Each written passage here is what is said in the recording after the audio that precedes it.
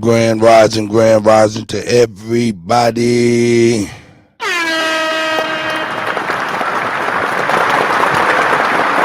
We on another one. We on another one. I see my guy. I see my guy. I see my guy. Who is that? That's Raj. I see Raj. Raj is in the house. Let's get it cracking, man.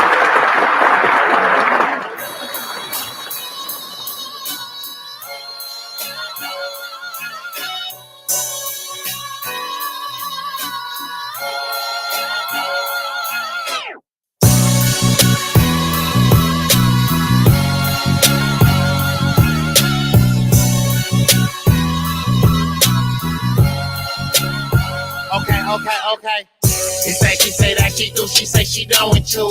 Almost with no shelter, I know what you going through, what you gonna do? Sit there and just boo-hoo? She say, they say attitude determines altitude. Sometimes intoxicated in the afternoon. Swear I can feel the pain just like an open wound. A lot of loved ones gone to the upper room. I say death is hard to consume. I say we've been brainwashed and we so confused. My Turende slavery, I go against the rules. Ain't nobody saving me about this cesspool. I pull one way, you pull the other, that is tug of war. Money, cars, pretty bitches, what we lust for. I'm already blessed, please don't wish me good luck. She say their relationship is getting weird. I get so angry, might just toss you right up off the pier.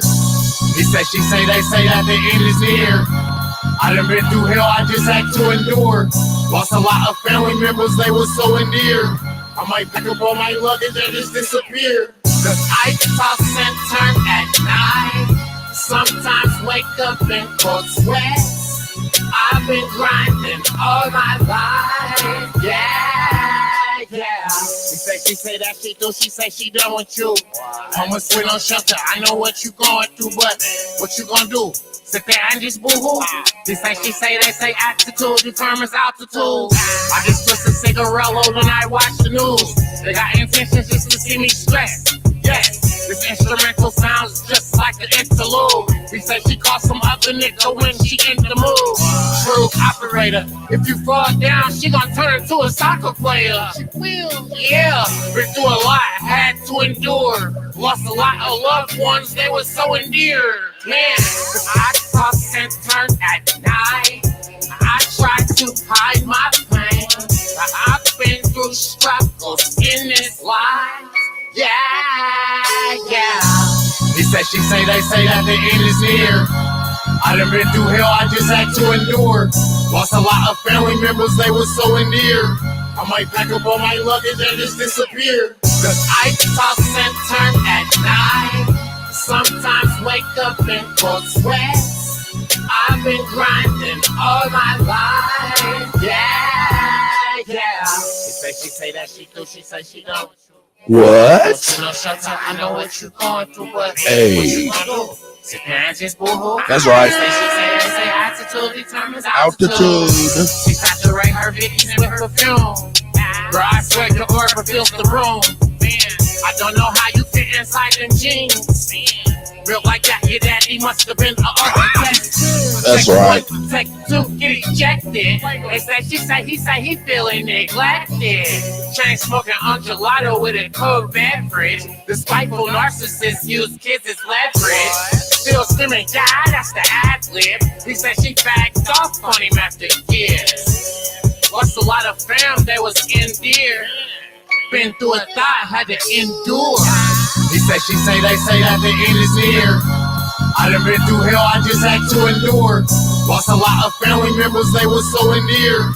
I might pack up all my luggage and just disappear. Cause I toss and turn at night. Sometimes wake up in cold sweats. I've been grinding all my life, yeah. Grand Rise and welcome to the Kutty UnKutt live show. Hey, let's go toxic. Let's get toxic. We're going to get toxic. We're going to get toxic up in here, man. Hey, Grand Rising, everybody. Who I see? I see Raj is still up in here. Shout out to Raj. We got Yanita. Yeah. We got Suzanne Townsend. We got Sean P, the Aborigine. We got Jeremiah. You know what I'm saying? We got Yanita Yah. You know what I'm saying? We got Miss Gretchen in the building. Welcome, y'all, man. Hey, let's get toxic.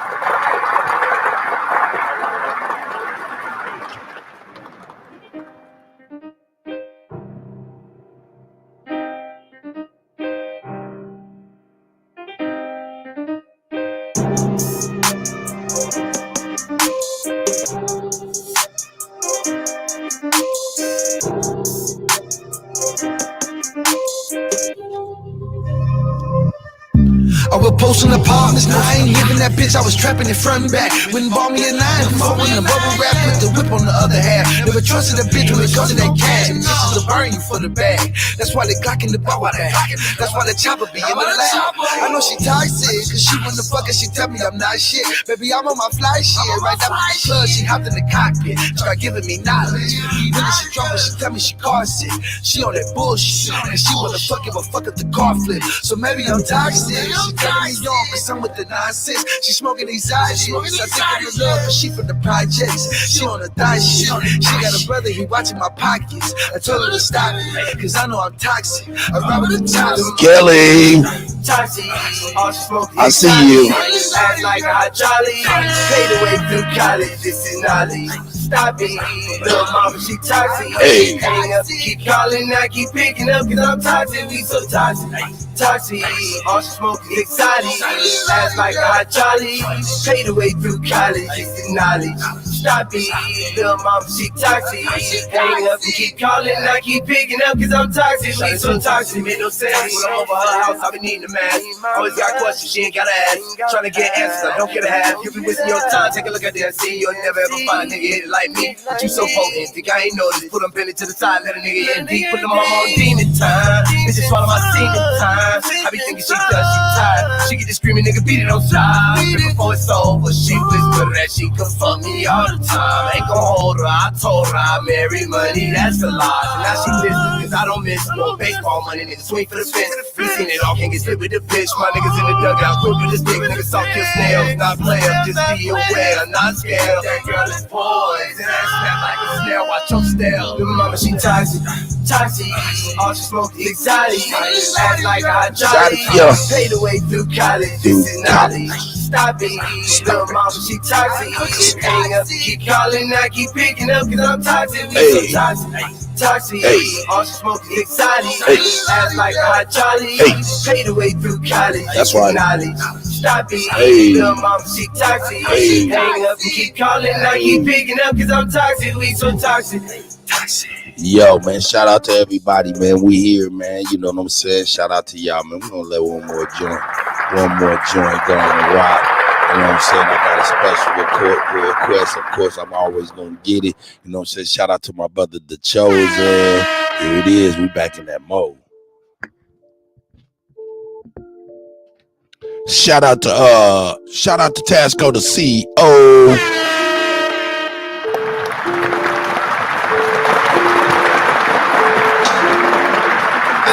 Can't stand me. They want a verse and they paying me. Like I don't do this for the family. And for the birds, fuck them. And you know that's off the muscle. If it ain't no money involved, it's over my tolerance. Zero muscle. You know, for sure. Yes, sir, I'm Grand Rising, The Chosen. Grand Rising, son, baby. I see you, Mama T. Hey. That's right. Let's go.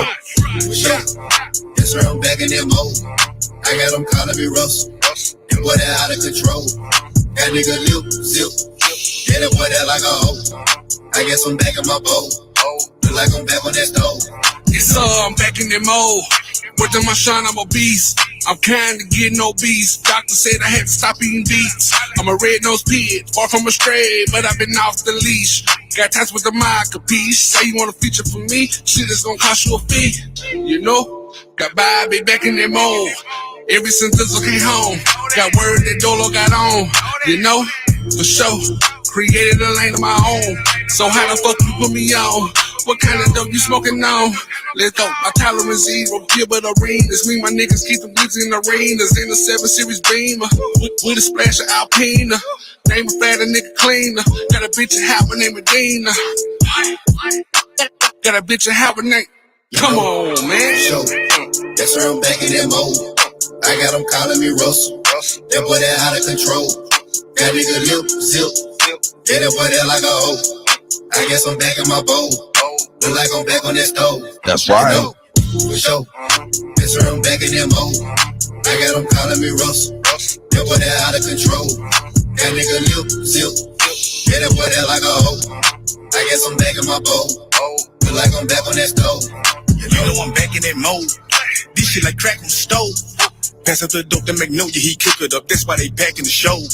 Said she wanna link up with me. I put her ass in the bowl. You know I'm strapped with that pole. I put that pap to your nose. Go hard in the paint and I smash on these pussies. I'm feeling like Shaq in the post. I'm gon' keep it cool, I'm go hard in these pussies until I get tagged in the post. I did my research, he ain't got no credentials, but homie be bragging the most. Watch me just mantle the go. I have your ass on the ropes. You know, for sure. Yes, sir, I'm back in that mode. I got them calling me Russell. That boy that out of control. That nigga lip zip. Yeah, that boy that like a hoe. I guess I'm back in my bowl. Look like I'm back on that stove. You know, for sure. Yes, sir, I'm back in that mode. I got them calling me Russell. That boy that out of control. That nigga lip zip. Yeah, that boy that like a hoe. I guess I'm back in my bowl. Look like I'm back on that stove. You know, I don't really like that. You better ask, bitch, I'm a cheat code. I let niggas have their time, but I want it back. Bitch, it's a repo. They hating it, fuck. It's now my roommate. Stay with me. I feel like I'm Russell. He boy the rent. They don't wanna play with me. Back in that mode. No more of the brakes. I'm back on the gas. I'm talking my back bike. What the fuck is you saying? I'm back on the ass. I'm live from the kitchen. I'm back in my bowl. They missing my whip. Hey, wait, let me fix it. I noticed that dope, but then let me zip it. Yeah, young nigga ready.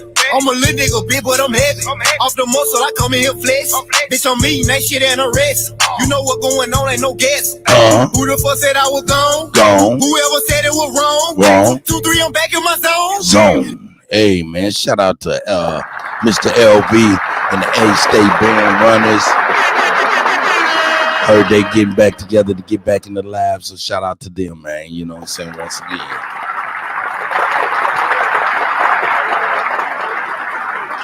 Hey, man. Hey, Grand Rising, everybody, man. I hope y'all feeling well.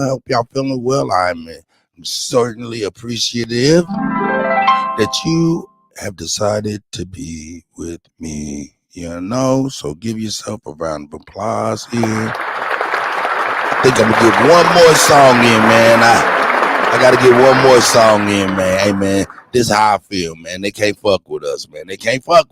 And this is what it is, man. Can't touch this. Felony's EP dropping soon. Khalil, you going crazy. Yeah, get back. Can't touch this. Yeah. Ooh, yeah.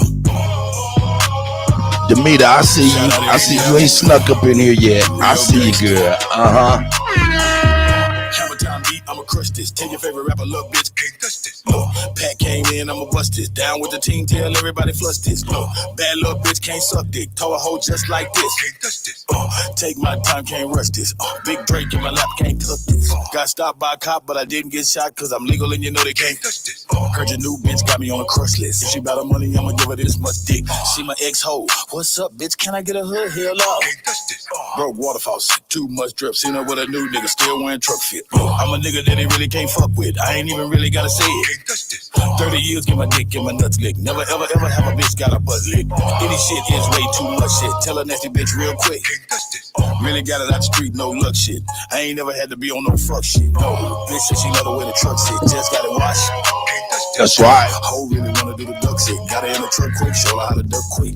Eat it up good, too much spit. When you get done, can't touch this. Let my dick go, bitch, can't cuff this. Bad bitch, no man can't trust it.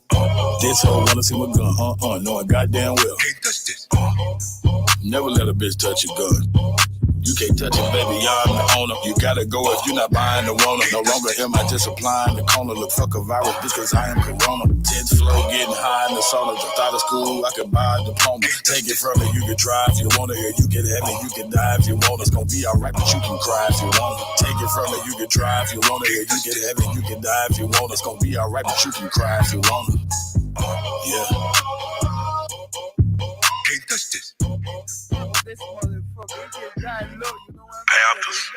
R.I.P.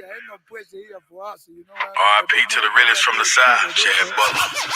Hey, I know you heard of me, yeah. Another first degree.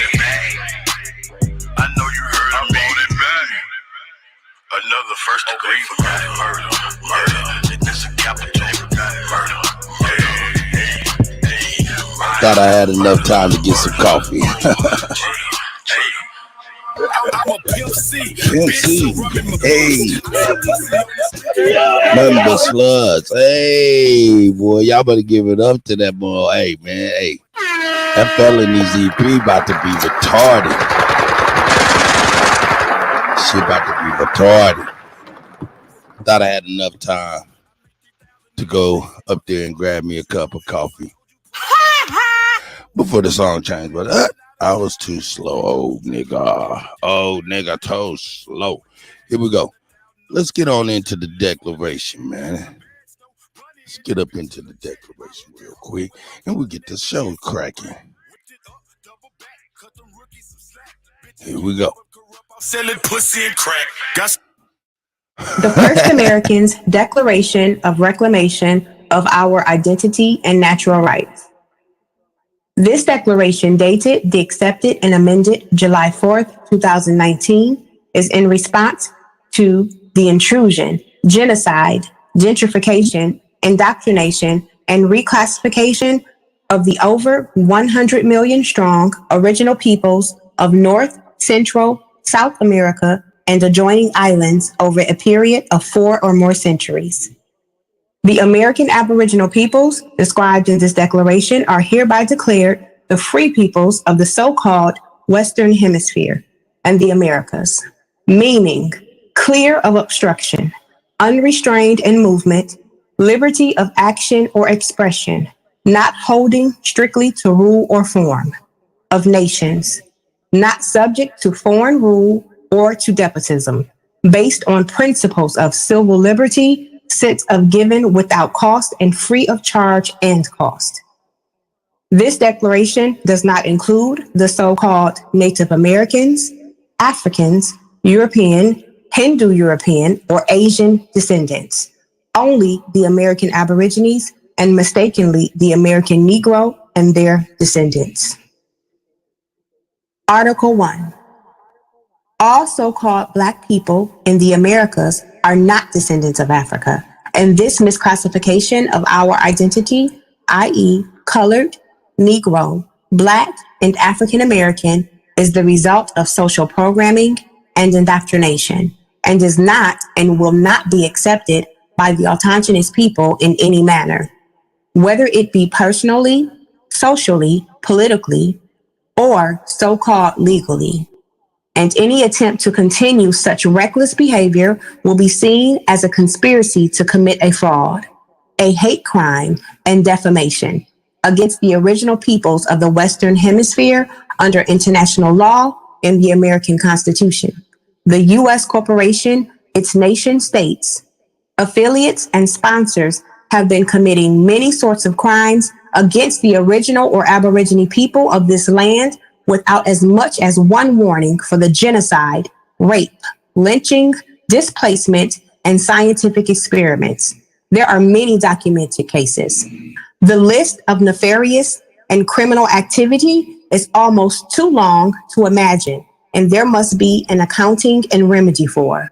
By our estimates, the greatest majority of so-called white African and European descendants in the U.S. believe that the original or Aborigine people misclassified as Black were all brought here on slave ships by their ancestors, not realizing that we were here long before their ancestors existed.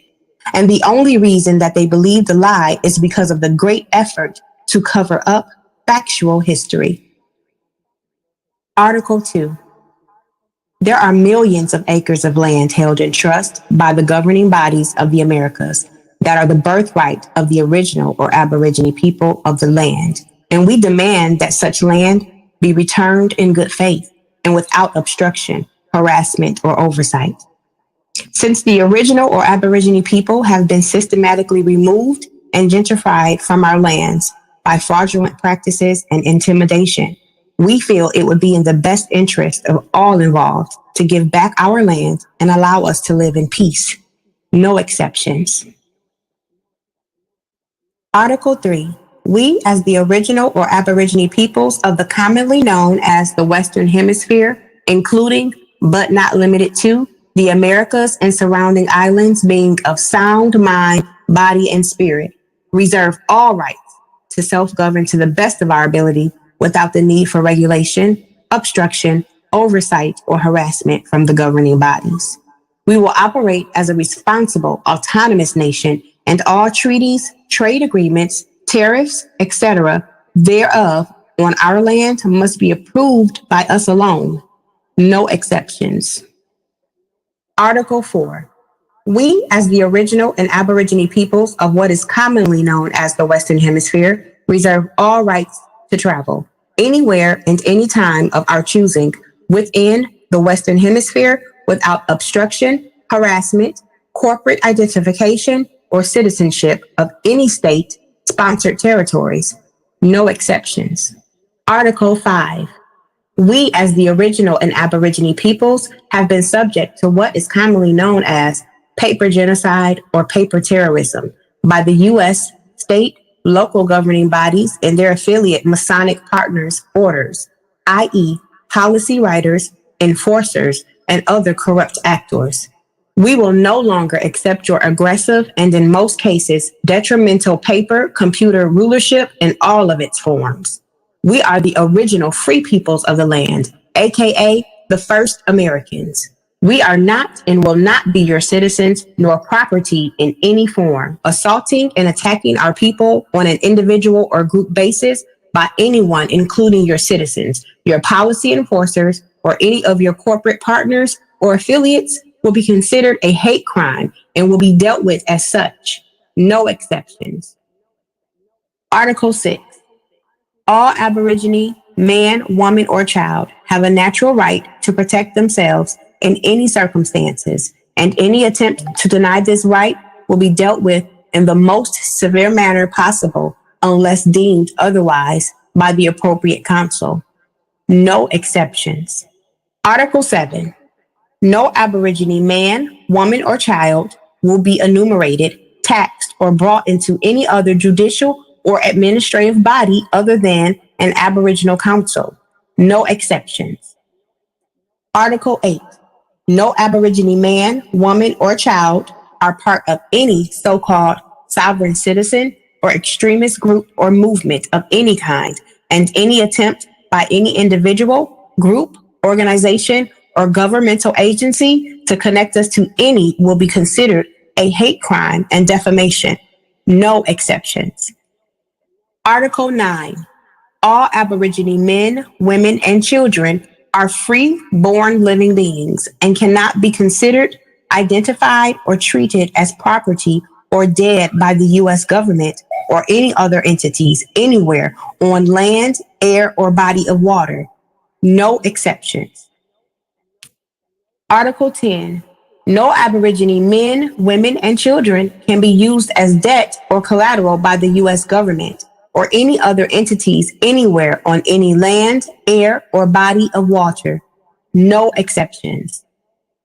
Article 11.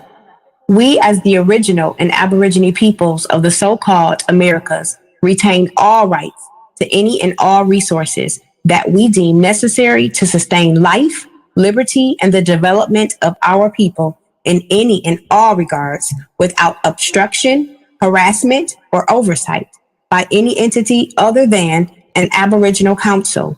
No exceptions.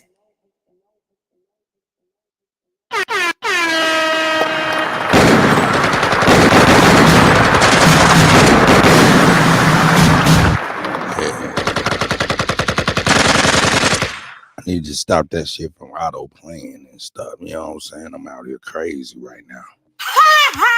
Hey, yo, hold up, man. Hey. Grand rising to everybody I see. I see Sister Bethy, Miss Gretchen's in the building, Mama Chief, Certified Satchie's in here, Jeremiah's in here, Kelly. I see you, sis. Hey, man, hey, we all here. That right was the declaration. That's our declaration. So, hey, man, shout out to Libra Sun Studios. Ism is me, you know what I'm saying? 13 on YouTube, you know what I'm saying? Hey, we got together and we did that thing. But it ain't over. It is not over by a long shot. Let's see. What do I want to hear this morning? What do I want to hear this morning behind me while I talk? Man, something cool, man.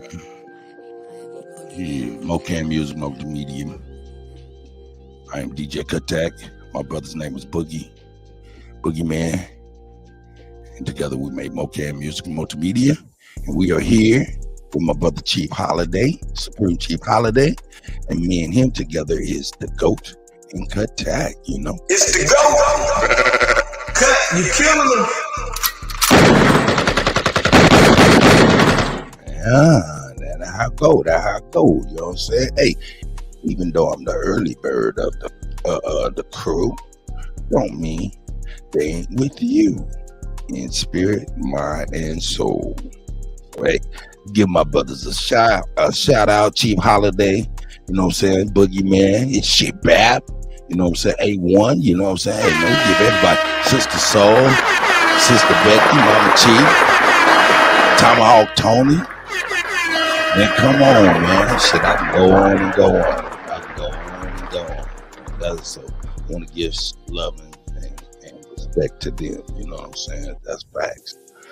You know what? Let me go on ahead and get these adverts out the way, man. Let me go on ahead and get these adverts out the way real quick. Here we go. Where's let me find Brian Wolf. Yeah, let me get Brian Wolf advertising. Shit. This is Brian Wolf. Yeah, this is Brian Wolf. Here we go. Oh shit, you gotta click this shit, and I always click it, man. There we go.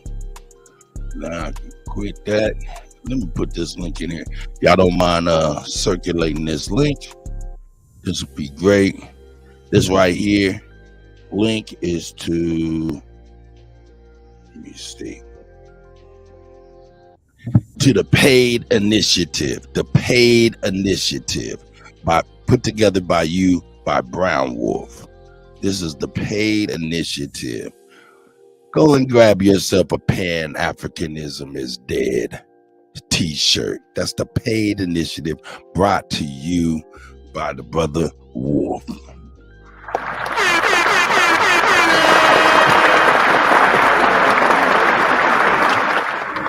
Not only that, we got let me see. I got these links still in here.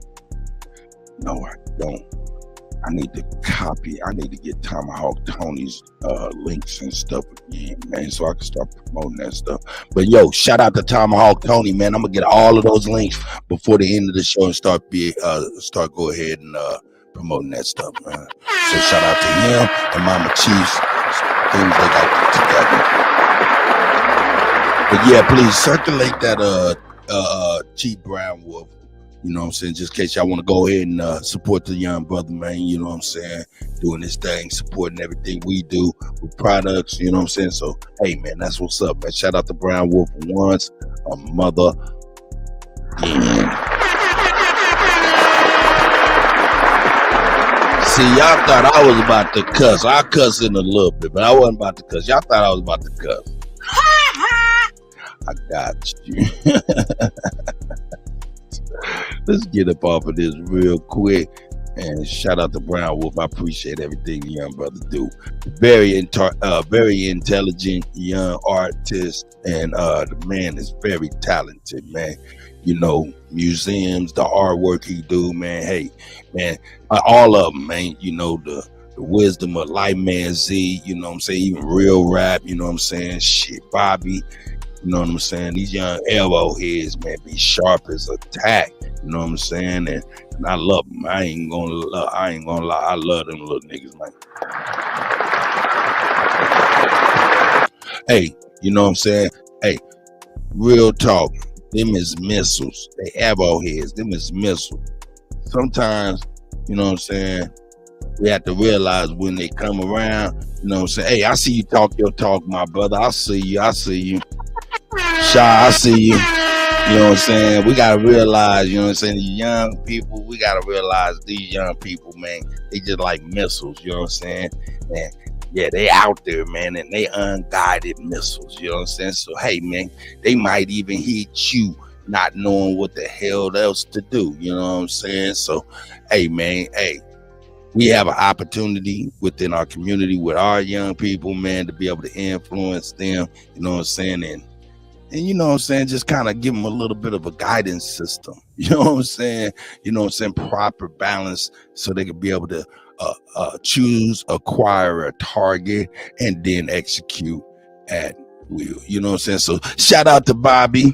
You know what I'm saying? Shout out to Wolf. Shout out to shit, man. Rap, Lightman Z. Who else? And anybody? Oh, I can't forget my brother Red Squid. You know what I'm saying? Everybody, man. Shy Apples. You know what I'm saying? Young Zab. You know what I'm saying? Shit, nonetheless, true. And these brothers, man, they on top of their shit. So I'm gonna give them a round of applause. I really want to take time out and speak on these young arrowheads. I really do appreciate y'all young people.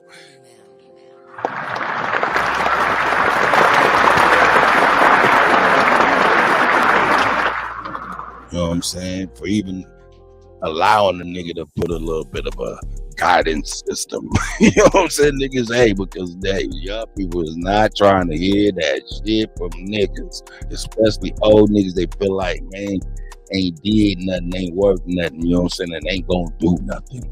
So hey, shout out to them niggas again. Now, I think this music might be a little too loud. But it may not be. But it might be a little too loud, man. Sometimes I'll be in the lab, man. I be having these speakers and shit. This shit be like sounding good to me. I be like, man, that shit be too goddamn loud on the stream for real. You know what I'm saying? So I'm gonna turn it down just to make sure. And y'all let me know. All right. I'm a fucking retard. Hey, check it out though. As you see on the screen, man, we having a watch party tomorrow, starting at 4 p.m. Eastern time. 4 p.m. Eastern time. We're gonna have a various array of different things. Of course, we're gonna start off with probably properly dissect the American Maroons. That's one of the things. So when I say properly dissect, I mean we're gonna pause that joint, we're gonna talk, we're gonna chop that shit up, continue that shit, pause that shit, chop that shit up till we done and we know we gensued that shit up and anybody watching is led correctly.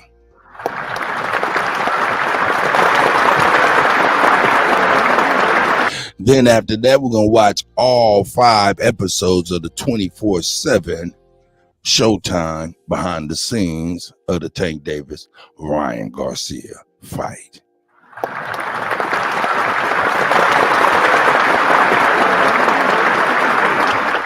And then we're gonna go into the feature presentation, which is the Javante Tank Davis versus King Ryan Garcia fight, man. You know what I'm saying? This is gonna be a good fight night, boy.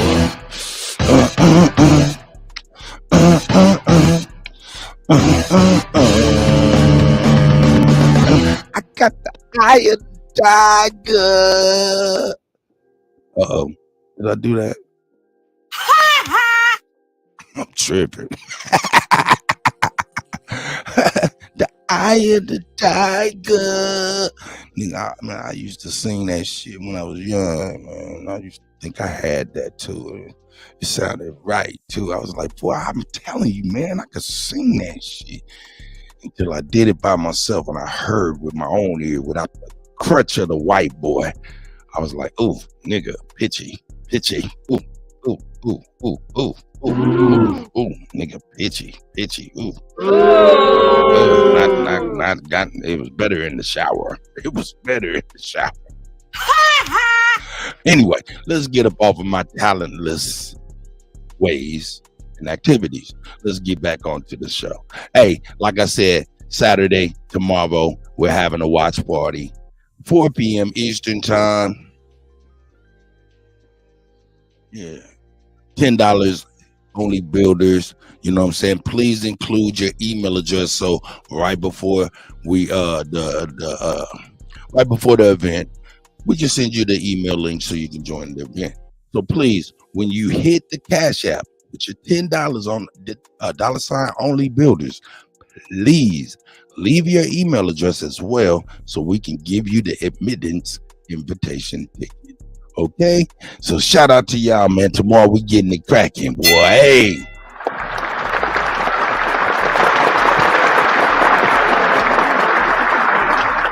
the eye of the tiger. No.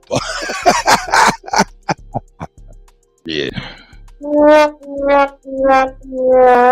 Okay, hey, I keep working on it, man. I keep working on it. I keep working on the eye of the tiger. All right, man. Here we go, man. We getting on. Let's get on right now. We getting on right now. Let's see. The first up I got. Shout out to Drake Cobbs. I see my brother right here.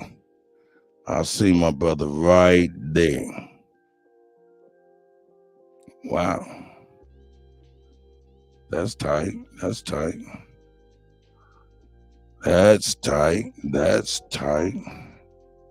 Here, let me share my screen and let's get it rolling, man. Shout out to Black Scout Survival.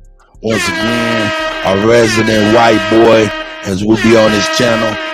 That's flies on the wall trying to see what these white boys talking to each other about. You know what I'm talking about? And this right here is the only real white boy that I found that wasn't a fucking lunatic, man. So shout out to Black Scout.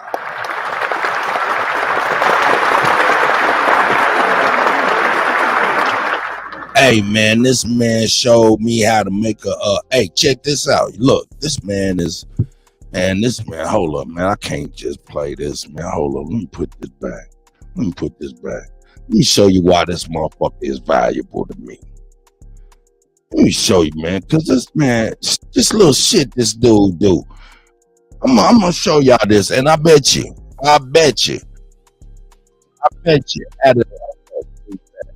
Hold up, let me get that.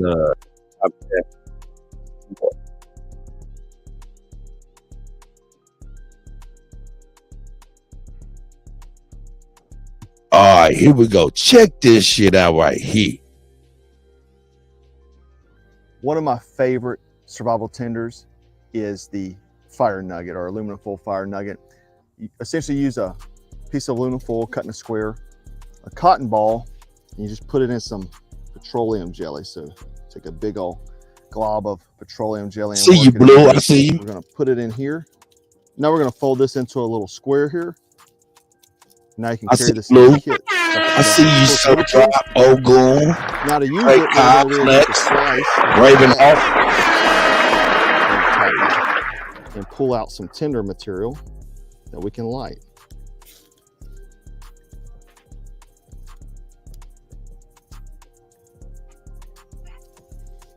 So now you can move it around, place it in your fire, kind of like a candle.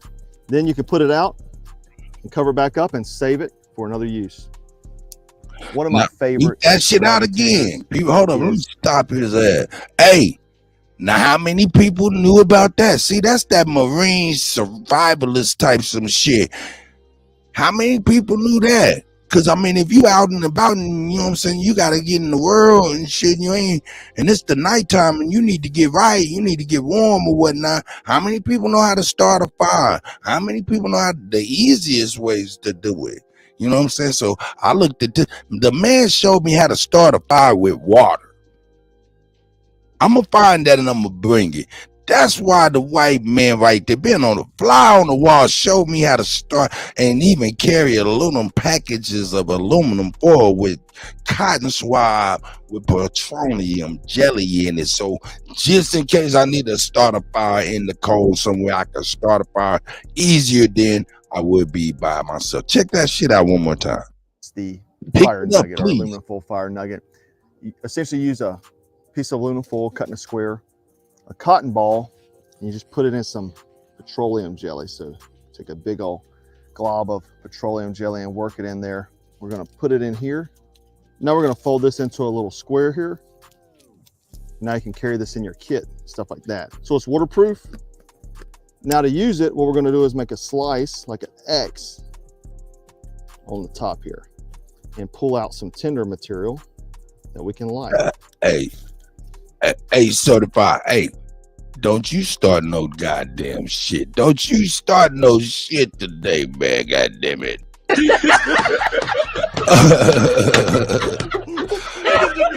Man, I'm about to get my Luther Vandross on, man. You about to, man, don't you start no shit today, man. I'm about to sing all on this. Boy, don't even, man, I'm already, boy, I thought of We Are the World off the top of my head. I started to hit you with We Are the World, my nigga, for real, my nigga. So yeah, you keep talking shit, nigga. I'm gonna start singing We Are the World, nigga. That's real. Hey, but on the for real though, how many people knew about the cotton ball petroleum jelly and packing that shit in an aluminum foil and just kind of keeping a whole bunch of, you can keep that type of shit in your wallet. You can keep that type of shit in your wallet. No, he didn't use a lighter. What he uses a spark stick. See, you keep you a spark stick on your key ring. You know what I'm saying? It's like a flint rod with a graphite steel thing, you know, a graphite with a steel thing, and you rub it and it makes a whole bunch of sparks. You keep that shit on your key ring, and you keep some of them in your wallet, just like a couple of them, they flatten down, you know what I'm saying, just in case anything happen.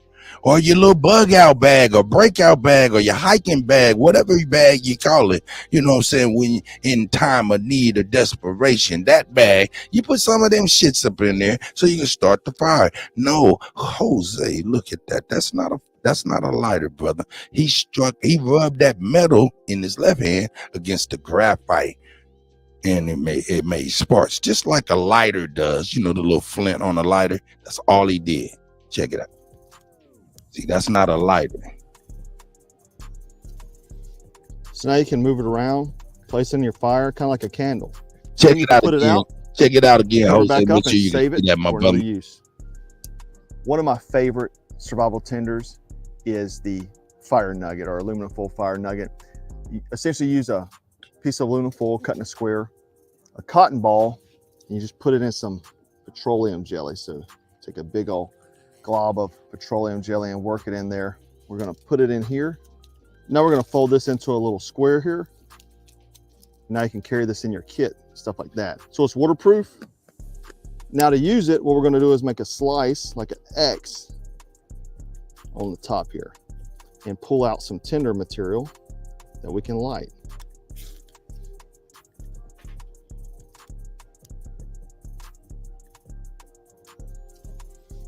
So now you can move it around, place it in your fire, kind of like a candle. Then you can put it out and cover it back up and save it for another use. One of my favorite. Shout out to Black Scout for giving us the information via the fly on the wall technique.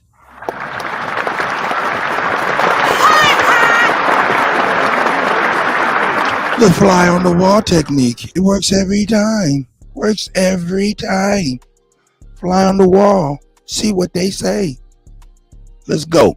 The invasion of the United States. Is China planning for it? What is the real story of January 6th? Hey man, shut up, punk. I wasn't trying to get to that yet. Here we go. Yeah, let's get to my guy. Summer is just around the corner, and that means the dreaded skyrocketing. Here we go. I ain't paying you, YouTube. I ain't paying you, YouTube. Here we go. Here we go. Here we go. Let's get my guy on here. Let's get past this intro. And while we're trying to figure out who's going to be pulling security for the night. Anyhow, I digress. Let's get on to tonight's video. Let's talk about TikTok. Okay, so TikTok's very scary. The government says very bad, and stealing your personal data and giving it to China, and they're going to take over our country, right? They say that, but why is it that Joe Biden is actually going to bring TikTokers and get to the White House and give them their own briefing room? So wait, I thought that TikTok was bad. I thought that the government said it was bad. Didn't they say that? I was pretty sure the White House said that. Anyhow, but now we're putting them there, and the Biden admin is going to move toward creating a press briefing room just for the social media influencers, particular users of the Chinese spyware, TikTok. Right? Yeah, TikTok. And Joe Biden says it's not yet official. His not yet official bid for re-election will lean on hundreds of social media influencers who will tout Joe Biden's record and how the administration has been leading the country. And so he wanted to dedicate a White House briefing space for influencers from TikTok to have a place to meet remotely and to film content separate from the White House briefing room. So they want to, get the influencers to that are favored by young voters like Instagram and TikTok. So, but this is not the first time that this has happened with Joe Biden. TikTok again is supposed to be very scary and bad. But last year, midterm elections for the DNC, they paid TikTokers to visit Washington, D.C. But again, this is where revisions to his policy saying that should China enter it. The thing is that the truth about TikTok is that, they could be selling some information. They could be I don't even give a fuck about no TikTok. But the thing is that it's more about controlling the narrative and paying these influencers to say certain things. They brought them to the White House during the beginning of the war and, trying to stop disinformation. So, you can believe whatever the government says, but when the government does things against what they say, maybe we should question it. Anyhow, let's get to the seriousness of tonight's video. China expands wartime military draft to include veterans and college students. This is pretty serious because this means that, and I'm going to put up a training video while I'm talking about this, Chinese training video, but this is China getting serious about the potential of war with who else? Who's other adversary other than the United States, right? So this week, Beijing announced revisions to its policy saying that should China enter a state of war, that veterans and educated college students can expect to be at the top list of those to be drafted. China has positioned these changes as a necessary step to modernize the People's Liberation Army and to bolster its combat effectiveness. The PLA newspaper this week states that colleges and universities play a central role in recruiting, and there's particular interest in female and male students or graduates with a background in science, technology, engineering, and mathematics. China also plans to instate a new standardization recruitment process that will implement steps to improve the physical, mental, and political assessments of recruits. It's funny.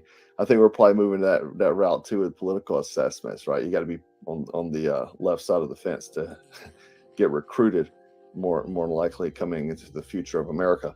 But says that basically China hopes to provide institutional guarantees to consolidating the national. Let me get this ad off here. The national defense and building strong armed forces by recruiting more high caliber soldiers. I mean, do these soldiers look high caliber? This is China, and it's kind of a joke. But I mean, he's like flopping around like a fish. Is this good training? Doesn't look like it to me. But regardless, they're amping things up, guys. I mean, the potential of war, the potential of war with the U.S. is getting more serious by the day.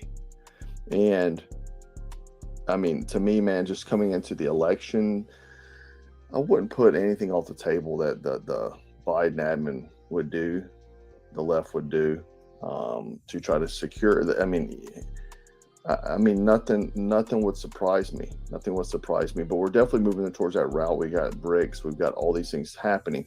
So the question is, can we be invaded? You know, like a Red Dawn scenario. That's all everybody's dream. You know, whenever I do these videos, people get so mad because they're like, I want this to happen. I hate you, Black Scout. I hate you. I want this to happen. I want my life to be destroyed. That's what they want. They're miserable people. They want to go kill people for some reason because they hate themselves. I don't want a world war, you know. But anyway, we're going to go over this article, 7 reasons why America could never be invaded, they say. So let's kind of dive into this and talk about these points and see if you think they hold water. And I'll give my opinion as we go. Number 1 is the America's military strength. The first reason why the United States could never be invaded is because America's military is so strong. It says we have the most powerful U.S. armed forces in the world. And well, the problem is that starting off with that, we've done heard General Milley state a few weeks ago before Congress that we cannot, our military is not set up to fight multiple superpowers, whereas our complete history of the United States, we've always had protocols for that. But now we could not sustain a war like that. And we have China and Russia in bed together. So I don't know if that's a possibility, you know, anymore. The military is so focused on the, you know, woke issues, LGBT social justice issues. They basically destroyed the Marine Corps in the past 2 months. If you hadn't been paying attention, the Marine Corps, as we know it, is gone because the way they're restructuring it. And they're also reconfiguring special operations to be more equitable force, right? So it's not about your merit or what type of individual you are. It's based off race and gender now. So the thing is that whenever you put these type of things in place where you're trying to get away from war fighting, what the military is job supposed to be, that's going to happen. Another reason why America's military strength makes it impossible to invade is the size of the U.S. nuclear arsenal.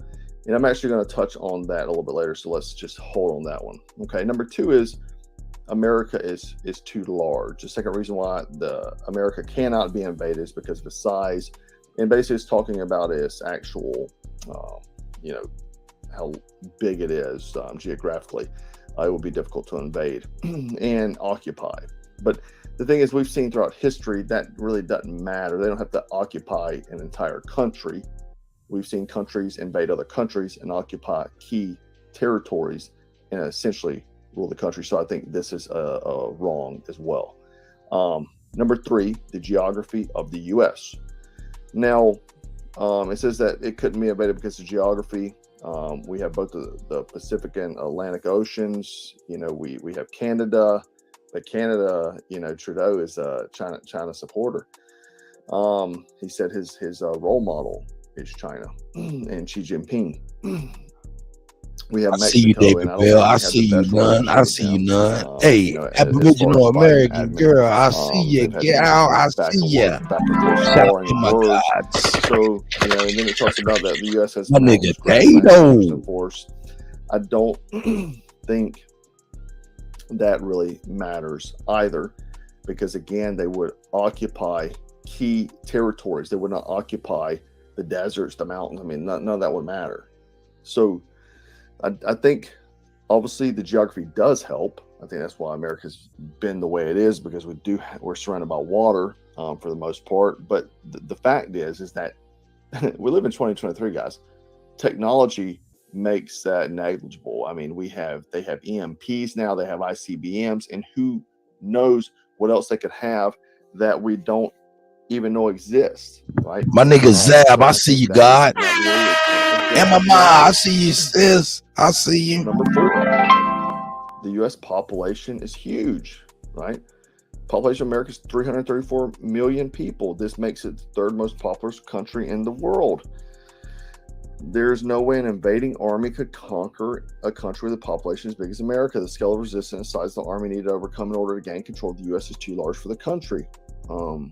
It would be hard, it says, because the army was large enough to defeat the defenders and take over critical infrastructure, cities, communications. An army aiming to invade the U.S. would need to be able to overcome the entire population. That would mean there would also be resistance to any occupation, make it difficult to maintain. All right, well, guys, I would agree with this before.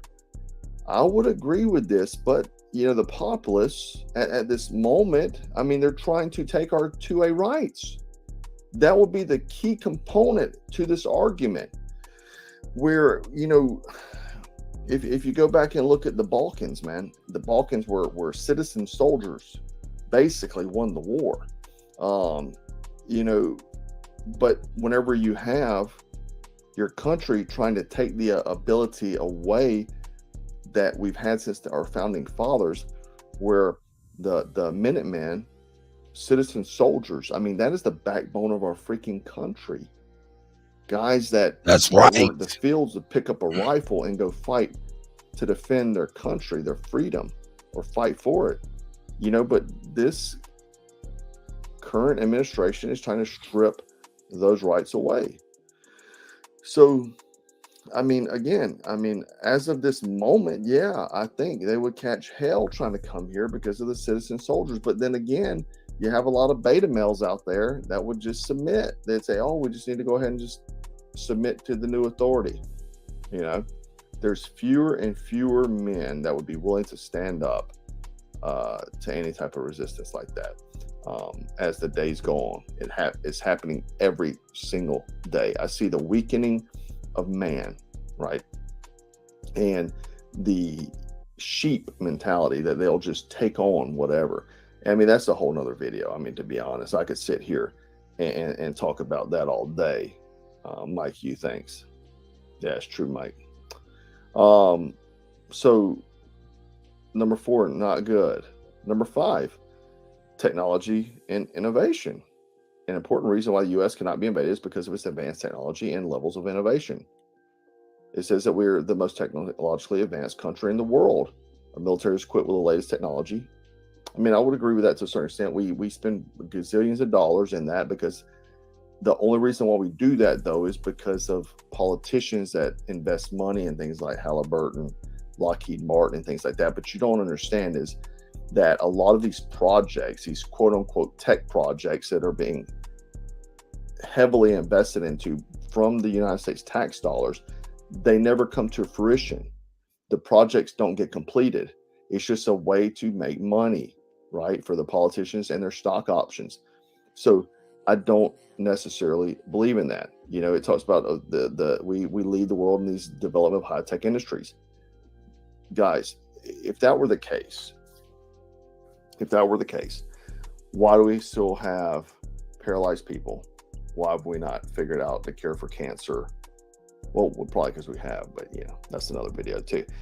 But anyway, because people sick is a great moneymaker as well. But the thing is that tech is debatable. That's debatable because a few reasons. We don't know what the enemy has either. They could have a lot of tech that we don't know about, right? So that's, again, a debatable topic. And we do know there's been tons of tax dollars invested in projects that were never completed. There was just a Senate hearing, maybe a month ago, where they were talking about these hundreds of billions of dollars that were put in these weapon packages, this tech packages to create these new weapons that never happened. I forget who it was. It was some kind of a Senate hearing, and they were grilling these guys, these projects that was supposed to make our military much more capable, never happened. So how many of those projects that put us at the leading edge of military technology did not happen? And the thing is that we constantly hear about how underdeveloped our military is, how underdeveloped our nuke programs is. So again, it's debatable. I think this is, we're putting the biggest focus, we're putting in the wrong things. Politicians are trying to indoctrinate people, whether it's universities, military, whatever, for future voters to remain Democrat forever. And that's just the straight out honest reason. I don't want to get too much into that tonight, but that's just the honest, brutal, honest reason. Number 6, allies. We further reason why because of our alliances. The U.S. is a member of NATO, 30 countries across North America and Europe, right? And then it talks about our informal allies like Central and South America Mexico, they would come to aid if invaded. I don't know if that'd be true. Also, our allies are waking up. This writer of this article must just not have seen the documents that were leaked that shows that we've been trying to blackmail our allies into sending weapons to Ukraine. And, then Japan has decided to buy Russian oil. I thought Japan was like basically America, but, they're buying Russian oil. So our allies have woken up, just because of the misdeeds of America, the continuous misdeeds of America. And yeah, this is where we're at, right?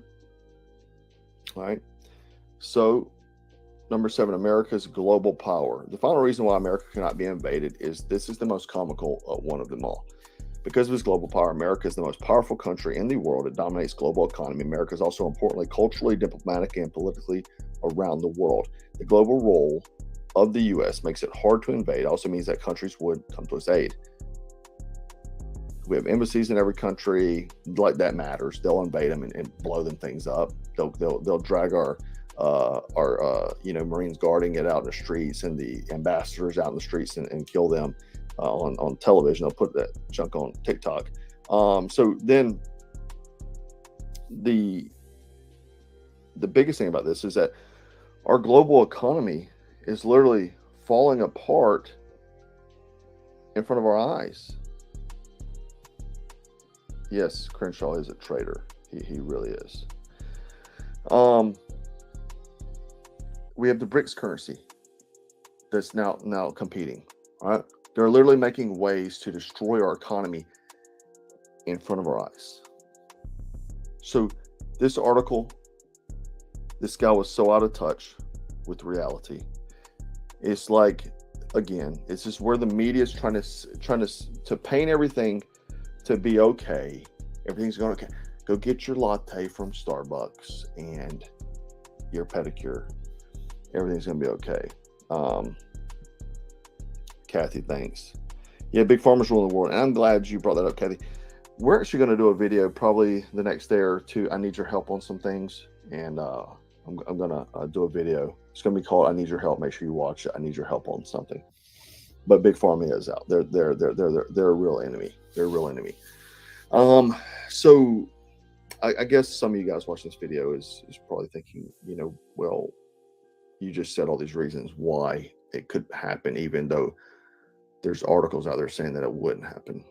Well, the fact of the matter is, I don't think it would be like a Red Dawn situation. I don't think it would be how you would expect it to be.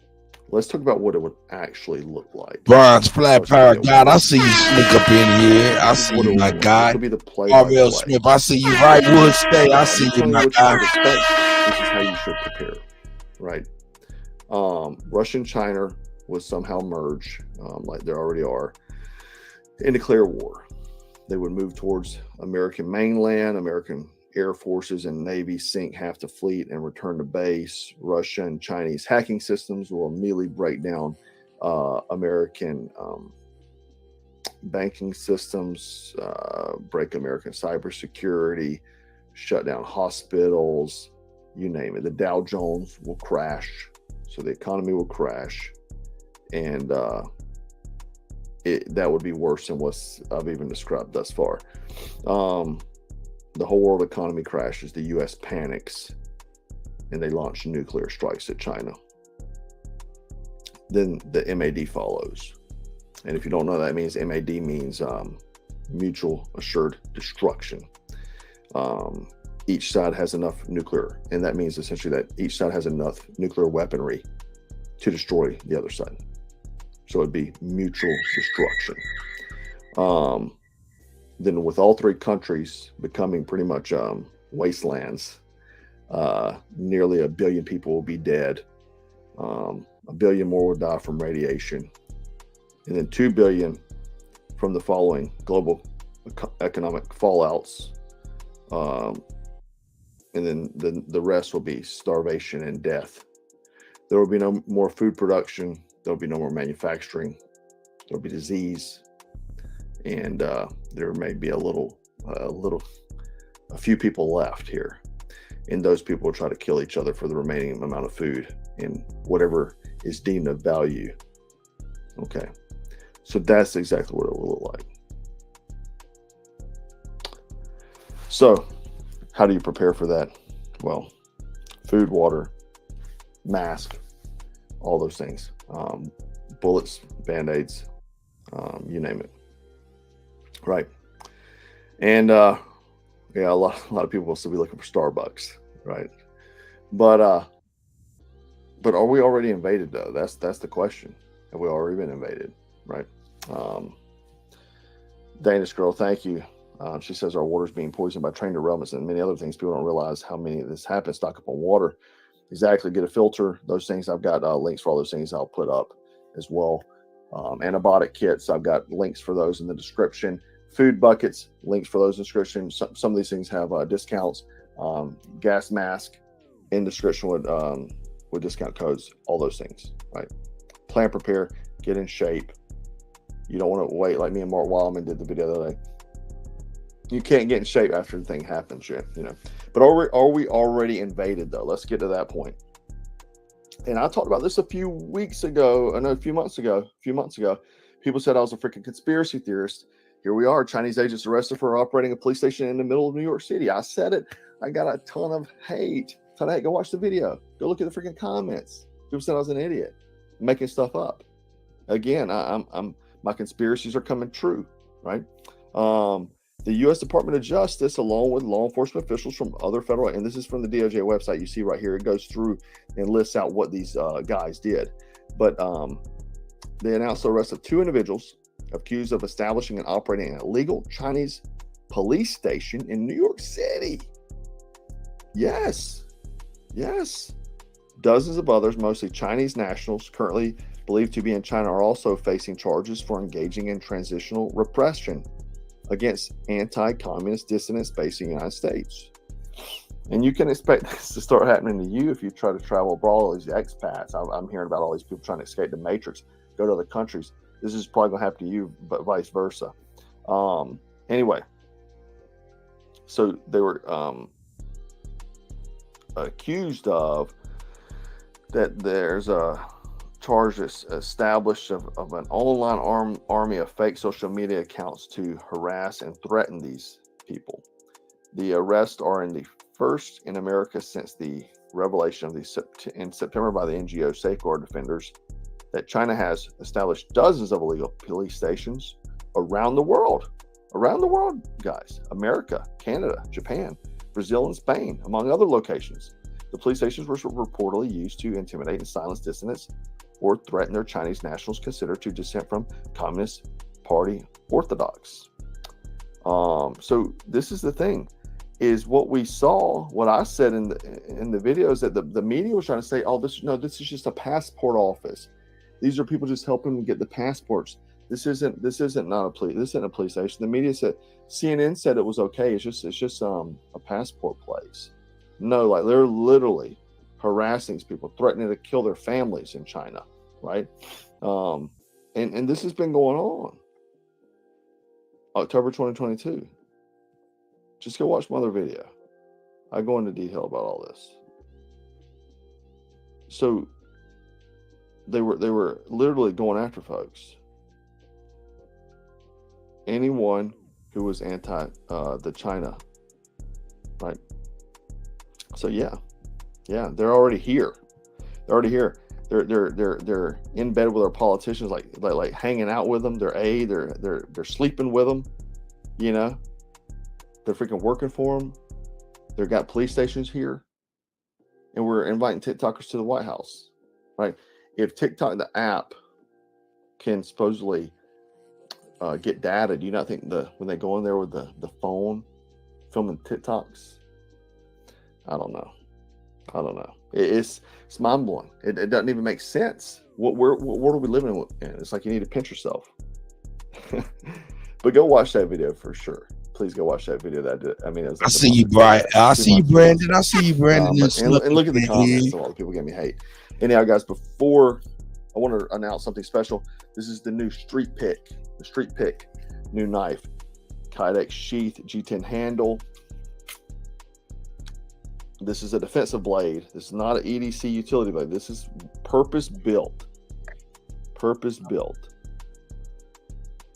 ring, so it helps you retain the knife. So if you're getting a little scuffle, right, and boom, boom, boom, right, very, very sharp. Comes with a Kydex sheath.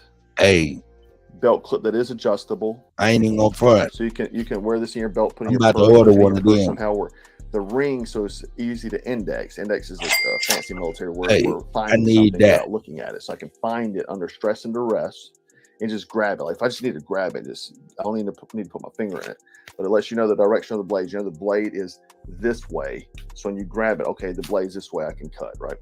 And all that sort of good stuff. But G10, black and steel. It's all good. Shout out to you, though, 7.5 inch overall, 3.5 inch blade. I mean, you can just hide it like that right there. So has this belt clip here, where you clip it, anything is adjustable. You can take this piece off, or these two pieces off, and then you can adjust it to whatever size you want. So if you're clipping it something in your purse or clipping it to a belt, you can do all those sort of things. Hey man, hey, shout out to the Black Scout Survival, man. We'll fly on the wall with the Black Scout Survival guy. You know what I'm saying? For real. Like I said before, don't forget the Golden Kutt BAP News presents the Javante Tank Davis, Ryan King Garcia watch party, 4 p.m. Eastern time. Hold on, let me see something here. Oh yeah, I am all right. Let me see. Let me turn it up just 4 p.m. Eastern time. Hey yo, hit the Cash App, $10 only builders. Make sure you include your email address so you can get the link invitation ticket to the live, the Zoom link. So that's $ only builders. $10, include your email address so we can send you your ticket. Shout out to BAP, shout out to Chief Holiday, shout out to everybody, man. Here we go. It's the go.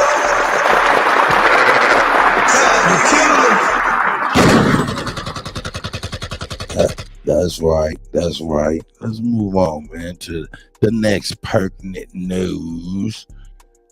Pertinent news. Here we go. Yeah, do I want to? Yeah, I'll go here first.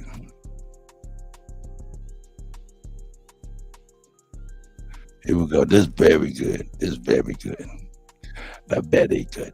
Very, very good. Here we go.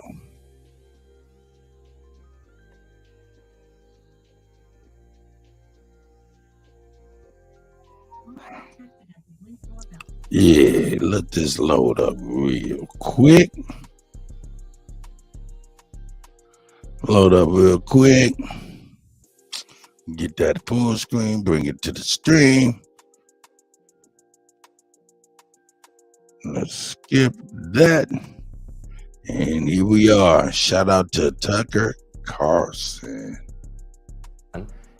So you are, of course, being dismissed as a vaccine nut, but watching your announcement today, it wasn't about pharma even so much as it was about America's place in the world and what do we do about it. If you wouldn't mind summarizing for our viewers where you think we are and what you think we ought to do. Well, I gave a long speech, Tucker, and thank you again for having me on. Of course. And for that very kind of an introduction. You know, I think that the general theme of my speech was this corrupt merger of state and corporate power, which is turning our country into a corporate kleptocracy, into a system of socialism for the rich, and this kind of a cushy socialism for the rich, and this kind of brutal, merciless capitalism for the poor. It keeps us in a state of war. It bails out banks at the same time that last month, the United States government told 30 million people it was cutting their their food stamp checks by 90%. It took 15 million people off of Medicare. The same month, it gave $300 million to the Silicon Valley Bank. And tapped up the cost of the Ukraine war to 113 billion. We're sending 113 billion to the Ukraine. The entire budget of EPA is 12 billion. The budget of CDC is 11 billion. We have 57% of American citizens could not put their hands on $1,000 if they have an emergency. A quarter of our citizens are hungry.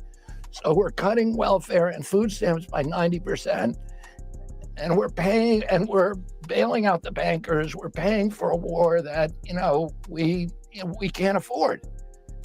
And with the way that we do this is by printing money. We've printed 10 centuries of money in the last 14 years. And that caused the inflation, which raises food, which is a tax on the poor. We've raised food prices for basic foods like chicken, dairy, and milk by 76% in the last 2 years. And now we're cutting people's food stamps and bailing out banks the same month. It doesn't make any sense. And we need to get rid of this kind of corporate control of our government. It comes from our democracy is devolving into kind of a corporate plutocracy. Did you hear what he just said? Now that's Robert F. Kennedy. That's the Kennedy brother, the younger Kennedy. I think and what was it? JFK was the older brother. You know what I'm talking about? His daddy was the younger brother, the prosecutor, senator type dude, I believe. And I think his dad was about to get the right. I'm not for sure. But did he say the average price of basic stuff like chicken and dairy went up 76%? Hold up, man. Shit. Like chicken, dairy, and milk by 76%. They tax on the poor. We've raised food prices for basic foods like chicken, dairy, and milk by 76% in the last 2 years. And now we're cutting people's food stamps and bailing out banks the same month. It doesn't make any sense. And we need to get rid of this kind of corporate control of our government. It comes from our democracy is devolving into kind of a corporate plutocracy. I would think that what you just said, and I'll just be honest, I agree with most of it. But even if I didn't, I would think, boy, that's a really interesting thing to say. You have a coherent worldview. You've written a lot of books on these topics. You've clearly thought about it. You're not in it for the money. So don't these issues deserve a wide hearing before the public entering a presidential year? It seems to me that they do. I would think they would, and particularly the issues of war. And, my son went over and fought in the Ukraine. As I said today, I think people, the major doyens, sort of diplomatic, the most respected diplomatic gurus like Henry Kissinger and Jack Matlock and Larry Wilkinson have all said the Ukraine war is a huge problem for our country because from a geopolitical standpoint, it's driving the Russians close to the Chinese, which is the worst thing for us. But we're there for the right reasons because we have tremendous compassion for the Ukrainian people and the illegal invasion, the brutality, and also their valor and their courage. My own son was serving over there. He joined a special forces unit as a machine gunner. He fought in the Kharkiv offensive. Americans care about the underdog. They care about that kind of suffering. But the question is, why are we in the Ukraine? Because Lloyd Austin, the Secretary of Defense, said that we're there to exhaust the Russians. President Biden has said that we're there to deplatform, to depose Vladimir Putin. And if that's why we're there, and we're killing a lot of Ukrainians as pawns in a proxy war between two great powers. Here's one last thing I would say. Nobody I see y'all, brothers. 14,000 Ukrainians. I see you, sis. But 300,000 troops. Russians are killing Ukrainians at a 7-to-1 ratio. They cannot sustain this. What we're being told about this war is just not true. No, it's not true. And I would hope, despite the fact you criticize their advertisers, other media outlets would have enough respect for our country and for its voters to give what you said a hearing. He said he sounded nervous. Again, great that you came on our show tonight. You're always welcome. Nah, he had a lot of medical problems. But shout out to Robert Kennedy for trying to keep it $1,000, man, for real. You know what I'm saying? Might get his head knocked off. You know what I'm talking about? Might get his head knocked off. You know what I'm saying? Head knocked off. He know how that go, boy. I'm telling you, boy. Woo. Shit, nigga. Hey, man, I got one more for y'all, man. I got one more for y'all before we get into some niggy shit. You know what I'm talking about? Before we get into some niggy shit. Let me see here. Let me see what I got going on here. Here we go. Let's add it to the screen. All right. Route of the next 100 years or maybe 200 years. Will it be Norway? Will it be Russia? Will it be the United States?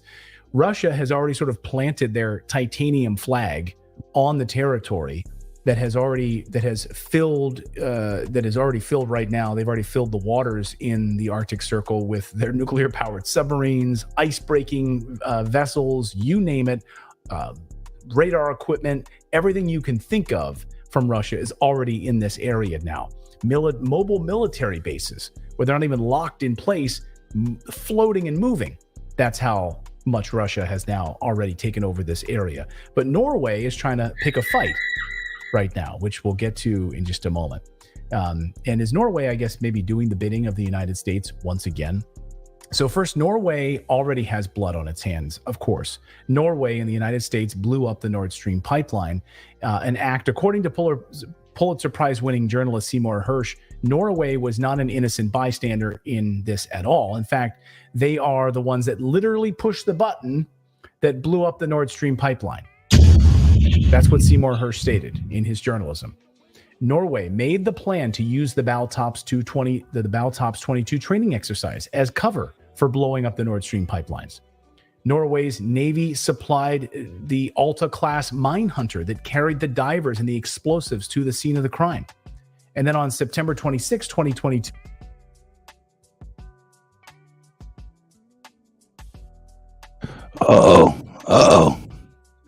They may not like this. Hunter that carried the divers and the explosives to the scene of the crime. And then on September 26, 2022.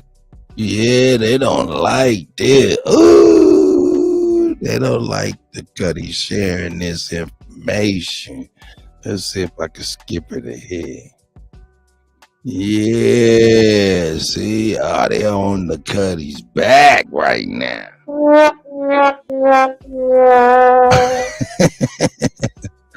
He said, nah, man, you're doing too much too early in the morning, Kutty. Hey, might I remind y'all, the Golden Cut Tag, also Big Aboriginal Power News, brings y'all the Javante Tank Davis versus King Ryan Garcia watch party beginning at 4 p.m. Eastern Time.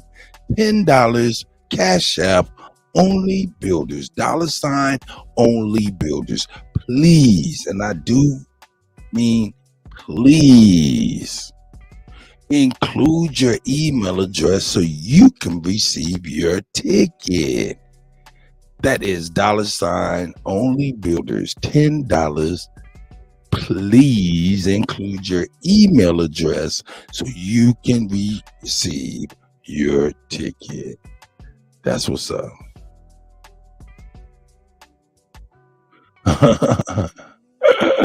Yeah, they told me shut up and scratch. He said,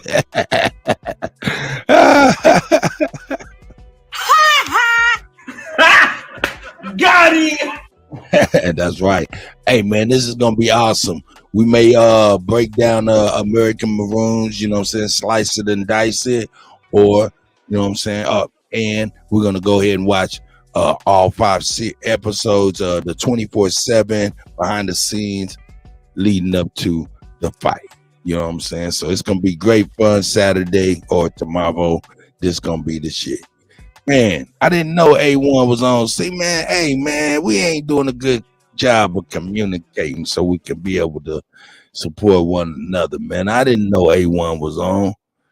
Man, niggas just be on their own thing though. But I ain't mad, man. I mean, we'll get it together to where we ain't on at the same time, or you know what I'm saying, working it out. You know what I'm saying.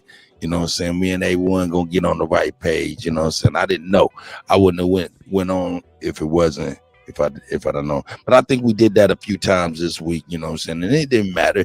But at the same time, I wouldn't want to take away from the attention from my guy. You know what I'm saying. So we're gonna do a better job of working together, family. Thank y'all for bringing that to my attention too, for real.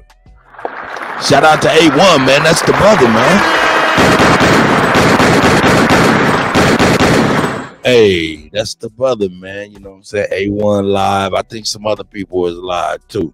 You know what I'm saying? So shout out to them, man. Love our people, man. That's right. You know what I'm saying? Let's see if this is going act right. Yeah, they over here acting fun. Acting fun. Let me grab this copy. Let me close that. Yeah, let me do this. Yeah, let me start it over. Nigga. Boom. There we go. It's time for you to shut up, white man. Please. Hey, but I tell you what, the ads work. The ads work like a mug. Here we go. Here we go. Here we go. Here we go. Let me share this real quick. Here we go. Norway and the United States blew up the Nord Stream pipeline. An act, according to Pulitzer Prize-winning journalist Seymour Hersh, Norway was not an innocent bystander in this at all. In fact, they are the ones that literally pushed the button that blew up the Nord Stream pipeline. That's what Seymour Hersh stated in his journalism. Norway made the plan to use the Baltops 22 training exercise as cover for blowing up the Nord Stream pipelines. Norway's Navy supplied the Alta-class mine hunter that carried the divers and the explosives to the scene of the crime. And then on September 26, 2022. Yeah, they ain't even trying to drop warn me. Drop say, hey man, I wouldn't play it, man. Fuck it, man. Hey, they got me, man. Shit, I don't know what they do. But it's okay. It's okay. We'll move on to something else then. Don't think. Here we go. Yeah, we'll go on to this then. They probably ain't gonna want this played neither. This some straight hostility. Every single passing day, I tell you this without the fear of contradiction, African leaders are becoming more and more audacious. We're seeing African leaders begin to call out the double standard that they've been subjected to by the international community when it comes to matters of politics, diplomacy, and human rights. And the latest African leader to jump on that bandwagon is Julius Malema of the Economic Freedom Forum. And he's not mincing his words. I love Julius Malema. I love that brother, man. Shout out to him.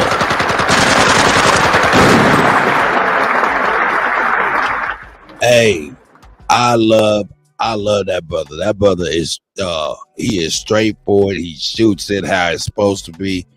How it's supposed to be as a black man, you know what I'm saying, or an indigenous man of his continent. You know what I'm talking about? We need to be able to. I mean, we ain't got too many people standing up outside of our community. You know what I'm talking about? In the public eye like this. You know what I'm talking about? Worldwide press shooting it like he's shooting it. Oh, this shit is raw. Check him out. First of all, he doesn't have kind things to say about the ICC because of the double standard of that court. And he is saying that if South Africa is to help ICC arrest Putin or stand behind the ICC on the arrest warrant on Putin, the ICC must first arrest all the American leaders that have committed atrocities against human rights, not just in the Middle East, but also in Africa. Tony Blair admitted that they made a horrible mistake when it comes to Saddam Hussein. They've not been charged today. Bush is still there. They've not been charged till to date. And then Obama killed Gaddafi. And then nothing has happened. We're here today with Libya being destroyed and unable to recover because of America. Hello guys, how are you doing? Welcome to another episode of this videos. My name is Ndiro Ganga. It's always a pleasure to sit down here and chat with you about matters Africa, African leaders, and their position and relation with the West. I have a YouTube channel at Ndiro Ganga where I discuss diaspora relocation to the continent, and you can always connect with me on social media, Thumb of the Table. So Julius Malema is one of the political leaders in South Africa. He is in charge of the Economic Freedom Fighters Forum.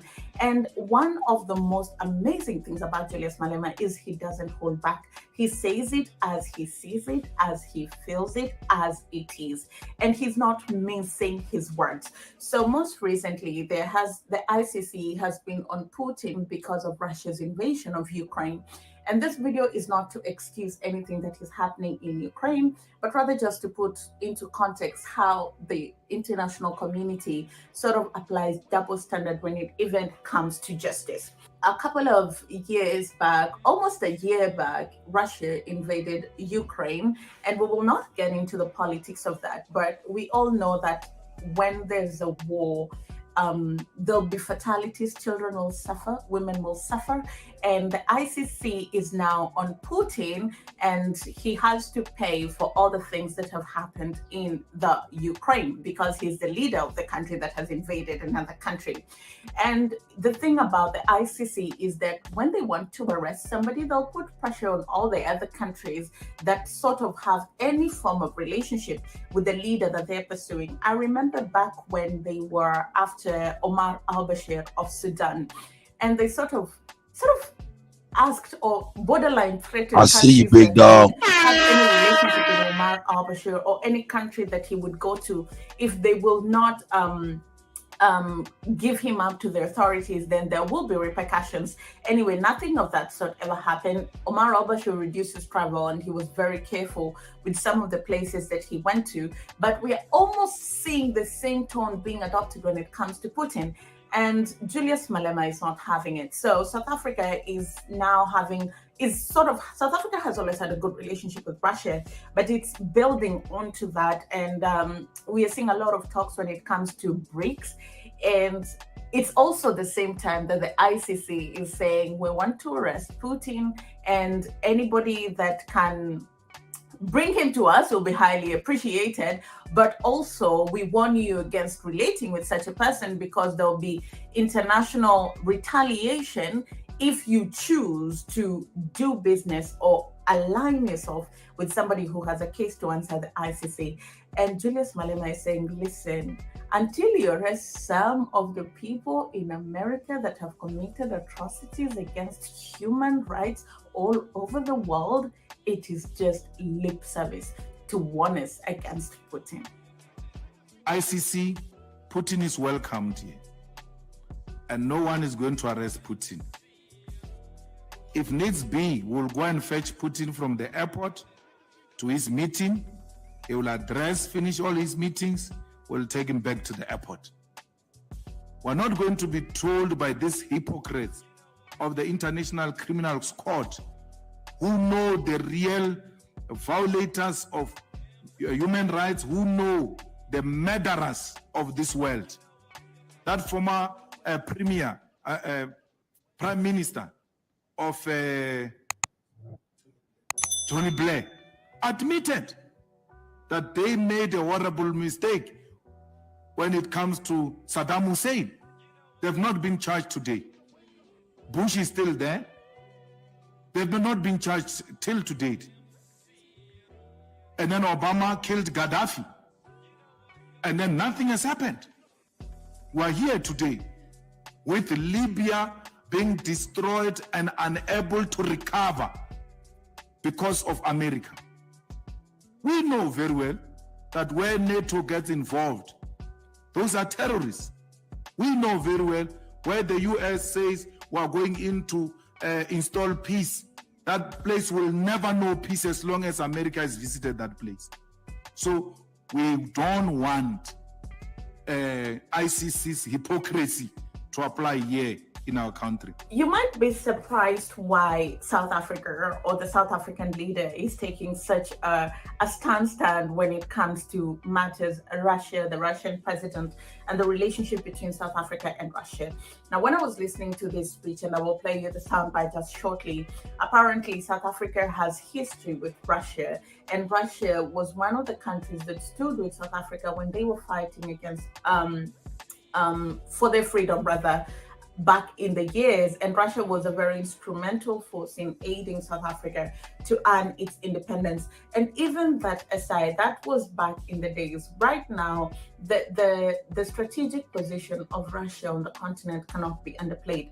Many of the African countries import almost 30% of their grain from Russia. That is maize, that is wheat. Most of the fertilizer on the continent comes from Russia. You know, President Putin has been very open. He opened his doors to African leaders, and they traveled to Russia to have the Russia-Africa Summit, where the country had a conversation with the continent on how better we can do business and how we can become good trading partners. And most of the time when this happens with Americas and Europe, it's almost like we are here, the Western world is here to tell you what they're going to do with you and for you, and you have no place.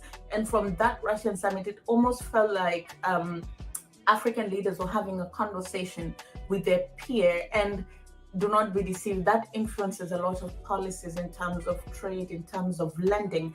And so Julius Malema said, Riverside is the leading platform for studio quality remote podcasts and video recordings. Your focus as they will stand with Russia because of how important and how much of an ally Russia has been to South Africa.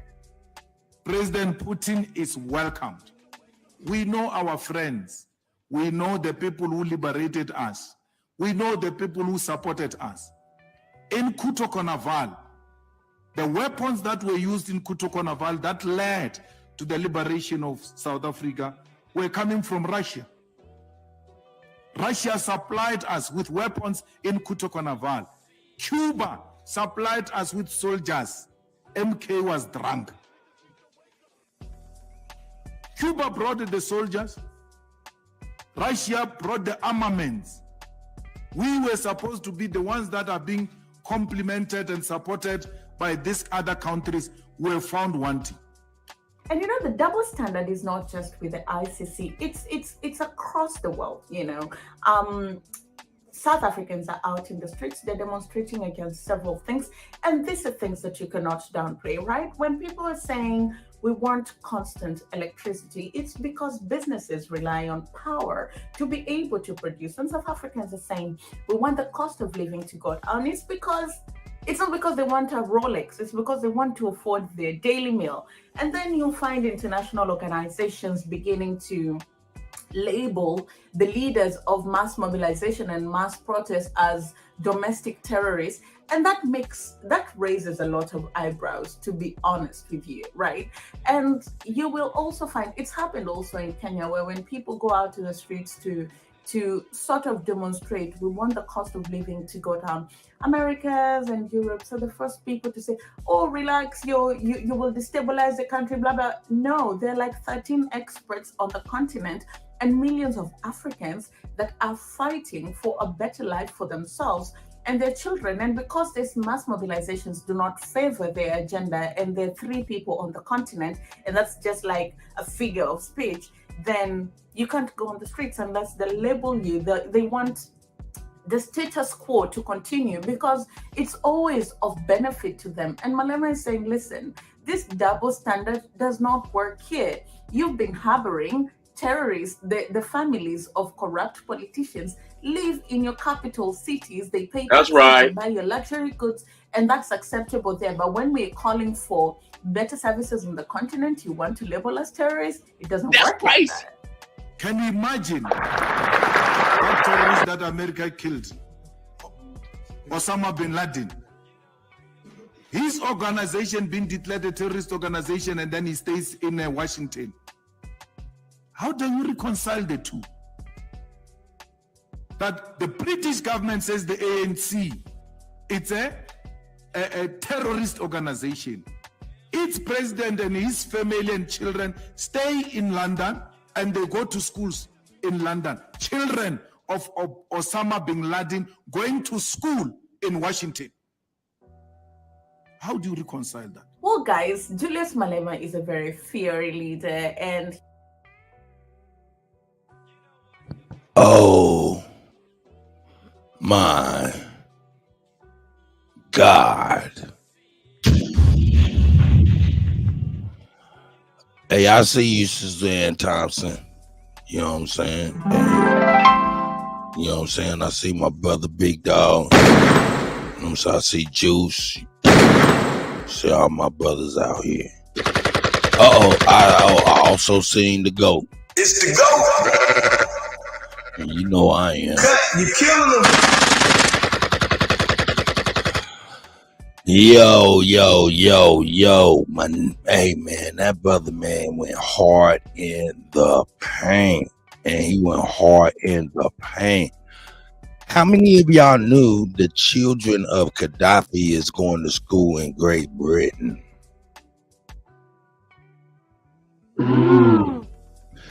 They labeled his people killed a man. I mean, they earthed a lot of folks, you know, and now their children are in Great Britain. Then Osama bin Laden's children are in school in Washington. Man, this is, I mean, you know, I'm sure, I mean, they supposed to be able to get a chance to do something in their lives, but I'm not saying nothing about that. But it's just kind of like backwards. It's kind of weird. I don't know, man. That's some, I don't know, man. Look, man, this brother right here, you can tell by his eyes, he's not bullshitting. He don't give a shit. Terrorist organization. Its president and his family and children stay in London and they go to schools in London. Children of Osama bin Laden going to school in Washington. How do you reconcile that? well, guys, Julius Malema is. Shout out to the sis.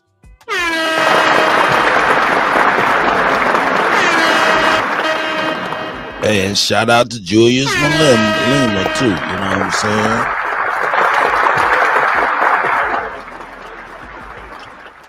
You know what I'm saying? Hey, Drop was like, hey, nigga, don't play that shit no more, nigga. I'm telling you, they gonna get your motherfucking ass. Got him! Yeah, they got me, nigga. They got me. Now I'm about to start some shit. Now I'm about to start some shit.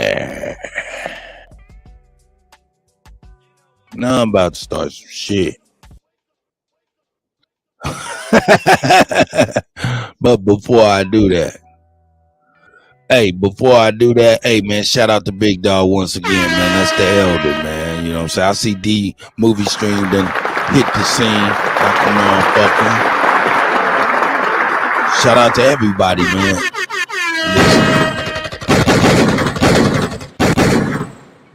For everybody. Hey, don't forget tomorrow, 4 p.m. Eastern Standard Time, we are presenting the Tank Davis Ryan Garcia fight tomorrow, starting at 4 p.m. Eastern Time. That's the Golden Cut Tag, also with big Aboriginal Power News. Bap, bap, bap, bap, bap. You know what I'm saying? Bap. Big Aboriginal Power News. And it's the GOAT. Cut, you killing them. Yeah, tomorrow, 4 p.m. Yo, hit the Cash App. Only Builders, $ Only Builders, $10. Please don't forget to include your email address so we can send your ticket. Please include your email address so we can send your ticket, man. We're gonna have a great time tomorrow.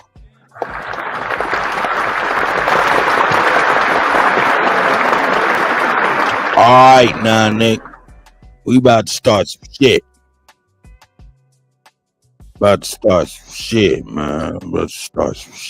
Man. Let's see how I can do this. Which one is the best one? I think I want to do it like this. Make that nigga little nigga. Little nigga. Little nigga. And let me get a good band jumping now.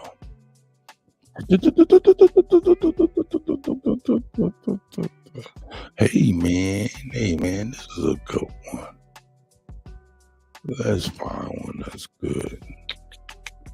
Here's one. Miss Gretchen armed me today. Shout out again to Miss Gretchen. And shout out to Emma.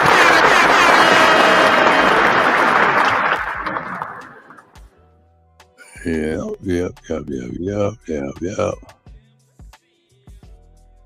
So many good ones. Man, let's just start with this one. I'm starting some shit today. I'm starting Alright, Sadie, I'm gonna let you go on and talk your shit, but we're gonna get past you selling all your shit. Yeah, we don't need to hear all that. Here we go. Get on in here. This is called Olmec Africans, the founders of the written ancient languages. Let's see what this nigga got to say now.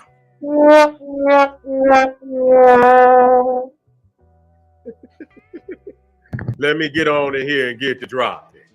You see, and so we talking about who brought the written language into the Americas. You see, because it, based on research, we got to we got to accept it for what it is.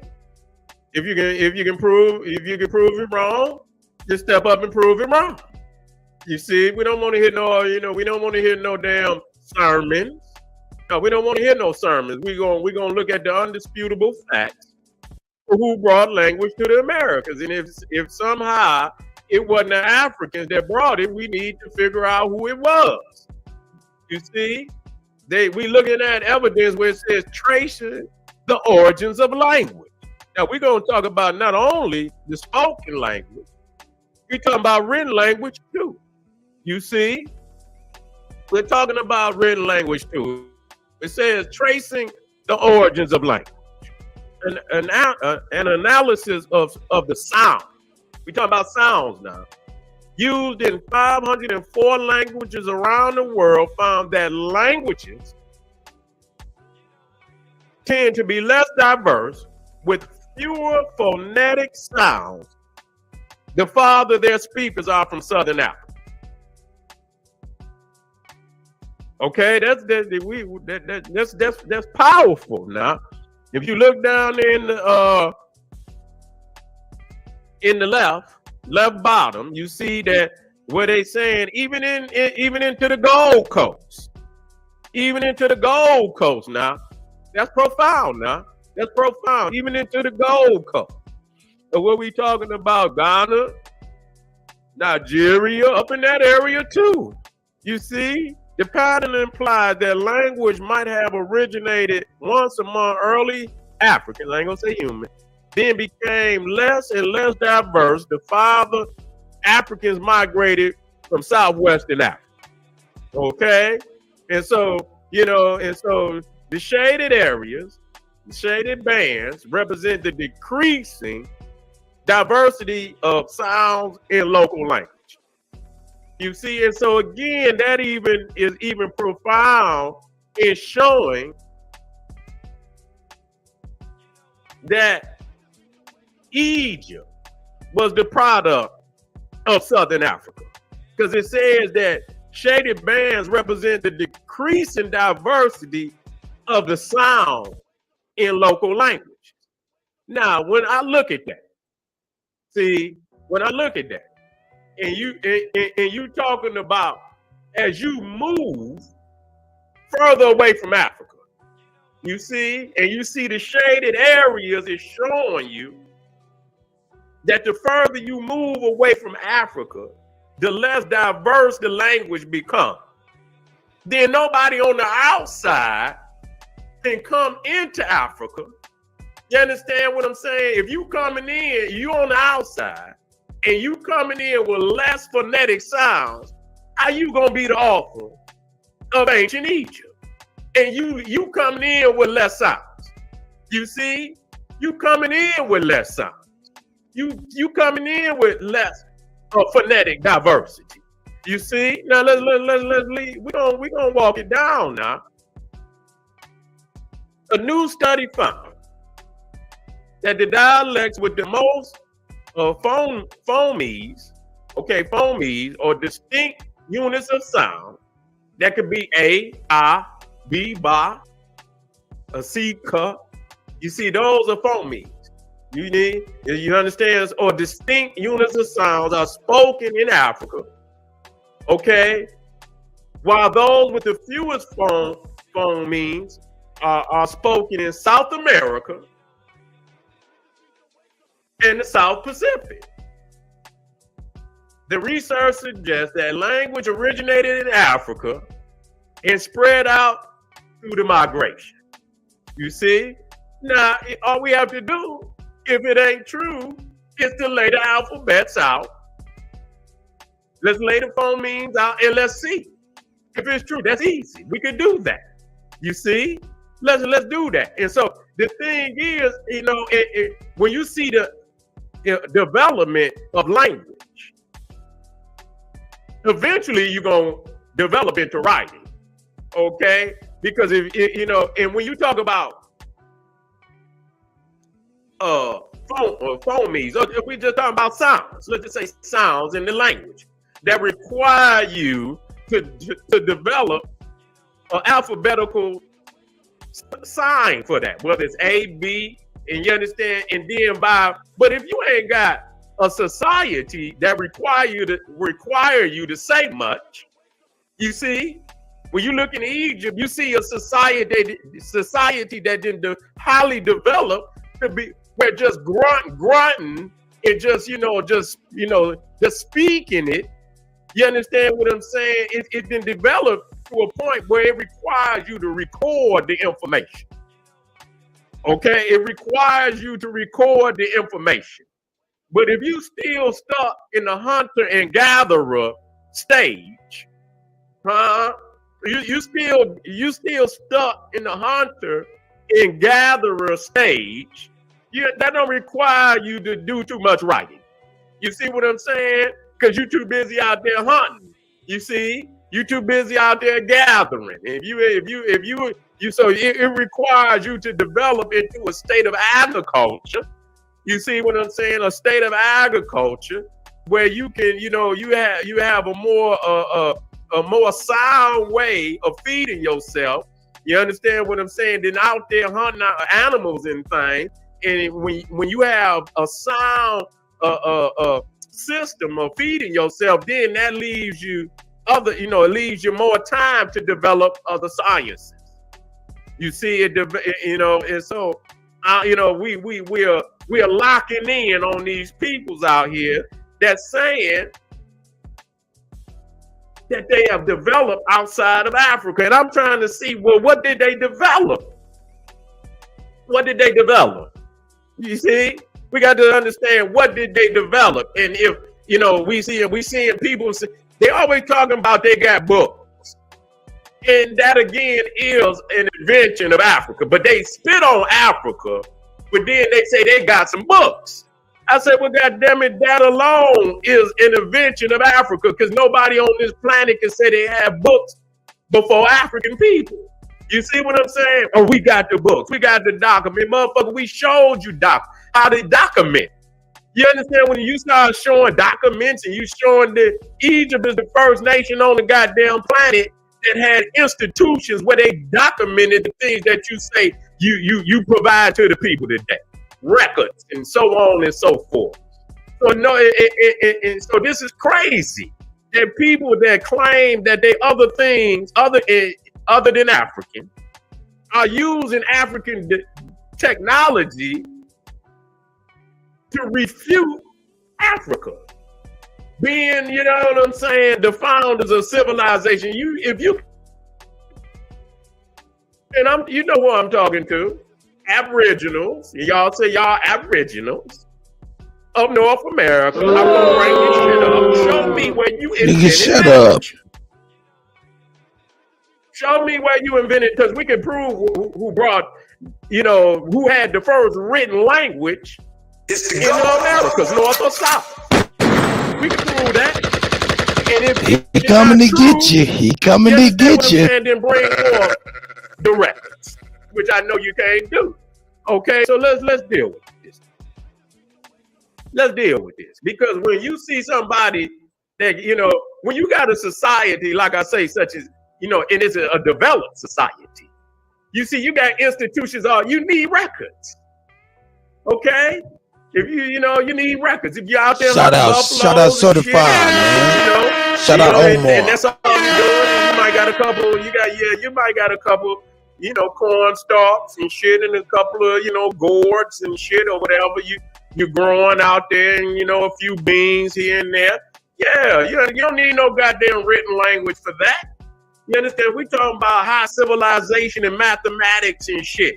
You understand what I'm saying? It don't take no goddamn geometry, goddamn it, to put no mound together. It only takes some buckets. All you need is buckets and motherfucker to come dig the dirt up and throw it over in the mound. And I respect that, even if our people did build mounds.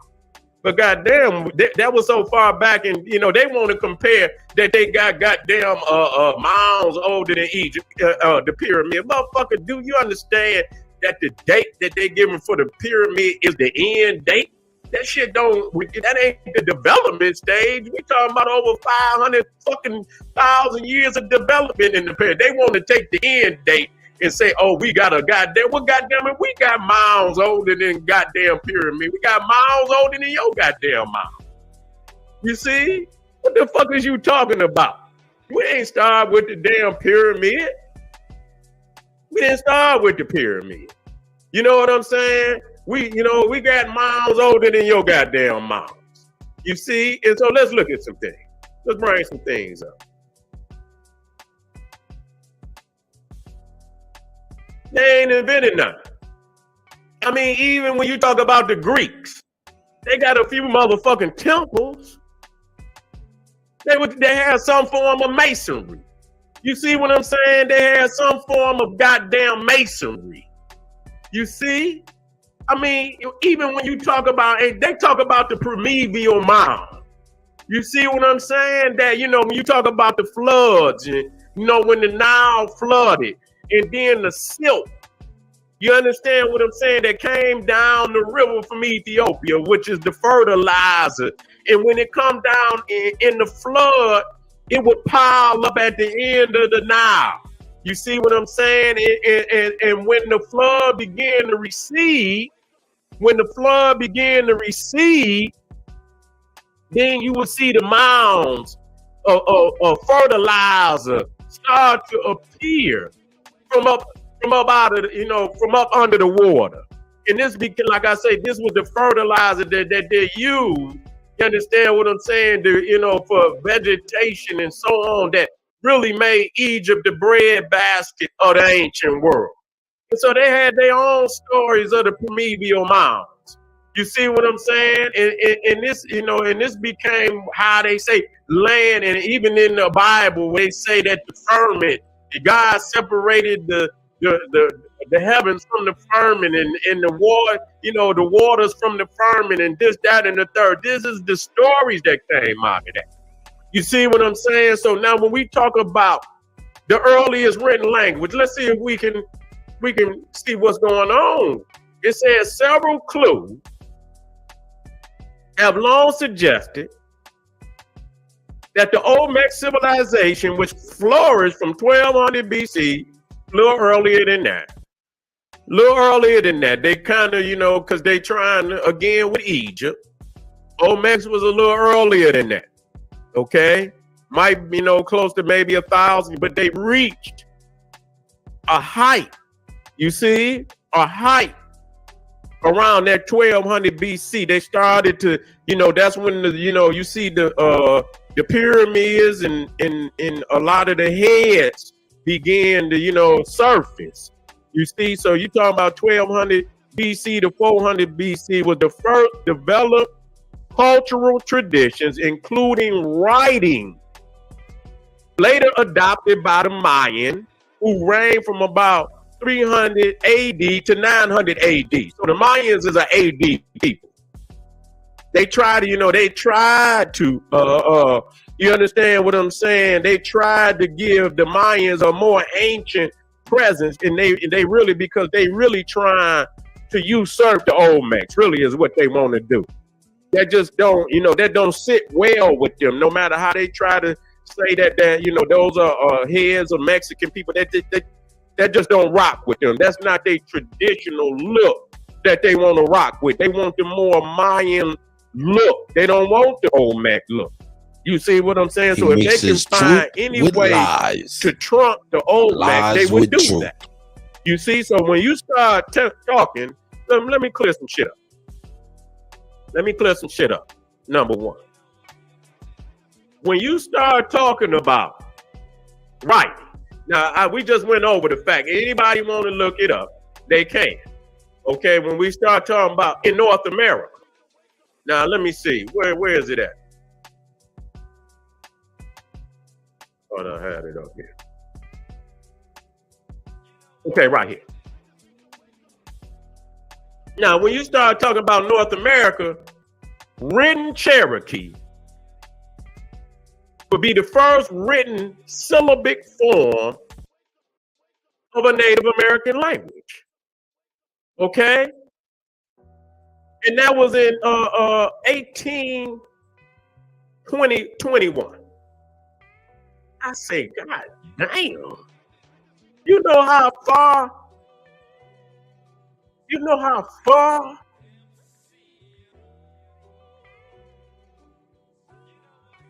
in time the Africans were already writing? By the time 1821 came?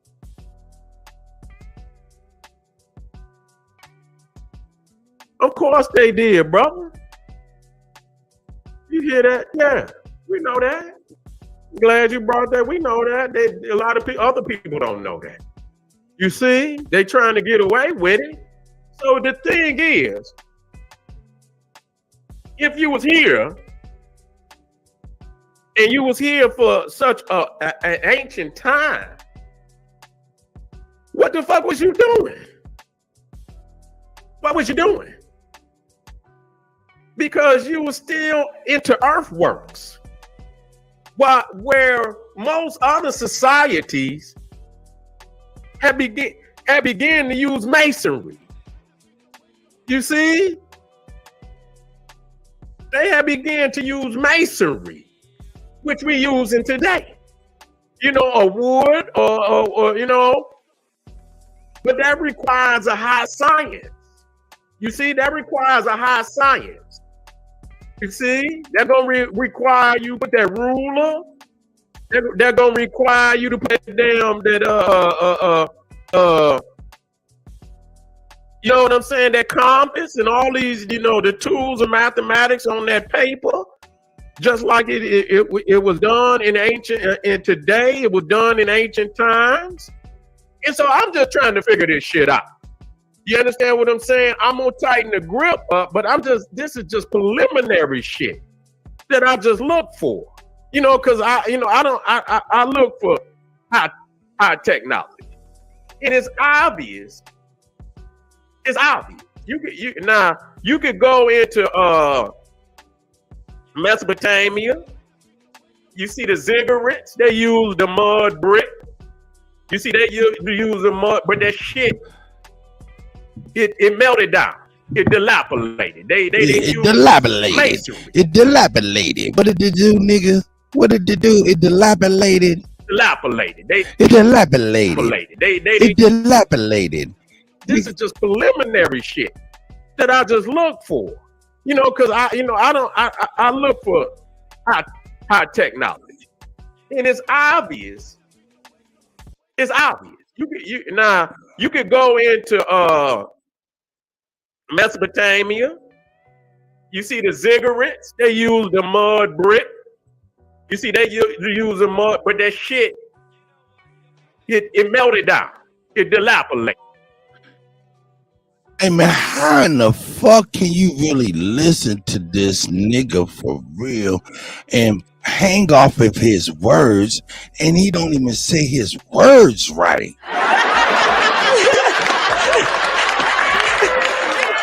This should be some crazy shit, nigga. First of all, we must internalize the flatulation of the matter by transmitting the effervescence of the Indonesian proximity in order to further segregate the crux of my venereal infection. Now, if I'm Nigga is crazy.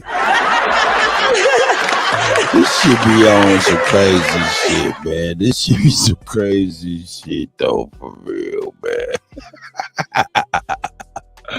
Just to me, man. Just to me, it just be some crazy shit. Hey, I want to take this time out to, let me see here. What am I doing here? Oh, yeah, let me do that. Let me do that. Let me go back here. And hey, man, if you don't mind, hit up DJ Kutty 1 on YouTube. You know what I'm saying? That'd be huge. You know what I'm saying? Hit the like button on the live. You know what I'm saying? Subscribe if you're not already subscribed. Let me know you're over there. You know what I'm saying? In the comments, so I can mod you up over there, so you can be well equipped to get cats in and out. You know what I'm talking about? So that's DJ Kutty 1 on YouTube. Say something in the chat, and I'll mod you right on up, tribe. That's a fact. Also, I do work for food. You can always hit me up with tips and donations. You know what I'm saying? Things we trying to do, maintain, you know, like StreamYard, Zoom, things like that. So you can always hit me up personally at $Kutty. That is $Kutty on Cash App. I do work for food, and we also build. So you can also hit on $only builders. But in this case, need you to hit $only builders, right? Need you to hit $only builders. Let me move all of this stuff. Did I think I got it as, oh yeah, I got it as a background, don't I? Needed as the overlay. Let me get this right here. Hey man, we do our thing, man. I'm only one mere man. When most people do shows, you know what I'm saying, they got a whole team of people. That is not me. I tried to do it on my own. And sometimes it'd be a little bit of lull. But in the lull, I get to be able to enjoy and entertain you. So, right here is tomorrow's endeavor. Provided by BAP News, that's Big Aboriginal Power News, and the Golden Cut Tag Show. You know what I'm saying? We're doing a watch party starting at 4 p.m. Eastern Time. You know what I'm talking about? $10 only builders. Please include your email address for your tickets. So that's $10 only builders on Cash App. Please include your email address so you can receive your ticket. And we're going to have a good ass time tomorrow. That's a fact.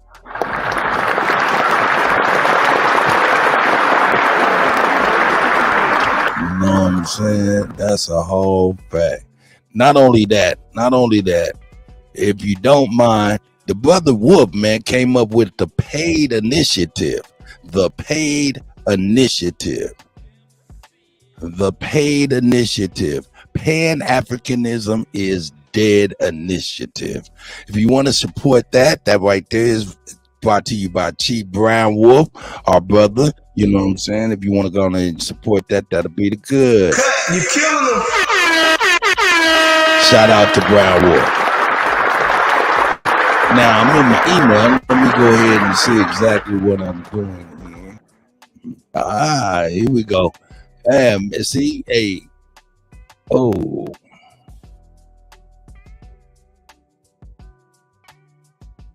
Oh, no, I haven't. Mama Chief, I'm looking at your emails. Oh, Mama Chief sending me some stuff. Oh, man, see. Shout out to Mama Chief. Come on with the boo-boo, man.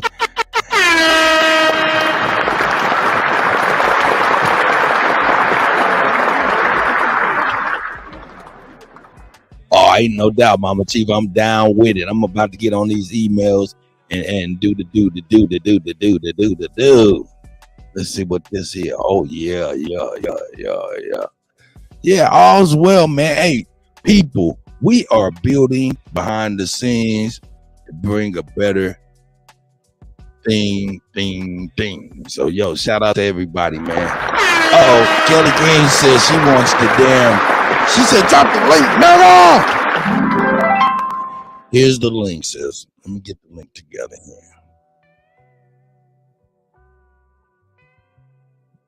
Now, Mama Chief, if you can hear me, can you email me the link to the book and to Tomahawk Tony's website so I can put it in my notes so I can start sharing that every time I do a show as well as everybody else's product? Let me see here. Hold up. I think I do got some other stuff I can. Yeah, hold up, Kutty. We got things to advertise. Oh no, let's see, man. Yeah, we do still got things to advertise now, Kutty. Yeah, I'm trying to fill y'all up for real. You know what I'm saying? I know y'all got down with that infamous Blue Diamond. I know y'all got down with my niece's album. Let's check this out. Blue Diamonds.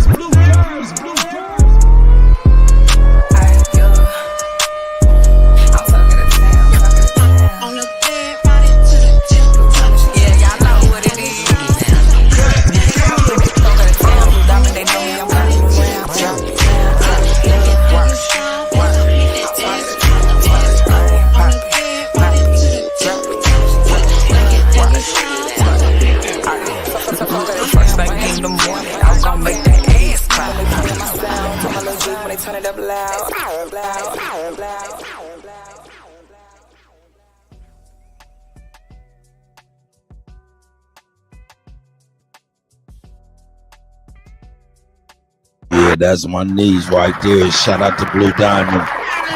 You know what I'm saying? Shout out to my brother too, man. Hey, we're gonna get him down.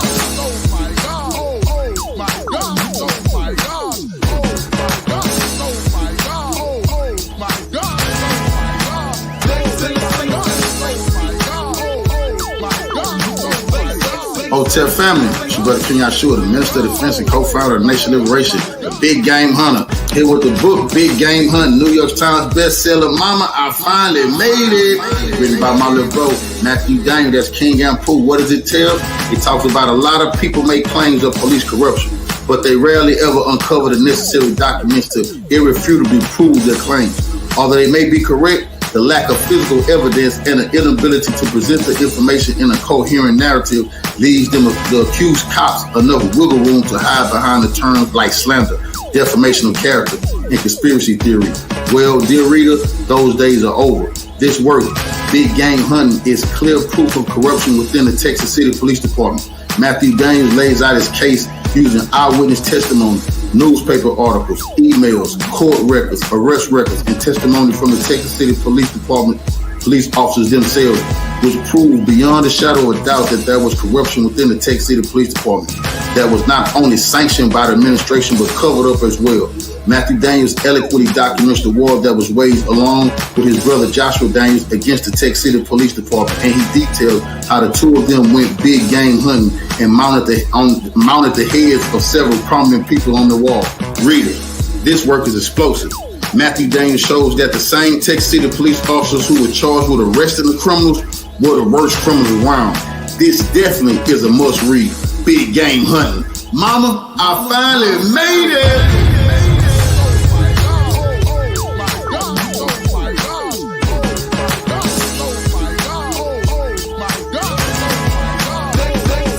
That's the fucking gold pickup, man. Hey.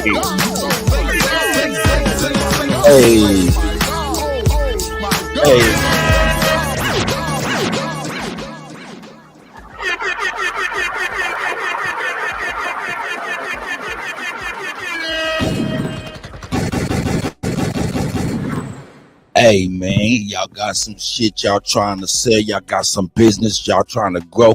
Hey, please email me the information, kuttech@gmail.com. That's kuttech@gmail.com. I know y'all see the Interstate Kutty logo right there. Come on, man. If you need help, if we can advertise it, hey, man, ain't nobody charging. Hey, we right here, so we here for each other. I got it. Yeah, I'm about to forward this to my email.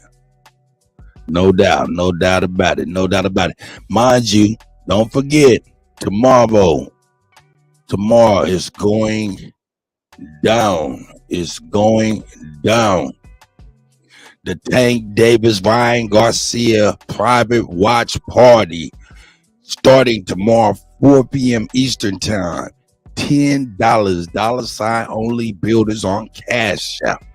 Make sure to include your email address so you can receive your ticket. That's $only builders.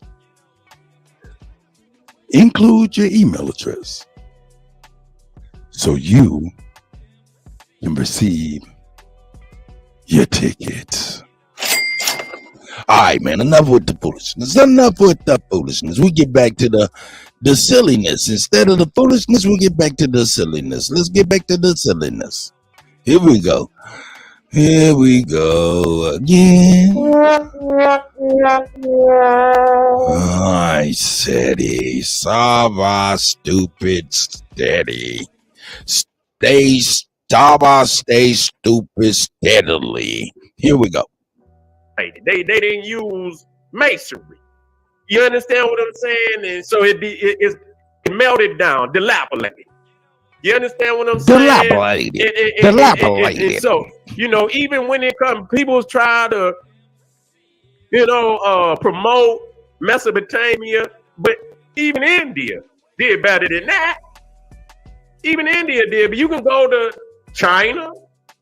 They got the Great Wall. You see now, whenever they built that, I don't know. You understand? But they still have evidence of masonry.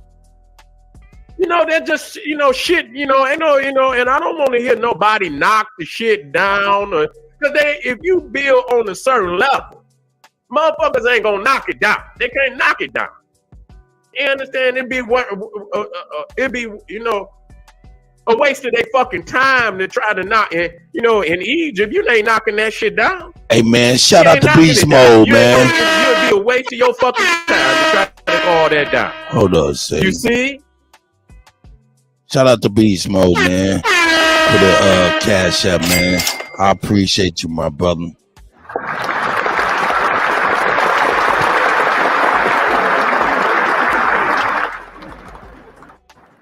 Hey, I understand if you ain't got it, but if you can, yeah, man, I appreciate it, man. I love y'all, man. I appreciate it, man. For real.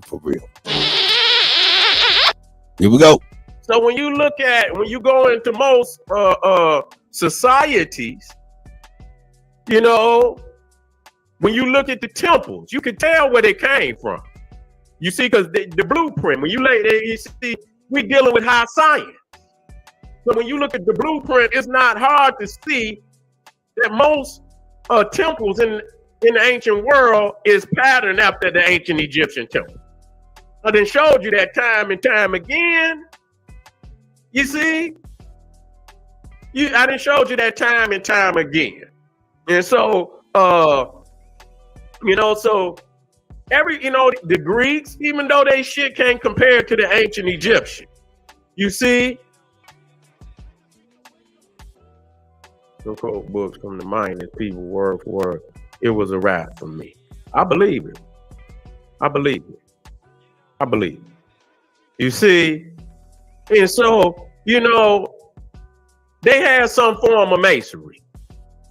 It was, it's just a few people that were so backwards or so less developed. I ain't gonna say back, less developed.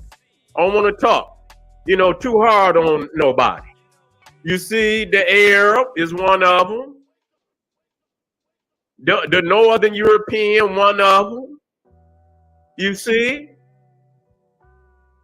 No evidence. The shit that they showing of rock, that's African. That's prior to them moving into that area. You see what I'm saying? It was prior to them moving into that area. So I look for things. So if you was here and everybody else at some point in time moved into the state of masonry, show me your masonry. Don't lie and say everybody, they ain't, no. And even when they got to the point in ancient Egypt where they knew that they would come in and try to knock the damn letters off the walls of the temples. You see, they would try to go in there, and what they did, Ramesses the third at Menehet Habu, he carved the glyphs into the temple so deep that you can almost put half a finger, up to the middle of where your knuckles is into the glyph. That's how deep he carved in there. You understand? To the point that you're gonna have to destroy the whole damn temple to try to get them out of there. But you're gonna literally put yourself in a position where the damn temple wall might fall over. You're gonna have to literally go in there like this. And so if you're gonna do that, you might as well try to knock the motherfucker down. Ain't no sense of you gonna get in there and you gonna, that would take so much effort. So you got glyphs in Egypt that it's no way. It's the original. Ain't nobody changed. Those are original from the time that they were produced. You see what I'm saying? So you talking about, you see Imhotep. I don't want nobody telling me about I got the books and show me the doc. That is in itself is an African. That ain't no goddamn Indian had no books. Black or goddamn white. Where in America? No. Where they at? Where they at? Where the fuck is they at? Show me one. Show me one, goddammit. Show me one. Not two, one. You understand what I'm saying? It is very clear.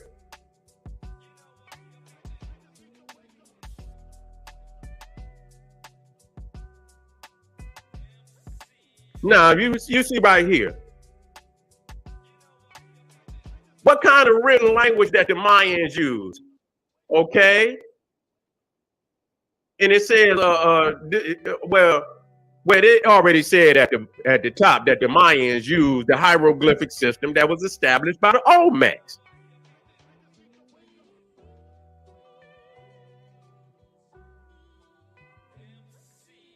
And the Aztec had no known written language and instead displayed their ideas in glyphs or pictures. This means that the Aztec wrote using images that represented the different words or things of which they wish to express. You see, and that right there show you right there that that when they talk about alphabetical, that when you have images or pictures that they don't consider them to be an alphabet, per se. This means that they had a hieroglyphic system. So the first form of writing don't necessarily mean it was alphabetical. You understand what I'm saying? It was pictorial. And it come from the Olmec. And so the thing is, when you look at, and I'm breaking this shit down, when you look at the so-called Indians who had the most development, that was the ones that was closest to the Olmecs, period. That's just facts. You see, now when you move out from the Olmecs, as you get further, just like they say language, when you move further and further from Africa, the less diverse the language becomes. So now the crazy thing is, now we can back this up. The Inca did not have a written language. They didn't even have a hieroglyphic language. Cut. Peace. Okay, real quick. Hey man, I had to get in real fast, man. I didn't know you had this fool up in here, man. Cut. How you feeling, brother? It's the GOAT. I want to say war and power to all the American Aborigines, man, on this Good Friday. Peace, everybody, man. It's tapped in. I want to say, when you guys send the Cash App in for the pay-per-view tomorrow for the fight, for the watch party and everything, man, we're going to have a great time tomorrow, y'all. You're going to hear a lot of great music, mixing. We're going to have a good time, man. And we're going to see Tank Davis do his thing. Make sure you put your email address in there. So shout out to Beast Mode, man, for supporting that. If you can, bro, email me at chiefholiday@gmail.com, man. We can definitely get that to you guys. Salute to everybody who's going to be supporting this endeavor. Hey, hold up, Beast Mode. Make sure you send me a Cash App. Was that for the fight that goes straight to $ only builders? So let's make sure that's clear and let us know, my brother, so we can divert those funds to where it needs to go. Yeah, we want to make sure everybody. I just want to say, man. Hey, Cut, you killing them. I want to say that, man. Best to do it, y'all. DJ Cut Tag. Yo, man. SETI, man. Listen, it's at this point, right? We know the origin of the things that's coming out your face, where it comes from, brother. Now, I know that you're smart enough and you've done enough research to know these same things. The COINTELPRO stuff that you are saying out your face. Okay. Now, you're saying so-called Indian and Olmecs. These are terms that was describing dark people that you would say would be Africans. Okay. Now, we've actually heard you say, probably in this conversation, that so-called Africans were here in America first. Period. He understands this, and he's basing it off of empirical data, right? Scientific data. So I don't know why he's having such COINTELPRO conversations, in the public, bro. This is ridiculous. So-called this, so-called that. You understand the descriptive terms when we're talking about Indians and not talking about Native Americans. Now, this is descriptive of dark people. And that's the reason why Native Americans run away from it and trying to erase it. They don't want to be called the Cleveland Indians. They want to be called the Guardians. Why? Oh, they don't want you to know that Indians is the descriptive term of dark people. Okay? Dark people. Don't fuck with us. Stop saying this out your face, bro. This is dumb. And we understand the color caste system. We understand the eugenic stuff that's going on. So this pink dude right here is pushing colorism. He has taken an oath. He is a part of the CIA operation. Sorry, my bad. This is facts. Ask him. Don't ask me. No, stop asking me. Exactly. Make him address this. Make him address the lies that's coming out of his face and the circular conversation that this brother is having. It's just dumb. He's literally self-checking himself, but he's exposing himself to be pushing the CIA plan. We've already exposed this. If you guys didn't see that show, please go back and watch that. We might have to play that. That's that part. Shout out Straight Up, man. Did a great job. That video is going crazy as well. Y'all gonna have to address this. If COINTELPRO is happening, right, and this brother right here and all the other people that speak what he's saying they are on the agenda. They're using the bullet points, talking points, everything, the agenda, everything. It hasn't changed, right? Why can't we make them be held accountable for the slanderous things that are coming out of his face right now?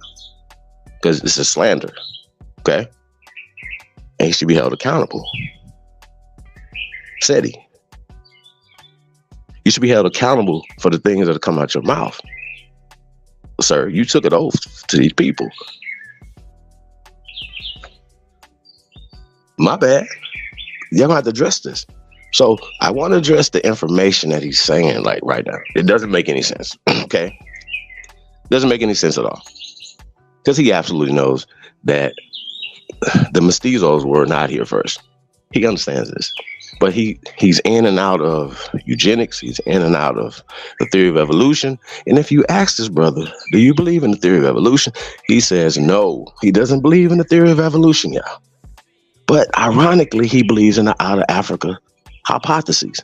Now, it's very interesting, SETI. And we've done this 1,000 times. We beat you up 1,000 times. And you do not want to come out or have a conversation with nobody over here, okay? Especially me. You do not want to have that conversation. So I've been challenging you for years now. At this point, you're self-checking. We don't need to talk to you no more. You self-check yourself, buddy. Okay? So that's what we need you to do. Calm down. Come up with some real science. Please, sir. So we're going to need you to do. So, SETI, for the record, once again, what is your evidence that all people, including you, come from Africa, sir? Right? Now, also, I heard you say this dumb shit out your face, and I heard Trevor Longo, aka Longo, say that cold weather, right, makes pale-skinned people and blue eyes and recessive traits and all this. That's pseudo, sir. Just like you say, the dumb shit you say, living in an Arctic place called Detroit, Michigan. Okay, sir?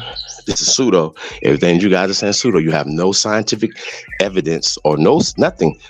Everything that you guys are saying is not only pseudo, but it's a hypothesis that's attached to eugenics and the theory of evolution. Now, out of Africa, SETI is directly, you can't come out of Africa unless you evolve there. So the out of Africa hypothesis is a baby of eugenics and the theory of evolution. Period. And anybody that's teaching anything that comes from that, I don't care if you're an Aboriginal teacher over here, Native American teacher, American Indian teacher, I don't care who you are. You just Johnny come lately into this shit. If you're teaching homo anything, you're pseudo. Okay? Period. So that's why I don't deal with. They literally have the nerve to call us pseudo when I say, "Hey, what evidence can we provide?" Because we provide all the evidence and the cross reference and the cross evidence in every ology that bears witness that we've been here. Now you got this fool right here talking crazy. And the basis of his whole argument is the CIA, sir. So, SETI, you're gonna learn today. That's all I'm gonna tell you. So, hey, we get back into this video. Do you wanna respond to anything I just said? Cut. It's all factual. Hey man, is General Cyrus SETI available for comment, sir?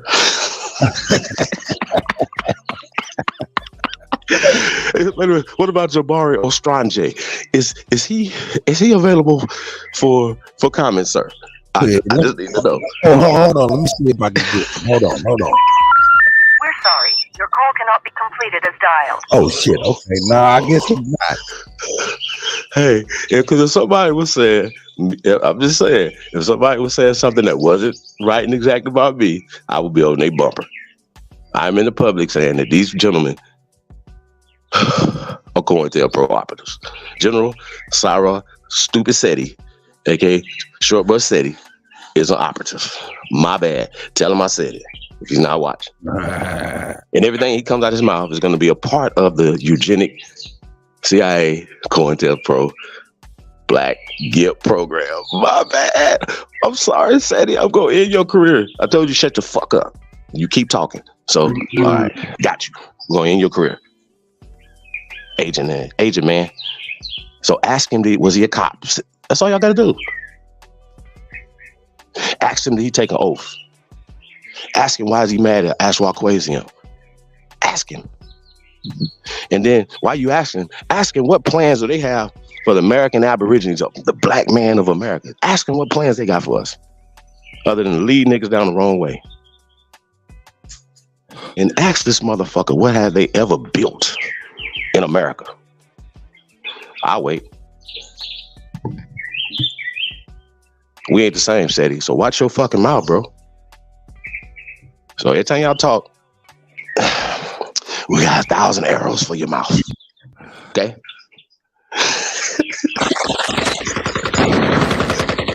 I'm just letting y'all know, bro. Hey, man, let me get a little advertisement jumping off real quick, man. Let me get a little advertisement jumping off, man. Like, share, subscribe. Share some of your social media platforms. Don't be a custer. No, Shout out to Crib Mac. Real talk. Don't be a custer your whole life, man. Support the real. Yo, stop the genocide. Help us spread the word, man. This is by Mama Chief and Tomahawk Tony. You know what I'm saying? Shout out to them. You know what I'm saying? Hit this link, moderators. Hey, man, all of y'all got wrenches and stuff like that. Look, go on and keep cycling these advertisements and these links. This is straight to Tomahawk Tony's Stop the Genocide, the shopping, so you can get some of the gear, order that blanket that Mama Chief made, you know what I'm saying, and things of that nature. So yo, shout out to Stop the Genocide. Help us spread the word. Shout out to Mama Chief and shout out to Tomahawk Tony, man. That's what's up, man. Shout out to Mama Chief. Shout out to Tomahawk Tony. Back to eating this pink dude right here. Sir, you're gonna have to make some sense about what you're saying. It shouldn't take you this long to get it, bro. You need to be dealing with young Pharaoh out here banging on you, exposing you, sir. What went wrong there? Oh, that he was do y'all know that Pharaoh interviewed an ex-CIA agent? And a lot of things that we're saying is what that guy was saying. Literally, like, I want them to refute what we're saying, what we've been putting out there. Now, when we talk about Stop the Genocide, shout out to Tomahawk Tony yesterday coming through and linking him and Alabama was going in, Mama Chief was going in, but linking all this up with not only the eugenic society, we know that these are a part of the eugenic society is funded by the CIA. Don't fuck with that. Y'all, you know what? I tell y'all what. Why do we act like these conspiracies haven't been proven to be not theories? Why is this a thing? Somebody going to explain this to me. I know we joke and we have fun and hee la. I'm gonna need y'all to get a little more serious when we're talking about deaths of our loved ones. We can't. It's no money can replace them. So I'm gonna need y'all to get a little bit more serious when it comes to not only your babies, but not only your ancestors who were killed by these people, with all these products poisoning the water, the air, food. Don't fuck around, y'all. Now I understand it's hard because it's hard just every day not using these products for yourself. But if we know somebody's poisoning the water over there, are we gonna stop them? Or are we just gonna keep crying about it? I don't like all this talking. What are we gonna do about it? Yo, man, I got a special announcement, man, that you don't even know about, that you definitely a part of, for real. You know what I'm saying? Let's get it. No, y'all been missing everything, huh? Well, I got a special announcement. Look, check it out, man. We revamping the GOAT, man. He's revamping Open Smoke now. You know what I'm saying? Don't think that shit went anywhere. Don't think that shit went anywhere. We about to open that shit up for real. So, you know what I'm saying? Starting next week, we're gonna get back to the Open Smoke, and not only that, we're gonna get back to the GOAT Attack show. You know what I'm saying? You know what I'm saying? So we can get our shit together, man. You know what I'm saying? We're gonna have the morning show. We're gonna get back to Open Smoke, and we're gonna get back to the GOAT Attack show. Yeah, we're gonna start working hard. I know. Hey man, appreciate everybody, man, that support the real, man, support the movement, support what we doing, man. There's little growing pains here and there. We getting through it, y'all. Don't trip. Shout out to everybody, man. Tapped in, man. I see Real Lies in there, man. Beast Mode. Salute to everybody, man. That's gonna be a part of the fight tomorrow night, man. We'll have a good time, y'all. What else we got going on? I know we got AP. When's AP doing this pay-per-view? Hold up. I think Beast Mode said that's my money. Oh shit! I got a little coin.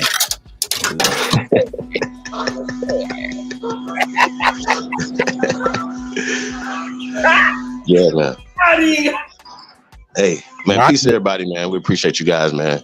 Love and respect to all the real ones, man. And like I said, we don't all have to agree all the time, man. But you know, love is an action. It's not talking. And a lot of people just around talking, man. So, what about the doers? So this has always been a do tank and a solution-based platform, solution-based community, and your works let you know who you are, not your mouth. What they say? You know what I'm saying? So it ain't about your mouth. It's about your works. I know a lot of people like talking and been used to hearing motherfuckers talk, but it's time out for talking. Now the question on the table is, this dude right here, who does he work for? Who funds him? Where's his information come from? Those questions have to be answered, and he answered a lot of those questions just by talking. We understand where his information comes from. Hey, period. Hey, tell me this though, Chief. Is it me? Yeah. But does he seem to talk out of both sides of his mouth? Right. He tries to lean people certain ways, but he goes back and says something that kind of contradicts where he was leaning to support his man, it's kind of weird. I mean, the she, aka the Olmec, right? According to him, are niggas. He wants to call them African. No evidence of that. There's no evidence of Africans, so-called Africans, or people from Africa, or people being from here coming from Africa. There's no evidence of that, right? But there's also evidence of people going into Africa in certain time periods, that what is called Africa. So it's hard to find people that are originally from there because they migrated there. Oh, a lot of those people even migrated from the Americas that are there now. Okay. Okay, for various different reasons, just running, getting the fuck up out of here because they got their ass whooped and they was working against the people. They went up out of here, right? That's how Sierra Leone got started, according to them, according to their little stories, right? The niggas was just going around here making shit up for white people, right? Right? Y'all believe that?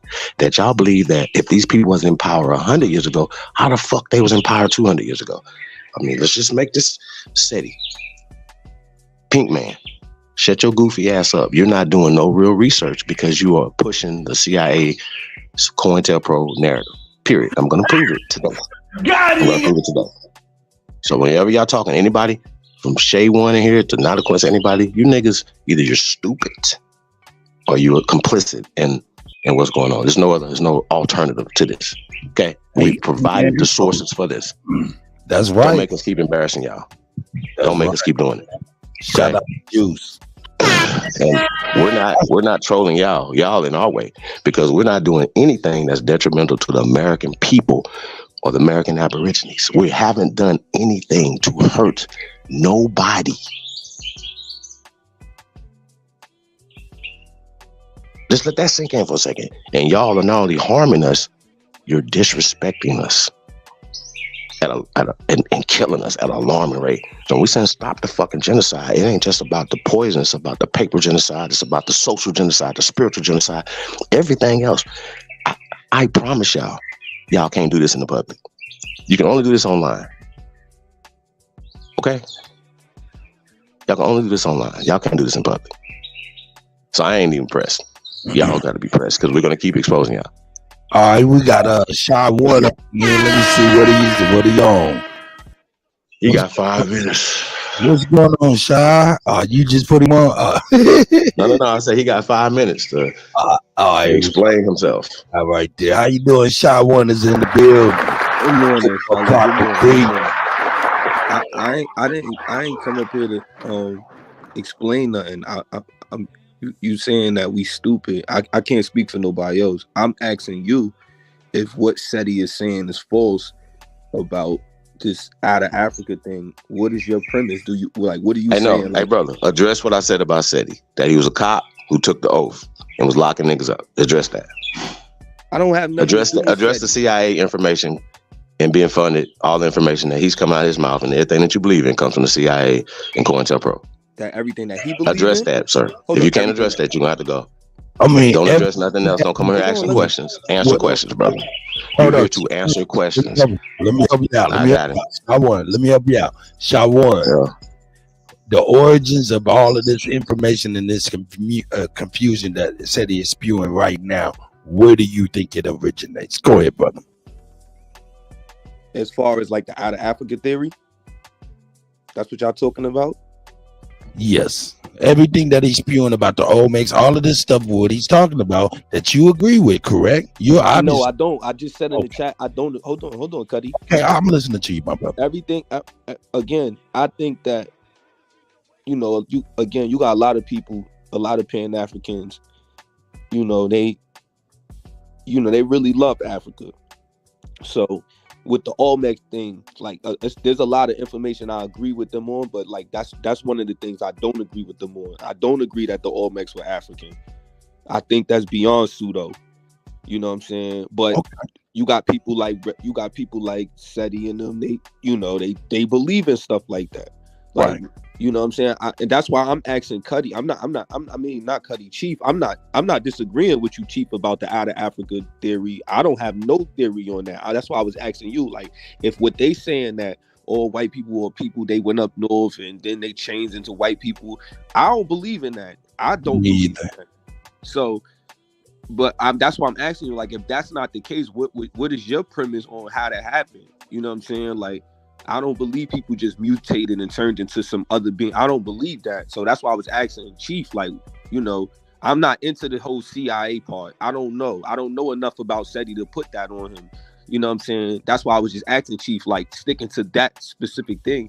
If you feel like what he's saying is pseudo, what is your theory on that? I'm not, you know what I'm saying? Where you think people came from? You think people always existed? Did you think, like, what, you know, do you think that people always existed everywhere? Like, you know, what's your idea on that? That's all I was asking. I don't have no contention on you. I just was trying to understand where you coming from, just to hear other ideas, because I don't believe that their theory that black people went up there, they got trapped in the ice age and then turned into some new. I don't believe that. I'm not saying it's impossible. I just don't believe that. Okay. Oh, I got you, my brother. Hey, Tayshawn, the competitive guy. Juice is out there. Of course, Beast Mode's out there. R.L. Smith, Ghetto Child Clinic. You know what I'm saying? I see Nabby is in the house. Sending some shots. You know what I'm saying? I see all of y'all, man. Hey, Chief, did you hear that soliloquy? Hey, he pretty much. Hey, man, did you hear that, Chief? I ain't gonna put words in your mouth, my brother, because I ain't good at it anyway. Chief Holiday, you know, hey, he in the country doing his work, you know what I'm saying, getting his shit together, man. Very proud of the GOAT. That's real. We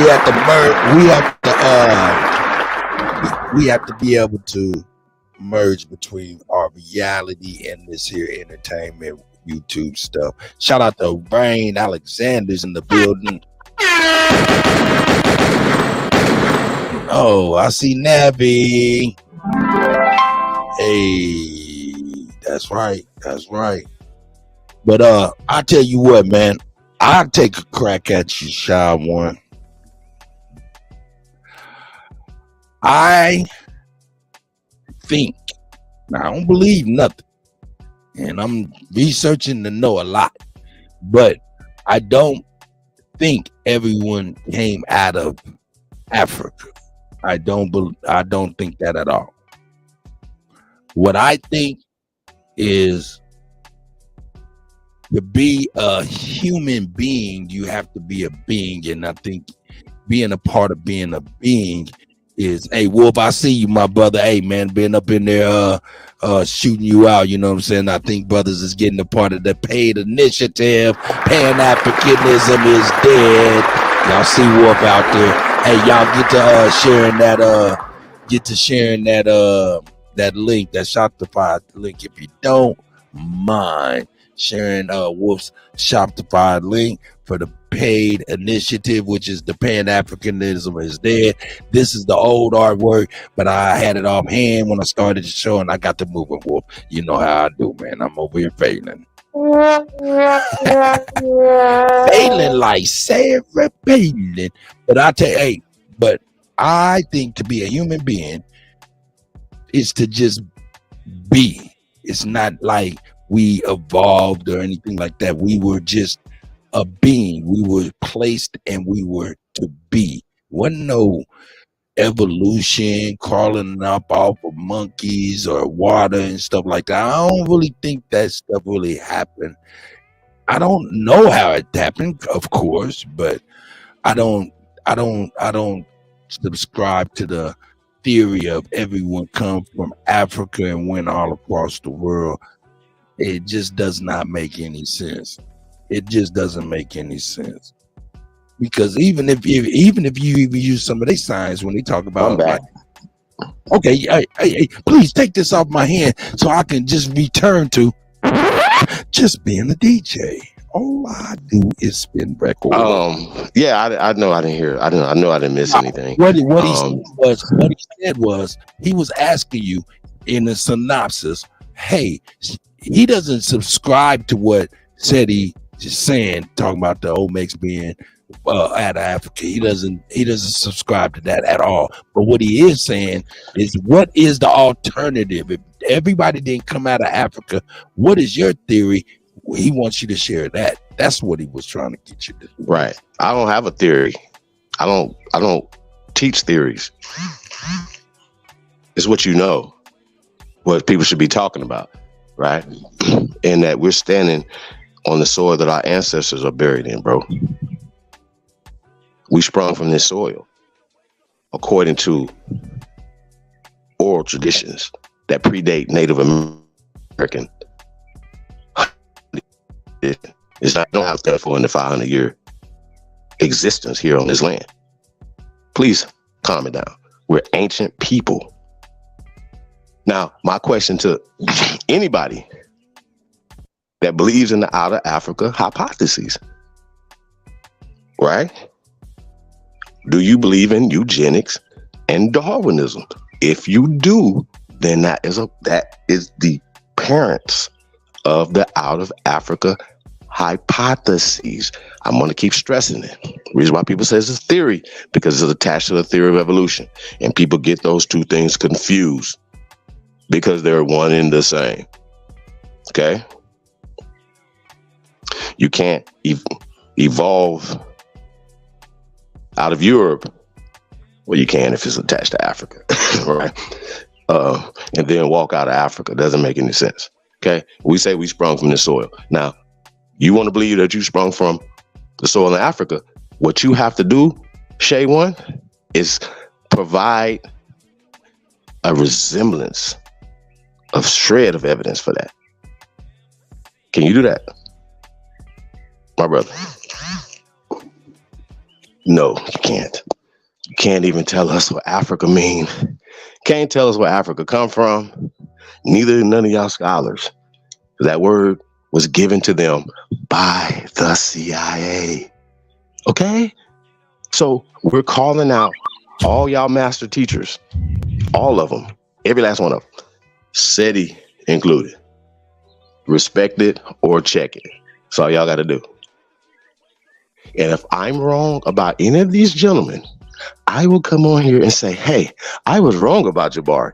But the reason why I know I'm not is because Jabari said it out his own mouth that he is a salaried, quote, salaried employee of Black Lives Matter, which is a front organization for open society. Exposed by, I'm sorry, the Aboriginal community exposed that years ago. My bad. And we exposed that Yvette Cornelian was a part of it. And that's why Tariq Nasheed left them and went and formed the FBA. This is facts. A lot of y'all wasn't around though. Y'all don't remember this. Y'all don't remember the works that this group over here is doing. So y'all just hearing about the declaration. Oh, it was revised in 2019. That means it was written before 2019, assholes.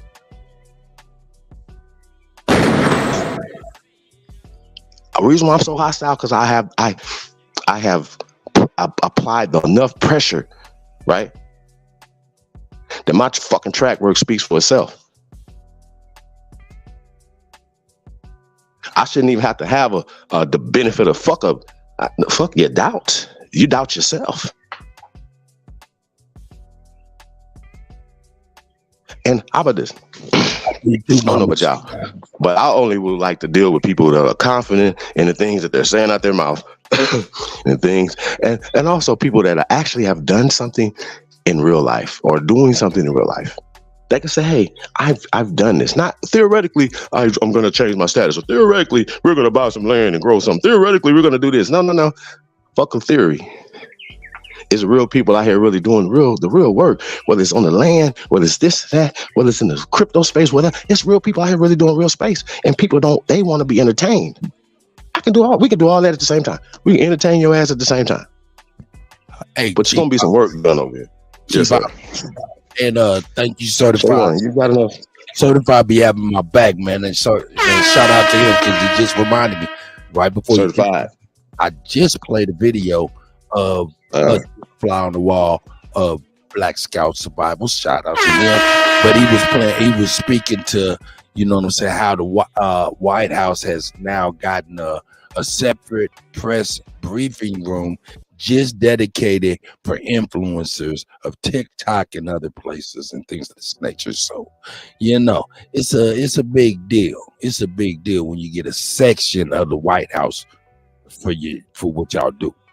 You know what I'm saying? So I bet they won't let people that's against their administration in there. I bet you that. That's right. Shout out to Beast Mode. Shout out to Certified for that one, and shout out to Beast Mode too. Shout out to everybody.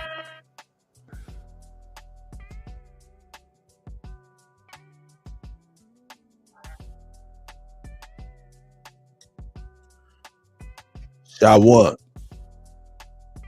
Yeah, Kutty. Did that answer your question, my brother? Yeah. He said he can't. He said he can't, so he don't got no theory. Yeah, I respect it. I mean, what is a being but to be in your very essence, right? No, I'm with you on that, Kutty. I told you I don't. I mean, that's just my thought. Yeah, I don't believe in like the out of Africa thing. We just changed into these new people. I don't believe that either. Okay. And I haven't done enough research on it. I've been watching SETI and Polite and all of them for years talk about it, but it's just not correlating to me. Tell me this: is it? What you believe? Do you hold that in high regard? I mean, what you believe and don't believe, that matters to you, huh? Yeah. Do you think believing shit is a good state of being? Yeah, it's something. It's some things that can be proven, and there's some things like the jury out on. You know what I'm saying? I think that I personally don't know where they came up with this whole, we evolved and, from this great ape homo. I don't believe that. Right. I don't want to go too far. We're just gonna stay in the realm of the actions of man and what we do in the practice of discernment, right? Okay. And you say you hold what you believe and disbelieve in high regard. Right. And I'm asking you, do you think just believing stuff is a great state of being? Yes and no. Okay. Well, okay.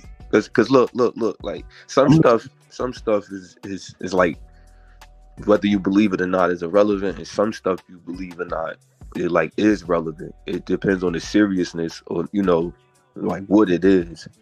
Some stuff though, whether we believe it or not, it don't really matter to the everyday cycle of life. You know what I'm saying?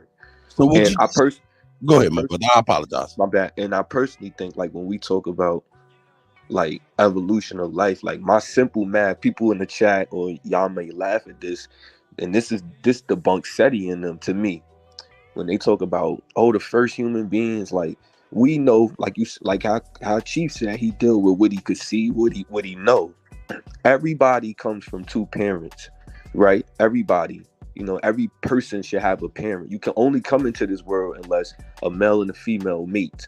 So to me, if you keep going back, all you're gonna get is a person being born from two parents, which to me means that we always been here.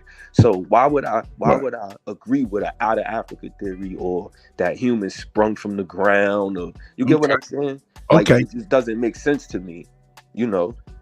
Whoa. That don't correlate. Let's reel it back in. Let's reel it out. I understand. I understand how we put in practice the way we discern things through belief and things like. I know how it can go different ways, but you just you told me in one you told me you hold belief in high regard and disbelief in high regard. But then you also told me, and I don't want to put words in your mouth. I'm just kind of summarizing what you're saying. You pretty much said belief can be very fickle as well. Yes. Belief. Is that a good synopsis of that? Yeah. Okay. It depends on what it is. Like, that's like if you asking a kid, like, do they believe in the tooth fairy or something, like, that's irrelevant. Yes and no is irrelevant. Like, you know what I'm saying? But when it comes to stuff that's dealing with our everyday life, you know what I'm saying, that's important because it affects our, you know, our social status, our money, our well-being. You know what I'm saying? Okay. All right. Hey, check this out. Now tell me, when you research, okay, you hear something, right, and you research, are you researching to believe? Nah, I'm researching to find out, to know, to see what makes the most sense. Okay. You know? Well, when you know something, does that is that as fickle as belief in your estimation? No. Oh, it's so knowing something is a better standard than a belief in something, correct? Yes.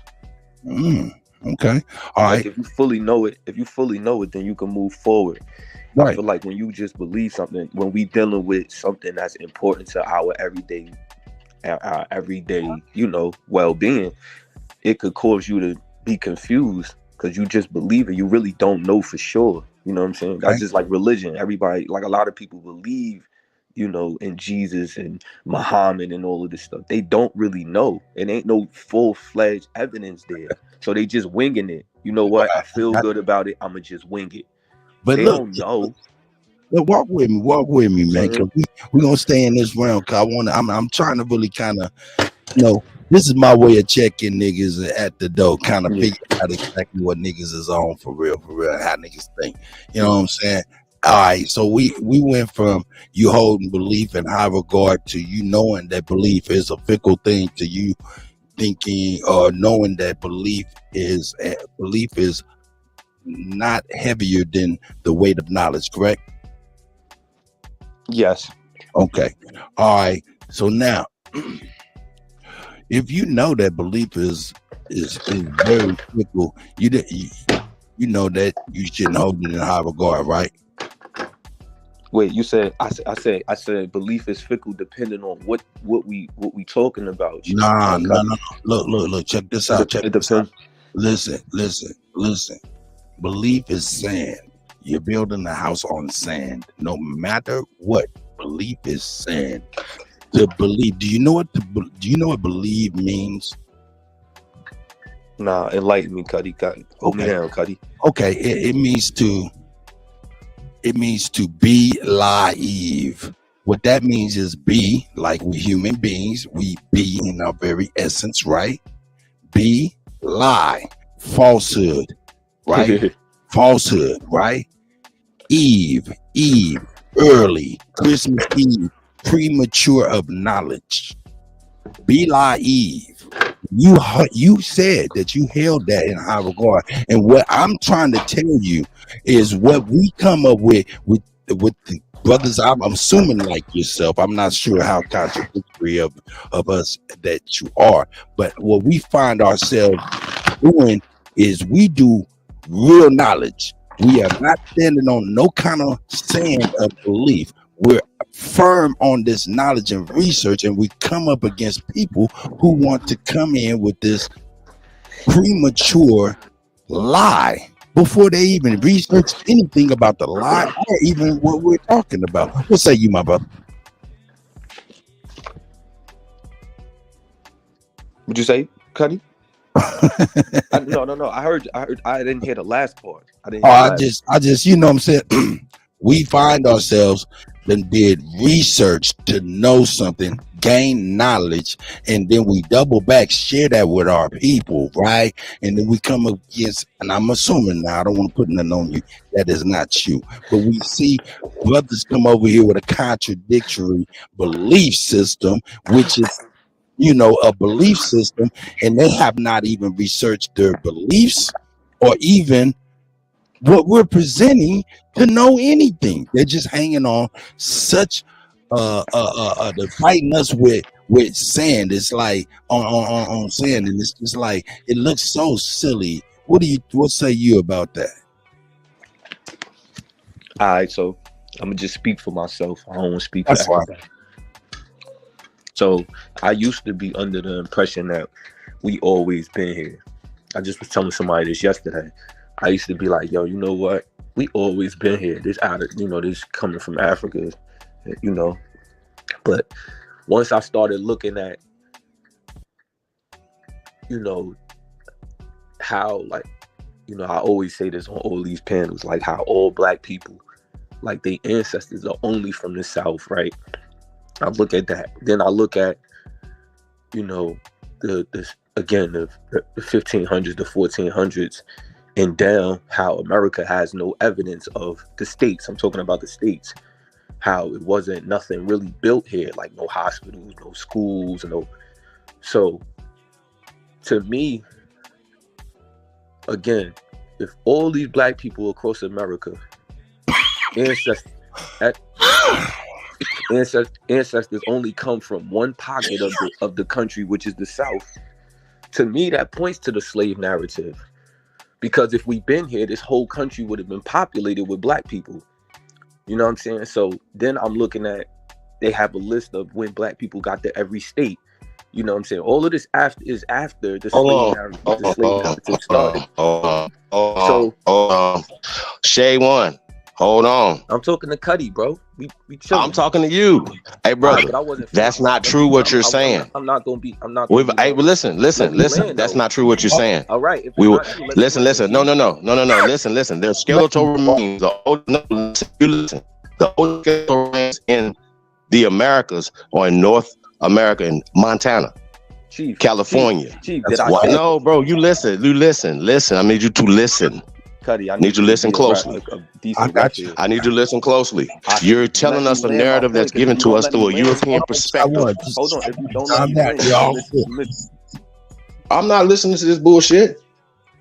I'm not listening to a motherfucker come up here and tell us something he don't know nothing about. Now, explain the fucking skeletal remains. Fuck him. He got 20 minutes. No. We're not about to do that. Hold up. I'm about to walk down and I'm gonna end that. Hold up, Mama Chief. He don't want to be walked down. He want to keep saying some dumb shit because everybody in the South. Nigga, no, we wasn't everybody was in the South. The oldest skeletal remains in Montana. Cutty. Hey, I'm talking. Where's Montana? Cutty, hold on, Chief. Let me talk to my brother. This is my thing. You spewing a lot of things that you believe. Hold on, I got y'all. Let me land. You ain't got shit. No, you keep saying the same shit. No, I'm gonna correct you again. If you keep saying it, nigga, you getting up out of here. It gets frustrating to hear. Listen, ask me a question. How y'all gonna tell me the answer? Y'all not letting me land. Nigga, we was everywhere first. Fuck that. Conversation. Hey, hold up, Chief. Let me land. Let me work this out, my brother. Whether you disagree or not, let me land. Right, but you keep saying the same thing. Listen, if I correct you the first time, hey, listen, why don't you do this? Why don't you give us the evidence of this? No. Oh, wow. No. Can I say something right here? I'm gonna do that right there. Peace, Mama Chief. Hey, look, check this out. I was talking to Cutty respectfully. Hold on 1 second. The elder speaking. We're gonna pause just 1 second for the elder. Shout out to Mama Chief. I feel like I should have, because I've seen Shay a lot of times, and I honestly thought it was a female asking those kind of questions. Me too. And it's just ironic that we gotta continue to have contention. If you don't believe like we believe, stay your ass away. Cutty just asked me a question. I mean, no, but we don't need your questions man, Kutty because just it's asking a question. contention, Shay. It's contention, and No, you've been around it's too not long. contention. He asked me a question. Shay. Have But some you've been respect. around too long for that Mama G. bullshit. Do you understand, Shay? This is why I Listen, don't respect elders. listen, Hey, man, Shay. my brother. Cause y'all ain't never let me Hey, land my. man, Listen, we don't need you to land a plane with dissension over here. Hold Because when you do that, that puts it in other people's head. And that's what you come for. And we're gonna land your plane for you. That's what we gonna do. Because we gotta check you and correct you, my friend. Because you're wrong. You're wrong. If you ain't got your records, that's why you confused.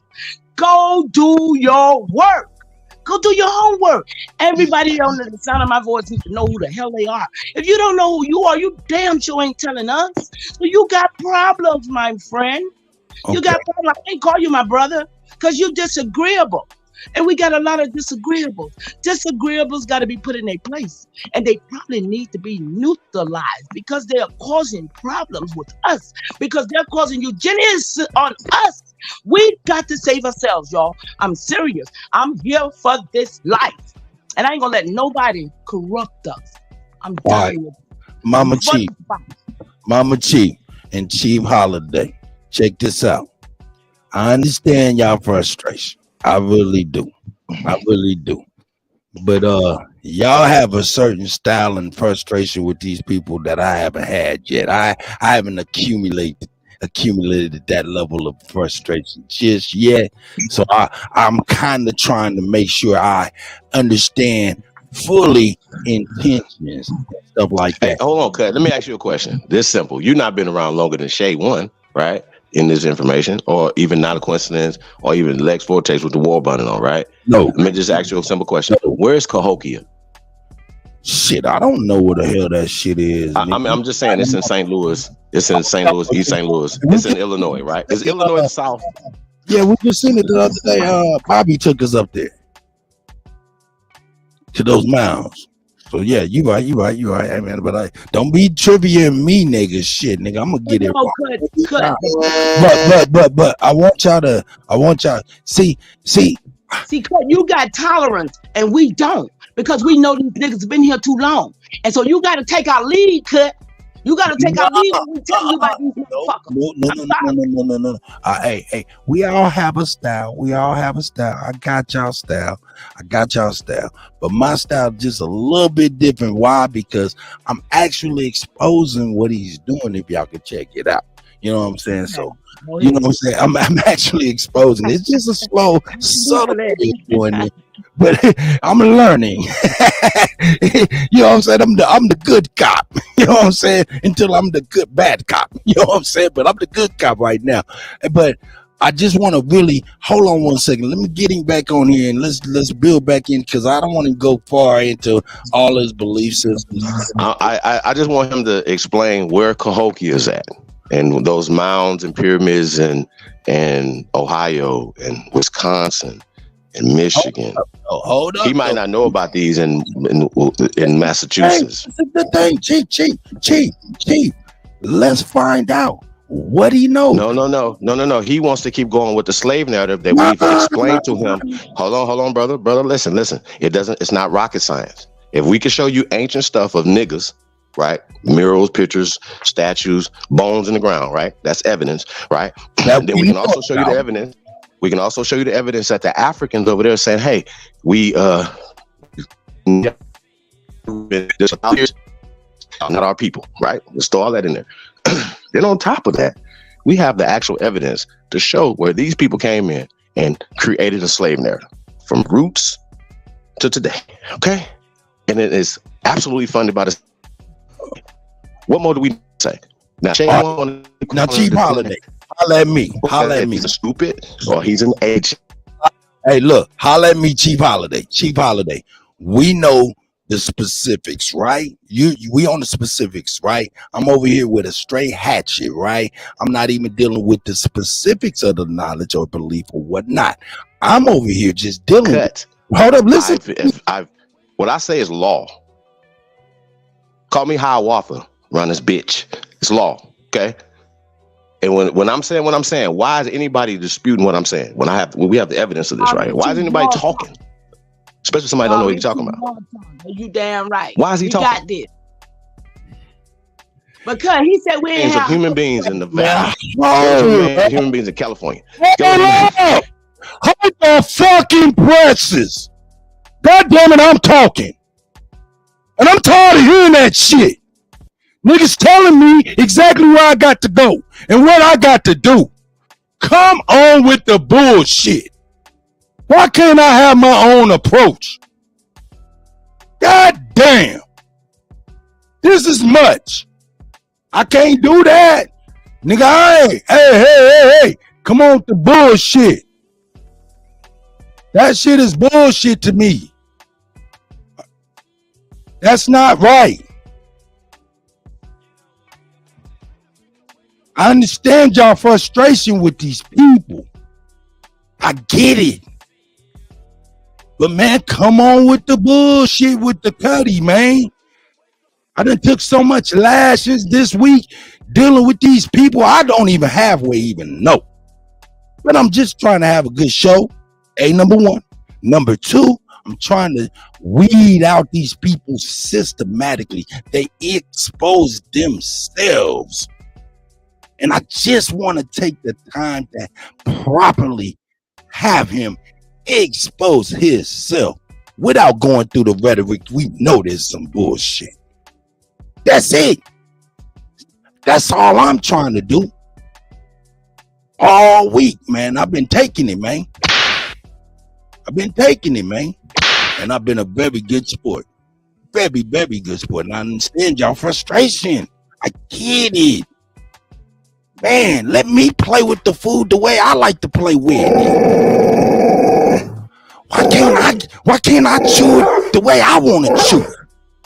I just chew it the way I want to chew it, bro. I understand you lay the law, nigga, but I like you talking to me. No, fuck with you. I'm just coming back. Nah. Listen, bro. Listen, we can't have dumb conversation when we have science, bro. Come on. Why does nigga keep saying that niggas only in the South? Chief Holiday.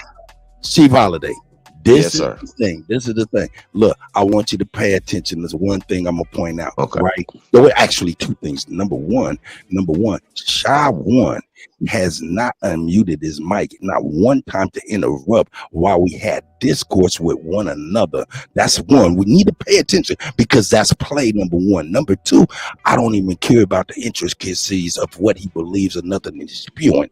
The thing about it is he fighting us with sand. We own knowledge. He can't never go against that. And that's what I exactly want to point out. Period. Right, but I'm saying though, we got to talk knowledge though. And we got to have somebody. It can't be a one-sided conversation. Yeah. This is only a one-sided conversation. That means that he's learning. He think he's debating. And for a motherfucker to keep talking, there's pyramids in every square inch of this land with niggas in them. So he's gonna have to explain that. So when he keeps telling us about the pill, bro, I can't even land my plane never. No, I apologize. I'm saying I was just, you know what I'm saying? Something like I said, that's my frustration because I got dummies like this nigga right here telling us about this same dumb shit for weeks straight. We're not gonna do that. Once he's edified, and we telling you was not just in the South, and we're gonna walk him through that, through the science of it, right? My question to him, back to Africa, right? What is his evidence that black people came from Africa first, not Asians or pale-skinned people? What is his evidence of that? That's my question to him. If he honest, if he can't start asking questions, stop asking questions with it. He don't know the answer to it. When we say we sprung from the soil, there's a word for that. It's called the Tonchons. We're the Tonchons of America, okay? Of North America. This is where we from. Now we gave the world civilization. The world civilization, sir. Africa didn't give us shit. We gave the world, including Africa, Europe, Asia, civilization, brother. Hey, tell me this. Yeah. That's a great question. But to add on to that, can you add the caveat is, do you know or do you believe? Because see, if he say he believe, that we can throw it all out the window, right? Where did he? Okay, no, nothing.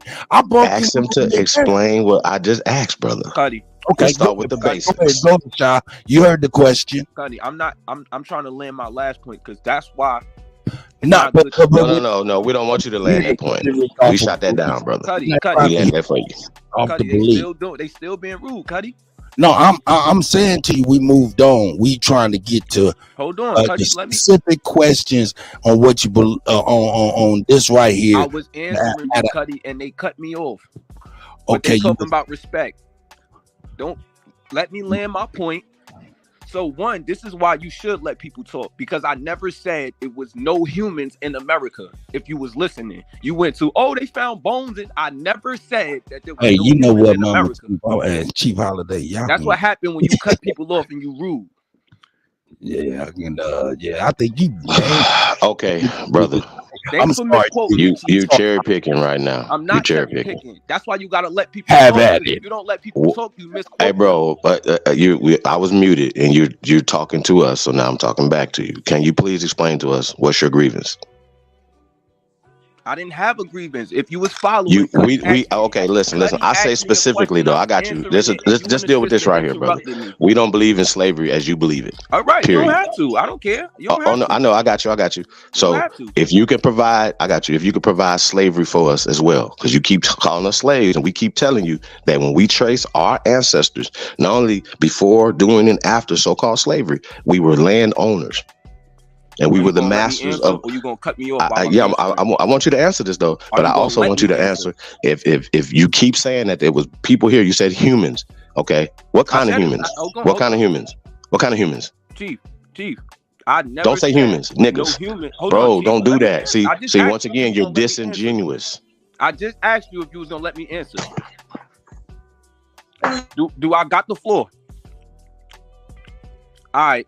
So again, in my initial statement, if you was listening, I never said there was no humans or people in America.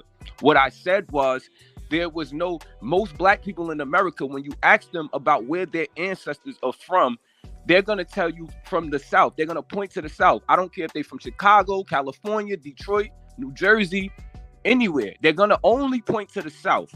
Now, remember, I said that I used to think that we always been here. But if we always been here, this whole country would have been populated. You see a great migration from the South going north for better work, for jobs. This is all after, toward moving up from the 17, 1800s. You see people moving up from the South. You don't see black people migrating down or going down. All you see is black people coming from slave states in the South. So when you bring up colloquial and all of this stuff, when I'm talking about monuments and what people was doing before the 1600s, I'm talking about modern things. You don't see cars, you don't see hospitals, you don't see schools, you don't see tall buildings that people work in and out. You keep pointing to mounds and pyramids. I'm talking about modern structures. Modern structures. You do not see that until the folk came. You don't see that until after the 1600s, after the 1800s. You could literally look up the oldest building. I'm talking about a modern building, not a pyramid, not a mound. So when you keep talking about, have you seen? That's not modern. That's not modern. It's just a mound. Shaw. You can't get around that neither. Are you close to done? Can I get around? Are you close to done? Yeah, I'm done, Cuddy. Hey, now, Shaw. What I'm trying to do this with a hatchet, while you, Chief, and Mama Chief, and everybody else, y'all might be dealing with the scalpel, and I'm not really that knowledgeable to be dealing with that. So I kind of like stay on the level that I'm accustomed to. And what I've heard from you and what I've learned from you is that you research to think, to believe. Knowing is not in your nature, in your process of discernment. And to that's where you find your biggest conflict in this. Why you don't research to know things, I don't know. But what we're saying is research knowledge. This is nothing to believe, to think. You feel me? Nah. So that's where I see the biggest disparity. Hold on 1 second. Let me let my elder speak, and then we're gonna let woke speak. Go ahead, Mama Chief. Can I get a share screen? Because I want to share my records today. Because I'm sick of niggas.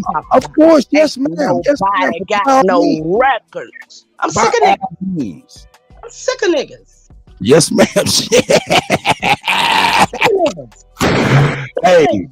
Hey, Mama Chief come through with the double barrel ready to lay nigga die. I'm sick of niggas. I was going to do it on my own channel.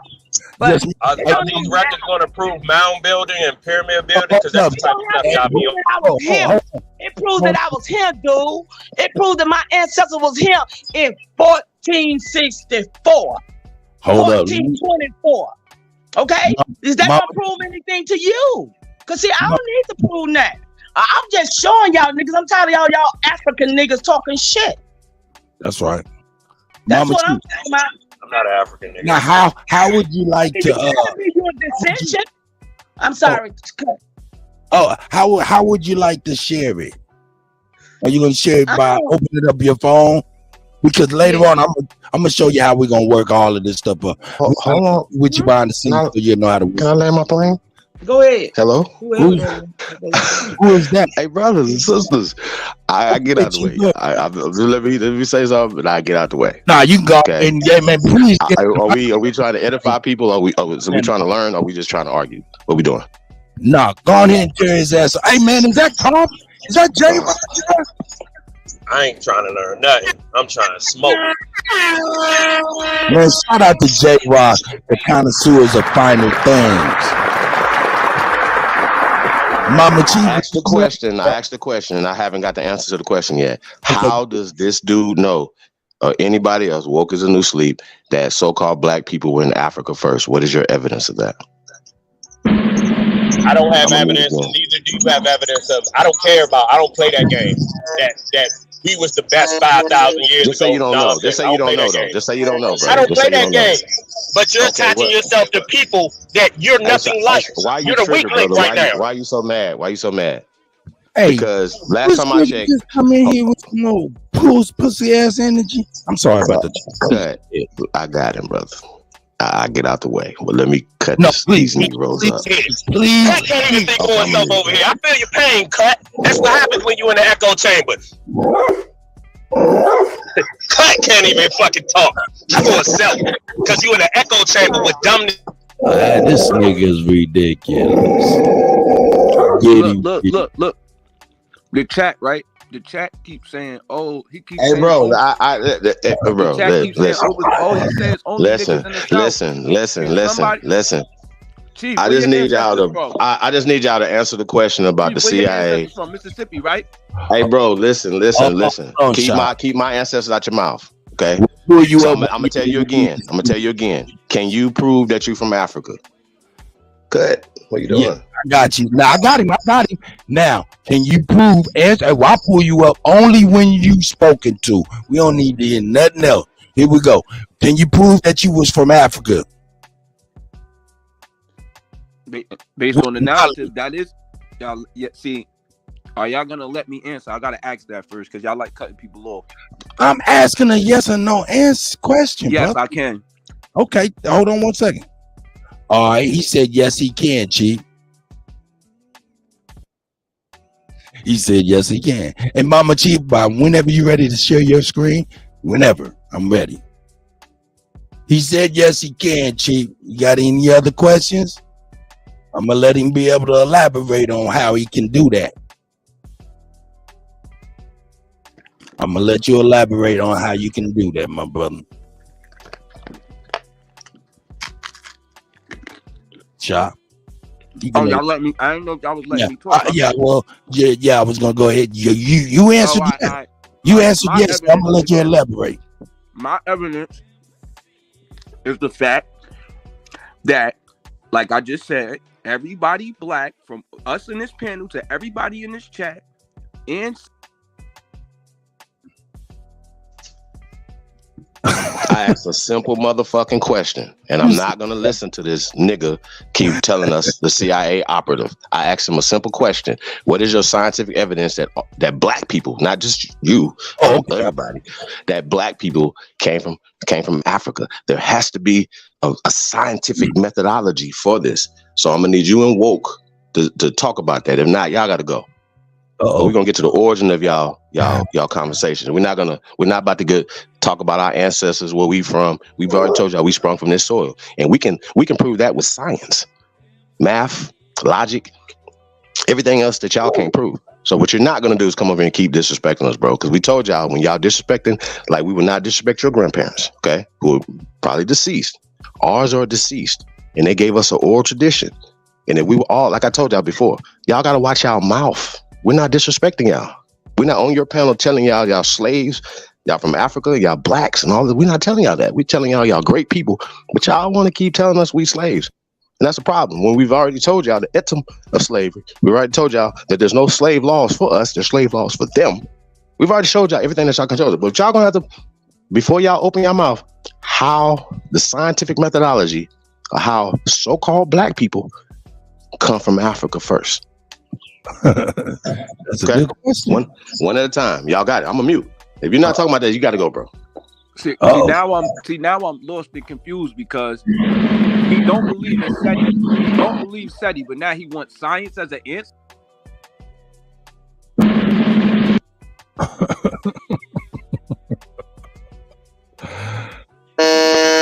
Nigga just killed y'all niggas. Y'all niggas silent as fuck. I got a question for you, brother. Calm down. Stop being so loud, brother. Okay. All right. The question to you is, woke is the new sleep. Okay. This is a simple question. How do you, sir, know or believe that all so-called black people or any black people came from Africa? What's your evidence of that? So yes. Yeah, you need to know something about me. Like I said, I don't give a fuck about that. Answer the question if you don't mind. Yeah. Right. Because you're over here disrupting a build right now. We're building, sir. And you're mad and triggered for no reason. So I want to know why you so mad and triggered. Shut the fuck up and let me talk. I'll play the game with you. You want to play that game? The Pan-Africans are always going to outsource you, dumbass. Turn your dick sucker down, though. Shut the fuck up, bitch. Shut your bitch ass up. All you gay ass. I got you, bro. You know you wouldn't be saying all this in my face, sir. So I'll kick you all in your ass. 809 Reworth Court, Capitol Heights murder. You all over America? Bring your aberration. Calm it down. Answer the question, bro. Just answer the question. Hey man, listen. Where you at? Nah, man, we ain't even gonna go that way, man. I'm just saying, like he's mad. Why is he so mad? Why is everybody mad about what we identify as? I really need to know. That shit. Mic check. You ain't about none of that you talking about, bro. I hear it in your voice. Hey man, Mic check. I Tayshawn, the Confederate Don, is in the building. Let's go. DJ Kutty Talk Mix Show, man. Yeah. Cut want to play with the food all day. We ain't doing none of that. No, actually, I dissected it. You know what I'm saying? I mean, like I said, I dissected it properly in my way. You know what I'm saying? Hey, niggas is over there going against niggas who did research to know stuff when people are just, thinking to believe, not to even know anything. Where's 809 at, though? Where that's at? You said what? Where the 809 at? But I'm gonna be sure to go through there. Hey, what's going on, Tayshawn? You was trying to come in here and get you some. Yeah, nah. Peace, Kutty. Peace, Chief. I'm chilling, man. I'm just up here listening. I do want to say real quick while I do got the flow. It seems as if the disrespect is getting worse every day. It seems like it's a game to these niggas. And we can no longer say it's just the internet. We can't say that no more because the internet is giving these niggas balls to do what they doing. So niggas get caught outside. It is what it is, bro. So yeah.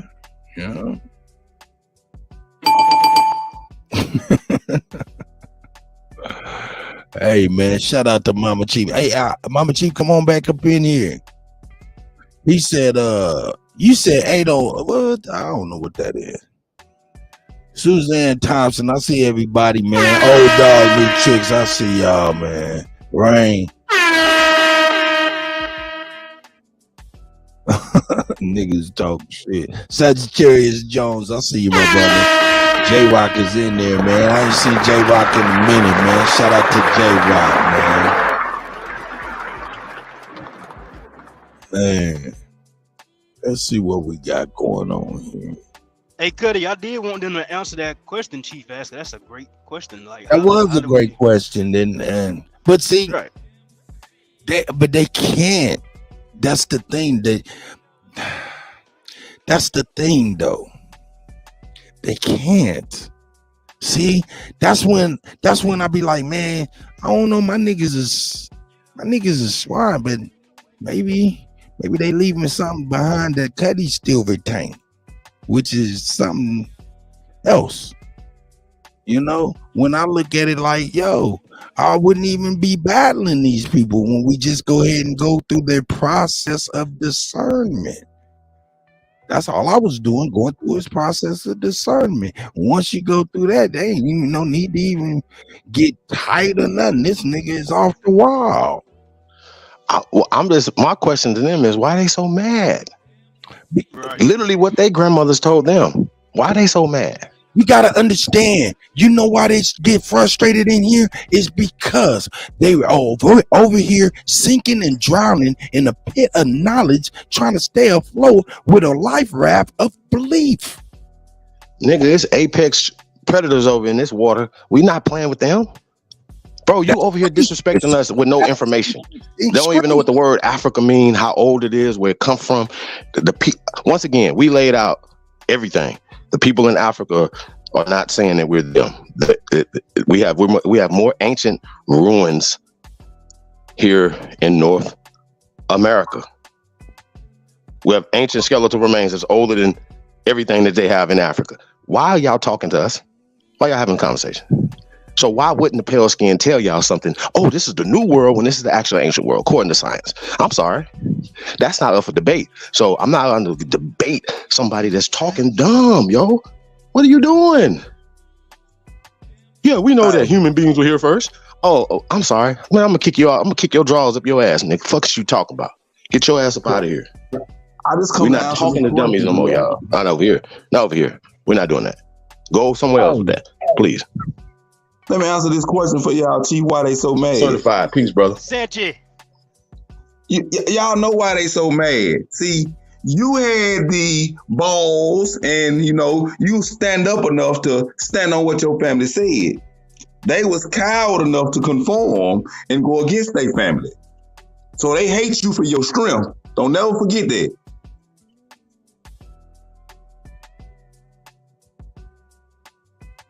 Same way when you was in school, you little girlfriends and shit, and the dude he couldn't get none didn't like you, and you didn't know why. Same shit. He hates your strength.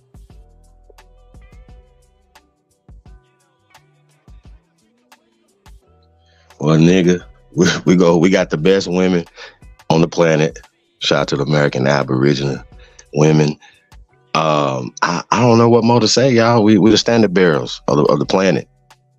And it doesn't make sense. When I asked the question, why is it so hard for them to say, hey, look, this is the evidence that we have for Africa, right? There's somebody here, old dude, somebody, old dog, new tricks, right? TV. You know what they say, you can't teach an old CIA agent new tricks, right? And that's what y'all are essentially unpaid, uninformed CIA operatives, COINTELPRO operatives, or you're informed. Y'all gonna have to address the agent work of Sarasudo, short but SETI. Y'all gonna have to do that. Y'all gotta stop talking to us. Y'all gonna have to ask Brother Jabari, right? Ask Jabari, is he still being funded by George Soros? right? Now, I know Sinetta knows this because Sinetta interviewed him. And I know Sinetta don't rock with Black Lives Matter because he wanted an African wristband, right? He was at this, literally banging on the Africans on the corner with him. Like, fuck them, I don't fuck with them, but I like this red, black, and green. Oh, wait a minute, it got Black Lives Matter on it. And he threw it back down. Like, no. But you just did an interview with Jabari saying that he is a salaried. Him and Tamika Mariam, salaried employee. Y'all gonna have to address this, bro. Y'all gonna have to address this. Okay? Where's 809 at? They say that's 809. Is where? The DR, Dominican Republic. It's in New York? Okay. No, the DR, Dominican Republic. Hey, Oh, hey, DR. I would like to pose a question. What is stronger to you? Going along with to get along, or going against everything that you've been taught? Great question, Sanji.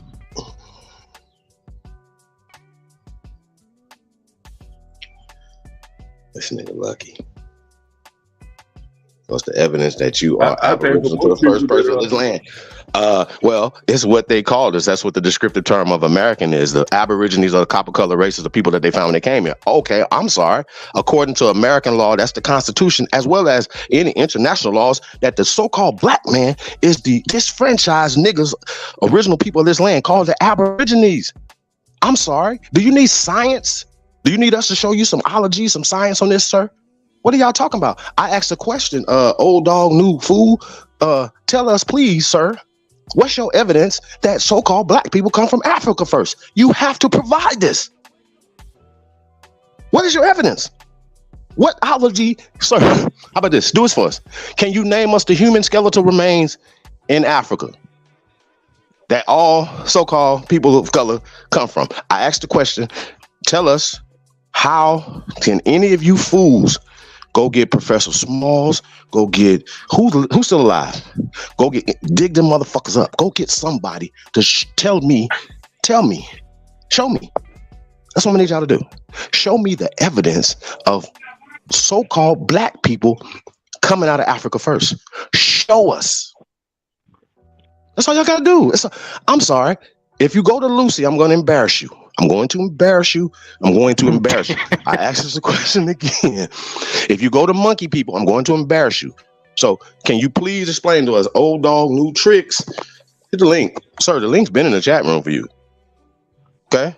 But any of you fools, this is open for the world. Any motherfucker breathing, come explain to us how so-called black people come from Africa first. What is your evidence of this? And you know what you're going to do? You're not going to have this evidence.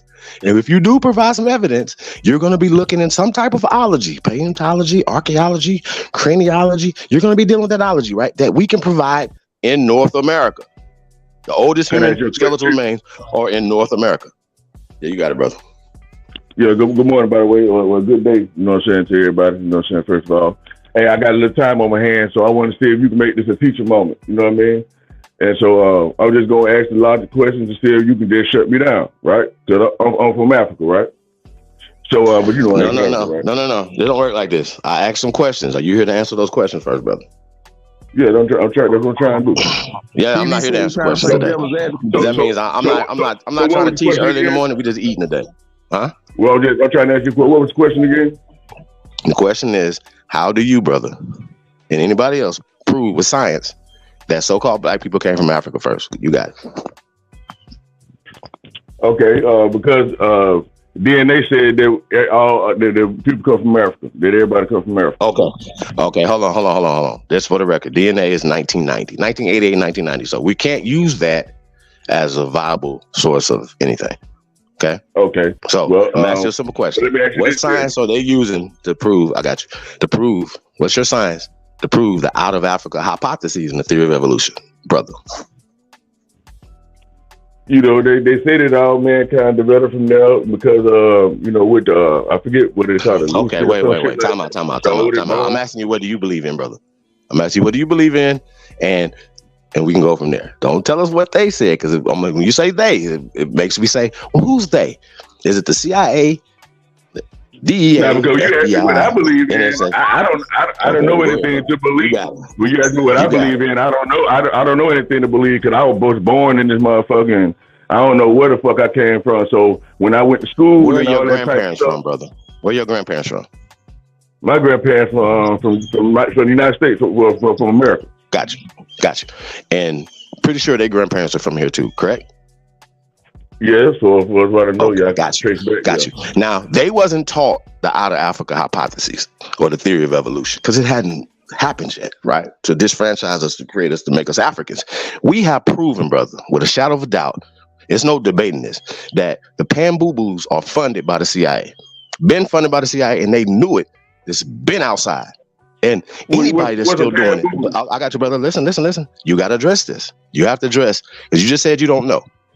And I know you don't know where it came from. Well, I'm telling you, it comes from COINTELPRO operatives or CIA operatives. So anybody that's pushing that, whether they know it or they don't know it, they are participating in this black program, brother. That's what it's called, literally. Okay? Can I ask you this then, brother? You got Can I it. ask you this then? Yes, sir. Okay, so you saying that the reason why I think I'm from Africa is because that they came up with this CIA COINTELPRO operative situation to tell me that I'm from Africa, because that my grandparents or whatever, they never told me that, and they weren't even around for them to even know that information. And because they're born here in the Americas, obviously that means logically they'll be from America versus being from Africa, right? I think that's what you're telling me so far, right? Absolutely. And so now I want to ask you this: why is it that most so-called dark-skinned people, you know what I mean, is from what you would call Africa? Because I know that that name it was later on, they used to call it Ethiopia, Ethiopia, all this shit. Wait, brother. Listen closely, okay? We've already established, we got to get to the origin. We're going to pull this thing up by the root. You ever weeded? Yeah, I have. Right. And you pull the weed up by the root so it don't grow back, correct? Because if you just cut the top off of it, it's going to grow back. 2 days, it'll be back up, right? So you go and you plug it up by the root. Okay, the root of this is the out of Africa hypothesis. Keyword hypothesis, right? And the theory of evolution is eugenics. I believe you on that part, right? I'm asking this though. Why is it though that there are billions and billions of dark-skinned people over in what we would call Africa today, and it's not billions and billions here in what we would call America? If this is the place where dark-skinned people are originally from, or is this the whole world? May I please? He's getting. You got it, Mama Chief. How you doing? What's your name again? Oh, my name's Wilson McCoy on the YouTube, miss. How you doing? I'm good. So I'm Mama Chief. That's what everybody call me. But I just wanted to show you some pictures of some of my old elders, if I may. See, this is the conception that everybody want to talk about dark-skinned people. And my brother, all y'all out there in African land, we was not considered dark-skinned people. We were considered red, if you will. And I still see red and copper in my skin every day. These are my relatives from back in the day, relatives. And some are still alive. And up until 1960, they were still considered themselves Indians. I got records. So for people to sit here and be so disingenuous because they ain't got their records, that's my baby brother right there in the middle. See, that's my mom. So when I'm telling y'all, these are my relatives. I got pictures. I got records. I got right here is my lineage. 17 generations. What they say? Murmuring Spring Powhatan. I'm sick of niggas disrespecting my elders, man. This shit is painful. When you ain't got your records, I can understand you, but don't come against me. And I got my records, okay? This is my grandmama right here. This is my great grandmama right here. This is my great granddaddy right here, and my mama is right here. Now you don't believe in our records, but you believe in DNA that the clockers can tell you. Now this is from Ancestry.com because they got all our records, and I've been very wise enough to collect them. And you That's see amazing. these books? Can you see these books here? All these are Yes, ma'am. records, my people. All of these are records. Do you see my records? Okay. Yes, So ma'am. when you talk about you ain't got nothing but a story from Africa, I understand you. Listen, I understand your frustration, as these crackers will tell us on the line. But that's not mine. What's frustrating to me is you to tell me who the hell I am when you don't understand. I got my records and I know my people. And if you did, you wouldn't have such a hard time. Look, we're not Can I ask you a black. question, Miss? We're not black. Yes, you Can may. I ask you a question? Yes, you Okay, I may. know. When I in school, they teach you. I know I'm referencing That's everything your in problem. school. That's your problem. That's what we just said, indoctrination. Yes, love. But Yes. I do want you to clear it up for me though, because I think you can, because you have a record saying that you're an Indian, right? And so my thing is that when they teach about the Indians in school, they were saying that of course, yes, the Indians were the original people here and everything like that.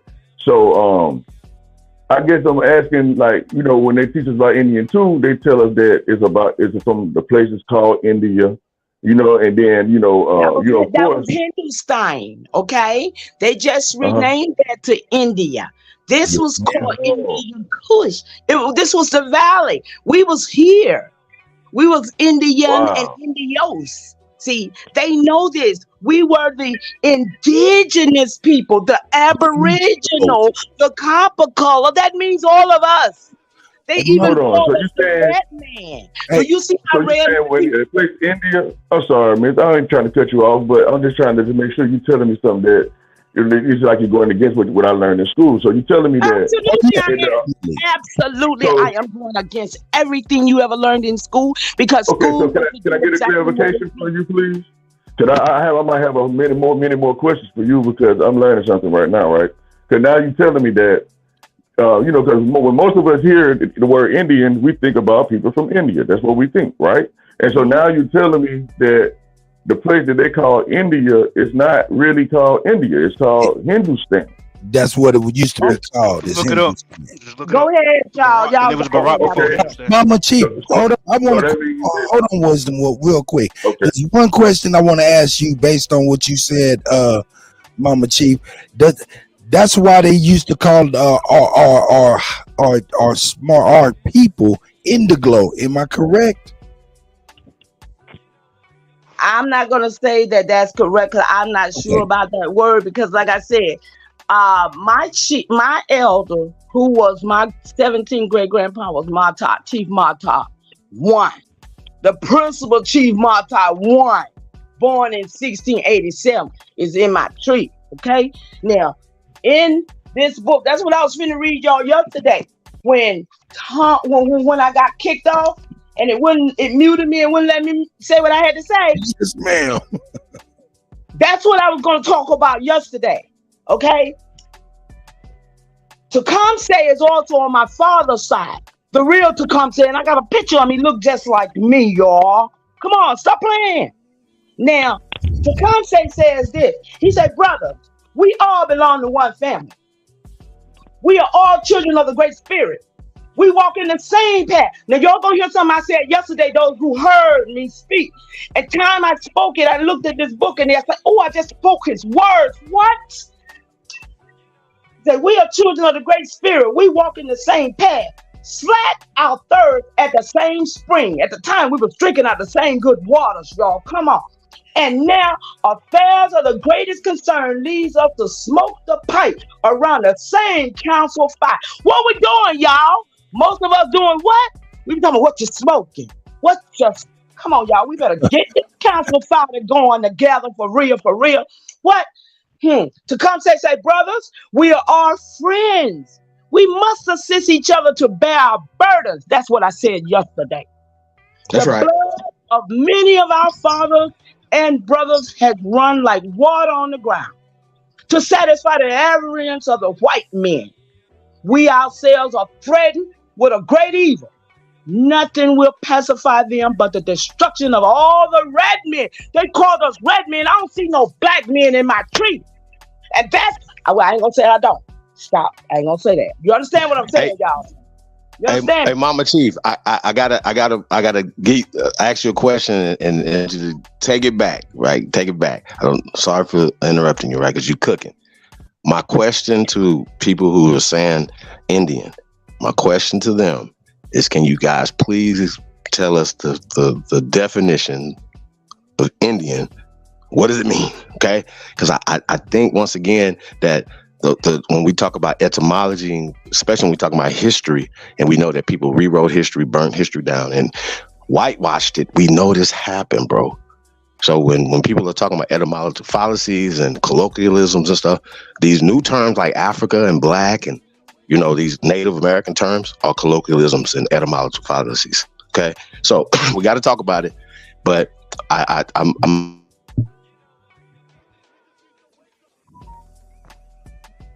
Yeah, it sounds like you went out, brother. I don't know if you still talking or not.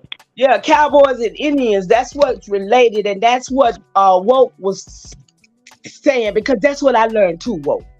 You understand what I'm saying? I learned this too, y'all. And every time, like that other little sellout nigga who used to talk about Gary Cooper. When you saw Gary Cooper and the Indians, you always thought you was the Indian. Mm-hmm. You know, y'all know who I'm talking about. Because they play that little scene. William Baldwin. Yeah, him. Or James Baldwin, my bad. Yeah, him. James Yeah. Baldwin. So that's what everybody got in their mind, the cowboys and the Indians. But see, we were people here and we had stuff. Dude said it wasn't no hospital. We didn't need none. Huh? We had medicine, women and men. We knew how to heal ourselves off our land. We had everything we needed here before corruption comes. That's what we got to remember. Corruption came to us, and that's what Tecumseh said. He said these white people came. He said they ain't gonna rest until we all gone. They want our medicine men. He said they want our warriors. They want them. You see what they did to Pookie and Ray Ray and Sister Beth always talk about? They put weapons in Pookie and Ray Ray hands for them to kill each other out. But so we red men over here, miss, like or sirs, like then who are the people on the other side? All those billions of people. Okay, you're gonna go get this kid. Chief, you want me to go keep going? Can I ask him a question right quick before y'all go in?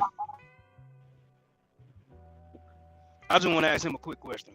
All the people over there you see over there was took over there from another country.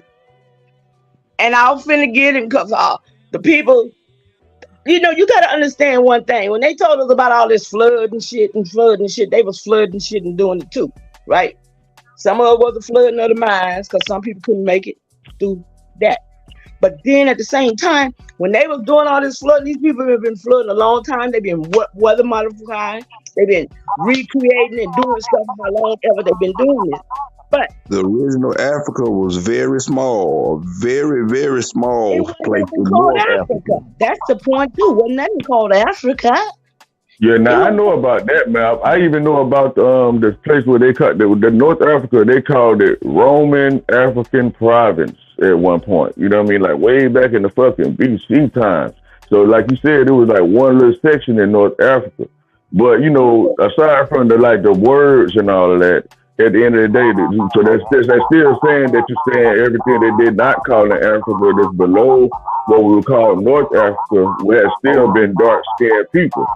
Okay, over there, listen to me. Over there in West Africa, where they gonna tell you your DNA is from? Yeah. The American Colonization Society founded Liberia and took black people, the smartest people of our hue, over there to build it. And the first president of Liberia, guess what his name was? The same as my father, Joseph Roberts. You see what I'm trying to tell you here? So I know about that story too, but they say that it was still dark-skinned people there though before, even when they was there. See, this is the thing they got us fucked up with about what dark-skinned people. Is you related to dark-skinned Chinese people?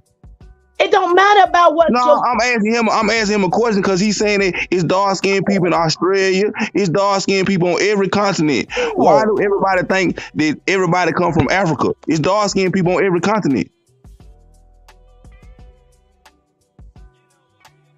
They wasn't taught that in school, so it's hard for them to think outside the box, bro. Facts, Tashawn. How you doing, Tashawn? My bad, man. I got a phone call. I can't hear y'all. Hold on. I gotta come back, man. My bad. Check it out. Wisdom, man. You know what?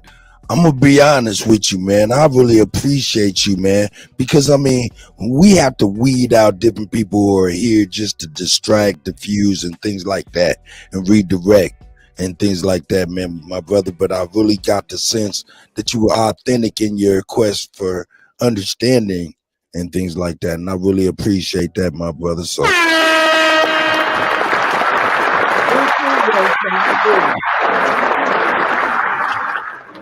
I do too, because I don't want contention, and that's why I say we need, it's no need in people to be telling people who they are if they don't know who they are, and that's the real problem, what was that you just had up, Kutty? The declaration. I mean, these states, they set this up. The United Nations set this up, y'all. So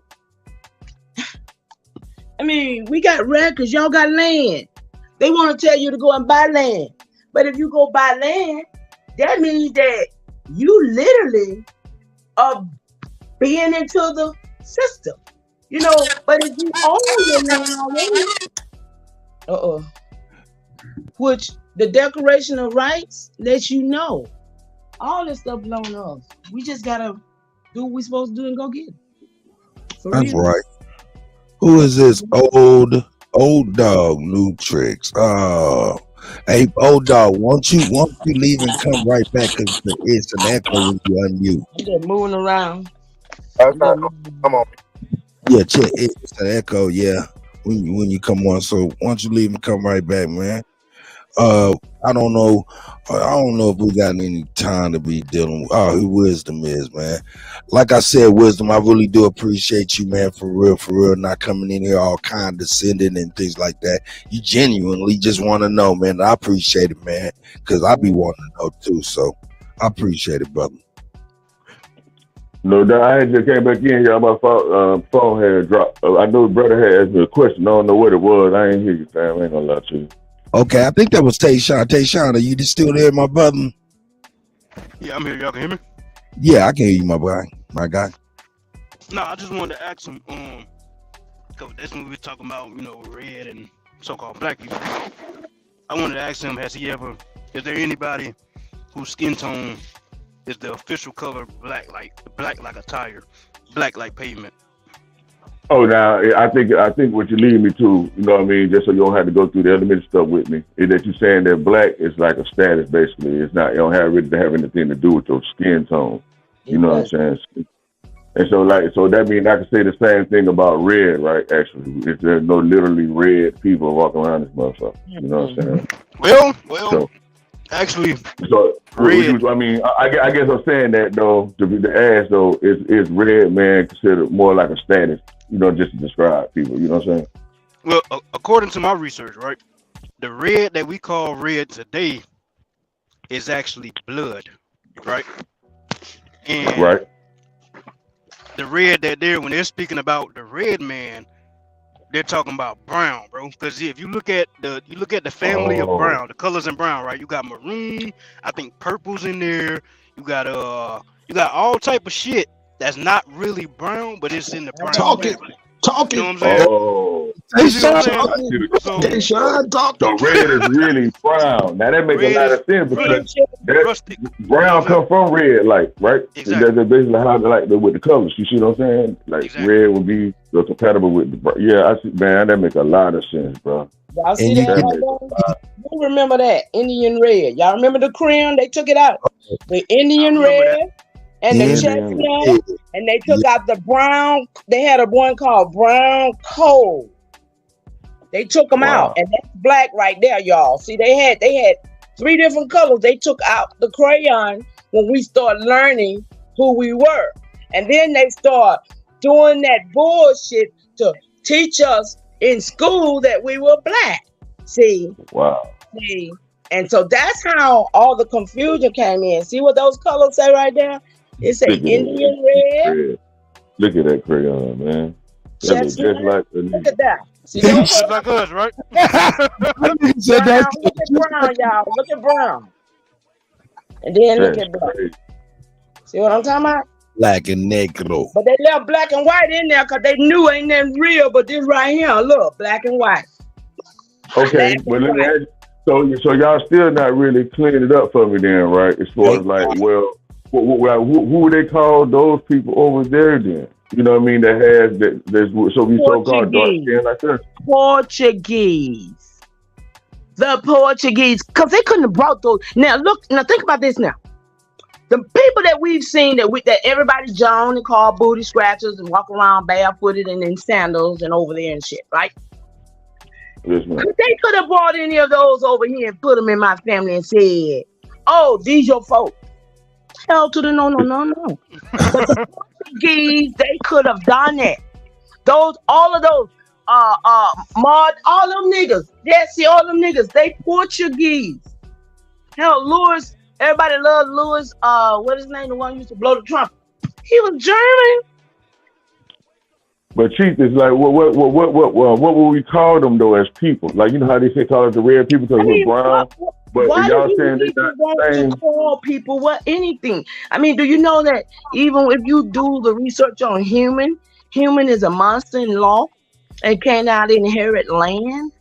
So every time people say they're humans, I understand. I'll be like, I wouldn't want to be you. See, because I got land, I got plenty of shit. So, you know what I'm saying? It's just the things that we need to understand. These people have tricked us in words and deeds alone. I know I read that. Y'all, I really feel confused. I'm talking to y'all, just like we did with the word red. Just when I thought I knew something, I just learned that red is like really brown. You know what I'm saying? But it's like I'm really trying to get y'all to clear up for me though, for real. Like I'm really trying to act as clearly as I can. Like logically looking at it, right? It's a less amount of what you were, I guess. So hold on. Let me ask this then. Because it's obvious that y'all just making the distinction. Wisdom, hold up 1 second. God damn, niggas boy get to taking over the goddamn show. Hey, man, I'll tell you what, man. Shout out to Wisdom, man. He's asking some great questions. Mama Chief, shout out to Mama Chief, showing, improving, and answering the questions. I just want to make sure I give everybody their salutation. And old dog, I see you. You know what I'm saying? I'm gonna let Wisdom get his and stuff. I see Rob Nosh's back there calling me all kind of nuts and not my name. And Rob, see, this is the kind of thing that it's not right. And don't feed the crows. Don't feed the crows. Hold up. Calm down, everybody, please. Mama Chief, don't even read that private chat. Listen, you know what I'm saying? No, don't even. In fact, Rob, you better cut that shit out, man, with your little punk ass colonizing ass, man. Come on with the bullshit. But anyway, hey, Wisdom. Man, you seen that part in Roots where, you know what I'm saying, the African came through and they was like, yeah, you're African too. And the lady was like, shit, don't you put that on us. We Cherokee. I missed that part, man. Okay, go ahead, man. You can ask your question. You got to check that. It's a clip of that on YouTube. You'll be able to check that out, my brother. But go ahead with your questions, man. I appreciate you, my guy. Mama Chief, go ahead. Yeah, the elder is like building. So really say because I've said all I need to say. Yeah, you did a lot. You helped me out a lot, man. Amongst me, I don't do energy like that, and I don't hate anyone, and I try to be kind to everybody. But when crackers get out of their place, they need to be put in their place. And if anybody keeps allowing this cracker to be in our space, then I know what to do. I gotta read myself. Ask anybody. 2019, I left this bitch and I ain't never come back. But I'm back now, and I ain't gonna let nobody run me off. I'll do my own stuff. But I will not tolerate the likes of no degenerate who want to come and tell me who I am. Because I'm the chief of my own shit. Okay? I got 17 chiefs over me. Fuck all that bullshit. I ain't playing with y'all. Mama Chief, when it comes to 56 and Rob Noxious, when they come on the here panel, and I didn't notice he was back there. I'm sorry, my screen is kind of small. But when I noticed him on the panel and you here, you will not get any further interruptions. I'm sorry about the private chat. I implore you not to pay attention to that stuff, don't. But I appreciate you much. You know I do. And Chief Holiday. that's right. It's the go. Oh, dog, you want to say something real quick? Hey, Wisdom. Hey, man, Wisdom came in with the real. Yeah, Wisdom came in with some good questions. I guess I'm in the same situation as Wisdom is. I'm just kind of confused. Because again, when I'm listening to the Abos speak, it's the claim that you guys were already here. And right. And who is that speaking? Excuse me, baby. Who is that speaking? Because to me, it's even disingenuous to call ingenuine to call us Abos. That's a nickname that folks call us Aboriginals. Okay, Call us indigenous. Call us the owners of this shit, man. Yes, Y'all, ma'am. I mean, people got to start put a title on that shit. Put respect on it, y'all. I know, but I'm just saying what I hear out Yeah, I'm just saying from now on, baby. I ain't beating you up about it. I hear from other Aboriginals. I know They it. call themselves And Abos. straighten them out. Straighten them out then. Straighten them out. Tell them no. I'm gonna tell them Mama Chief said to hell with all that. Yeah. Name. You got the authority. You got the official authority for Mama Chief that even if Abo is out of line, you'll be able to straighten them out with that. Go ahead, my brother. I can help that cause, man. So I appreciate you. Thank you, baby. Again, one of the things I don't think I've heard it yet. When I'm listening to certain channels, what is the evidence of the Aboriginals being black that can help me get a better understanding? How many channels have you watched and how long have you been watching? Because I feel Man, I done watched Dane. I ain't probably about a year or so. I mean, I done watched some Dane Calloway. I done watched some Aboriginal Power. Okay. A1. You know what I'm saying? And especially the debates.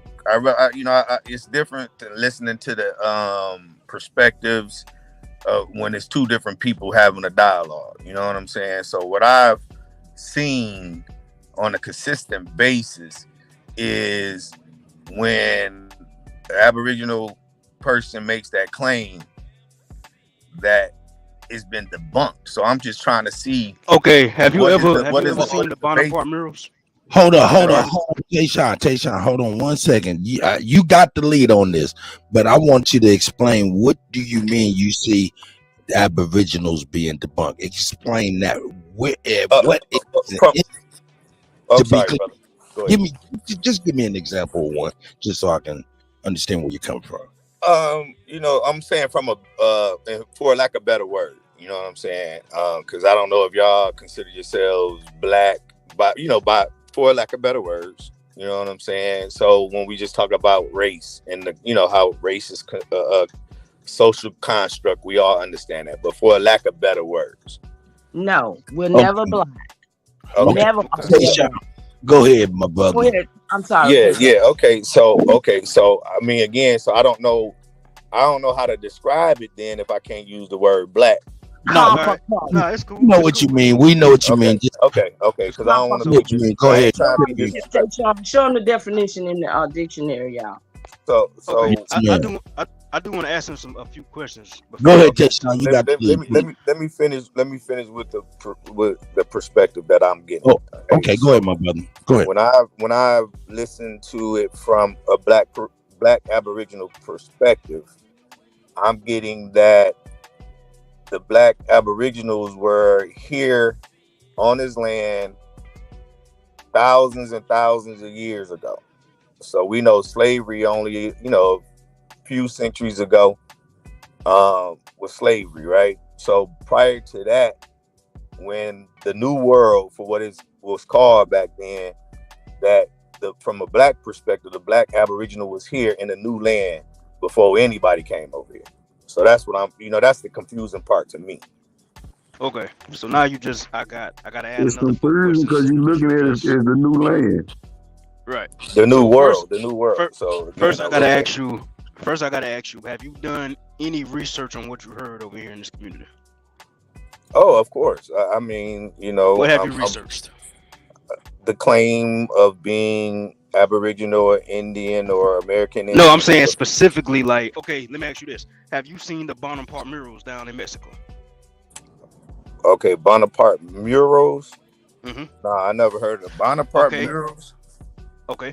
Have you ever seen the Olmec heads in South Yeah, of America? course. Yeah, I've seen those. Okay. Have you ever heard of Luzia and Naya, the skeletal remains that was found in Brazil? Yes, I've heard of that. So you've done research on that. Yeah. So you're still confused. Why have you done the research? Well, when I do my research, none of those things explain, other than the melanin, maybe the melanin in the people of those particular areas, like you say in Mexico. It just talks about melanin. It doesn't talk about, and again, of course, we know that this is pre-racial definitions, right? Bro, you know they just found skeleton remains, not no skin on the bones, right? So I don't know what you're talking about right now. I'm just saying, I'm talking about even in description of these people. Okay, let me ask you this: when they measured the skulls of Luzia and Naya, what did they say those skull measurements were? Man, I'm not specific to that. See, bro, I'm trying to be patient, but you already lying. See, I already felt the disingenuous when you came up here. I'm trying to be patient with you, but you just shot me a quick lie for no reason. Okay, you haven't done the research on Luzia and Naya or on the Olmecs or on the Mayans. That's probably why you're confused, because you're just listening to stuff and not doing the research. No, I mean, I'm reading it.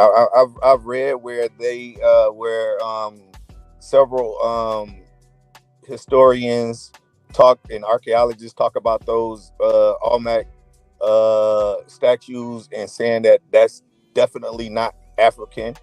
I've seen, and it's the Lucian thing that you're talking about. Is that the little kid that was found in Mexico? No, Lucia was a woman. I think they said she was like age 30. Oh, okay. No, I thought you. And then Naya was like age 19, 20 or something like that. 25 maybe. Right. Okay. Let me ask you this then. Do you know what a primary source is? Absolutely, I know what a primary source. I'm looking at one right now that's saying that they found. Hold on a second. They found a fossil, old fossil, 3.6 million years old in South Africa. Okay, that's cool. But what I asked you that because hold on. I'm gonna let you get the floor after this. I'm done after this. That you get it right after me. I'm done after this because he playing games. The reason why I asked about the primary source. Playing games? That's cool. That's cool. You definitely playing games. That's cool. I'm trying to get a serious understanding from your perspective. That's all. I mean, this is a dialogue. You already lied, bro. So I'm already done with you. But I'm gonna ask this last question. The reason why I asked you about the primary source is because the Bonaparte murals and the Olmec heads were done by those people, directly done by those people. Those people carved those heads. Those people painted those mirrors. That is a primary source. Those are niggas. Okay. But nobody is claiming them to be niggas. Why is you saying that? Okay, what is that? Except for you and the people okay, that believe what you believe. The Olmecs are what? That Olmec head looks like what? Mesoamericans, Mexican, whatever those people are down there. They don't look like no niggas. So the Olmec heads look like Mexicans. Yes. See, bro, like, come on. Hold on. We're gonna pull up El Negro real fast. The Olmec with the Afro. But come on, man. Hold on, brother. I already had this debate with your boy Smoke. We're not having a debate, brother. Killed it on, man. So you don't have to show me. He said that they said them people have melanin, but you he don't- related you to don't have the to show melanin me, in Africa, but not the El melanin in Negro. America where he was born in. No. Let's address the 3.6 million year old fossil that he's talking about. Is that a human being, brother? Yeah, human ancestor, most complete human. Wait. Hold on. Can you put that in the back chat for us so we can read this? So it's 3.6 human remains of a human being in Africa, South Africa. Is that what you're saying? Look on Science Alert. No. Just you tell us about it then. If you can't put it in the back chat. Okay. It says it belongs to the genus Australopithecus. Hold on. Hold on. I asked you a simple question for hold on. That's not a human being. Also, sir, that's a part of the theory of evolution, correct? Nah, not what this said. Wait, brother, don't do that. Stop being disingenuous. If you're not reading saying science, it. then you have you ever heard? I got you, brother. Don't do that. Don't do this. Let's get to the origin of what you believe in. You believe in a theory called evolution, because you just said homo, whatever. That goes with evolution. Hold on, brother. Who came up with Darwinism? Who came up with that? I didn't say homo. Australopithecus homo genus. You literally just said that, brother. Did you not just say that? I just said genus Australopithecus. You didn't say Okay, homo. so where does that come from? I got you, brother. So you want to mince words? That's what I got you. Where does that come from? What system of methodology does that come from? You tell me. Okay, it's the out of Africa and the theory of evolution. Are you comfortable with that conversation? I'm cool with it. Yeah, I'm cool with it. Okay, so who came up with the theory of evolution, brother? Darwin. Okay, so what that got to do with Okay, so do they use the theory in Darwinism for eugenics today, brother? Okay, so now you want to see this is what I'm saying. No.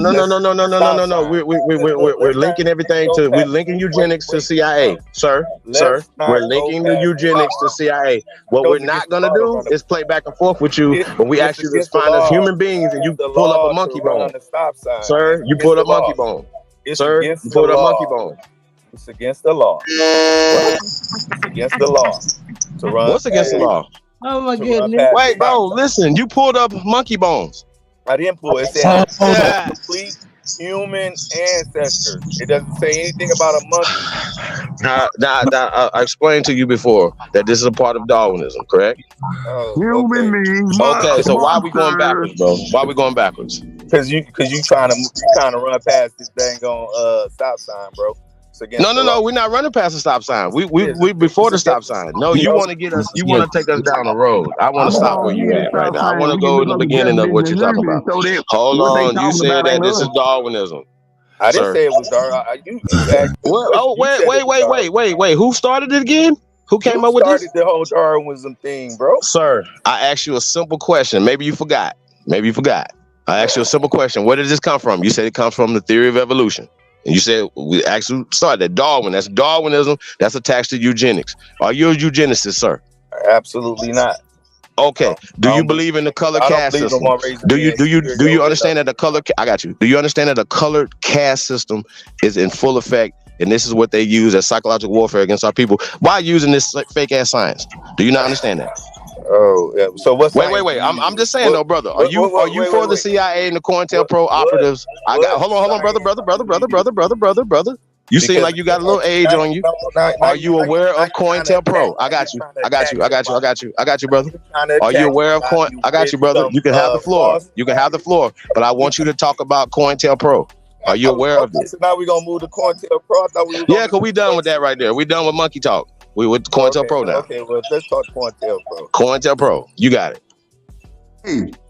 Hey, Kut or Chief, somebody pull up the monkey gram and show that man what he's saying in real time. He's saying he know what I'm saying. He know what I'm saying, bro.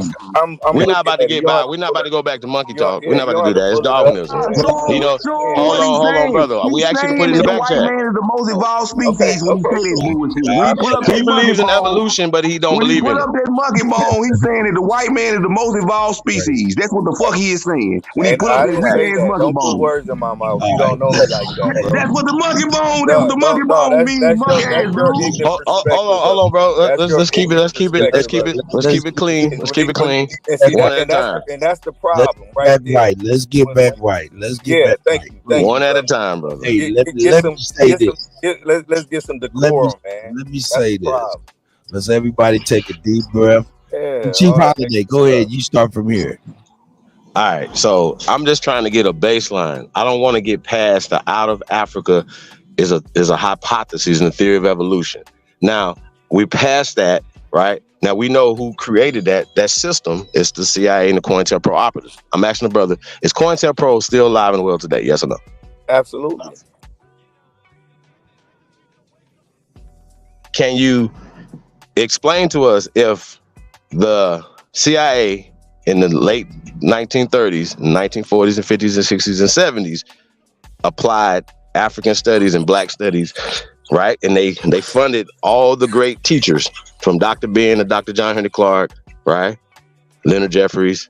They funded Roots. They funded this whole African diaspora conversation. And they're saying it's based off of, don't go back and forth, and we can show evidence of this, right? That these people were knew that they were taking funds that were coming from front organization from the CIA.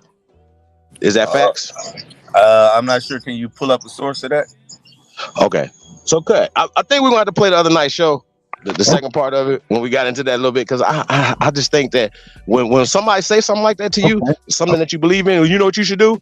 I got you. You know what you should do? Because you've been duped, brother. Because if you don't know this, then that means you're just ignorant, right? That means that these people are duping you, that you should do your due diligence. Well, I guess I got hold on, brother. You should do your due diligence though, because this is you actually supporting see what you said. COINTELPRO. COINTELPRO did what now? Created African Black Studies, period. Funds it today. Right, let me look it up. COINTELPRO in African Studies. COINTELPRO. Black Studies, African Studies.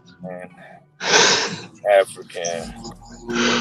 Oh, Congress for Cultural Freedom. May I ask him a couple of questions? Yes, Mama. Hey, yeah. Peace to you, though, brother. Peace to you too, bro. Peace to Grateful. Thank you, Grateful. I received that in my love. Thank you so much. And shout out to everybody out there. Are you familiar with the Walter Astor Plecker? No, ma'am, I'm not. Oh, you talking about the eugenics guy, the white guy? Yeah, who you think he was messing with, them or us? When you say them as in who? I'm talking about the one that you think is the Indians. Because see, that's the conception that everybody has right here. They don't know who is the real and what has been placed in place to be. Right? Okay. So that's a confusion. Because we see the people that were on TV as was given to us. I got the background. That's probably me. I muted up. Okay, love. So, it's like these people played Trading Places with us. You saw that movie. All these movies they've given us, come to find out, I'm glad I ain't watching a whole lot of them because I'll be madder than I am now. But at the fact that they have literally been putting it in our face since even when I was a little girl looking at cartoons, So what I'm trying to tell you is that things is not what it seems. And like that old thing says, truth is stranger than fiction, my love. It really is. Because when I tell you, this talks about my people. And Shave One say, well, why is it that we all right here? Look, this where we was. We was all over this place, but this is where they chose to come. And so they subdued our people and they took over with this here situation of this eugenics. But then, if you mute up, I'm going to land right here with this. The American Indians in the United States Constitution by Robert J. Miller, a professor. These are his words, but and they are people standing here who look like you, me, and all the rest of us here. The United States Constitution provides that Congress shall have the power. Now, this is why people don't want us to know who we are, okay? That Congress shall have power to regulate commerce. What's commerce, y'all? Come on. With the Indian tribes. See, they displaced us from being who we were, and we took on being Negroes, colored. See, and it's in Walter Plecker's the whole document that I have right here lets you know who was changed, the names. These wasn't their names. These was our name. Those foreigners over there, they never had our name. They never lived, like you say, in the South, Shay One. They never lived down in Virginia, but that's where my folks from. I got my records all the way over this place. They all over this place, Texas, everywhere, and they over there too. So, but this is that we supposed to be regulating commerce with the Indians. It is no surprise that American Indian tribes are mentioned in our Constitution. Indian tribes has always played a major part in the non-Indian exploration, the settlement, and development of this country. When that lie came out about Christopher Columbus, I'm putting my part in there now, thought he had discovered the New World in 1492, it is estimated that 10 to 30 million native people lived in North America. That is in the present day countries of Mexico, United States, and Canada. These millions of people lived under governments of varying sophistication and complexity. These native governments were viable and fully operational political bodies which controlled the citizens and their territory and were an important factor in the development of the United States government we live under today. Can we get a little respect? But now y'all want to give it to some Mongolians. Y'all don't even want to respect the fact that we know what we talking about. I mean, it's disingenuous. I'll land right there.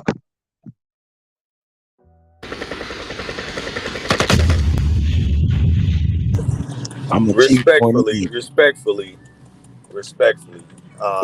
You were reading that, which is profound. I got to give it to the author of that quote. It's profound to know that when they are talking about American or the Indian or indigenous people of the land, there were millions of them here. Here's my question.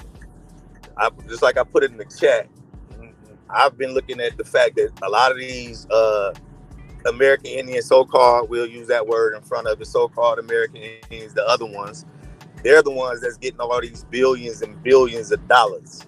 And they're the ones that are kicking out the black Indian or the black indigenous persons as well. So why is that? Why is the government choosing them over the real indigenous people, which would, again, for the lack of a better word, be considered black? Okay, I'm gonna jump on that because I got that.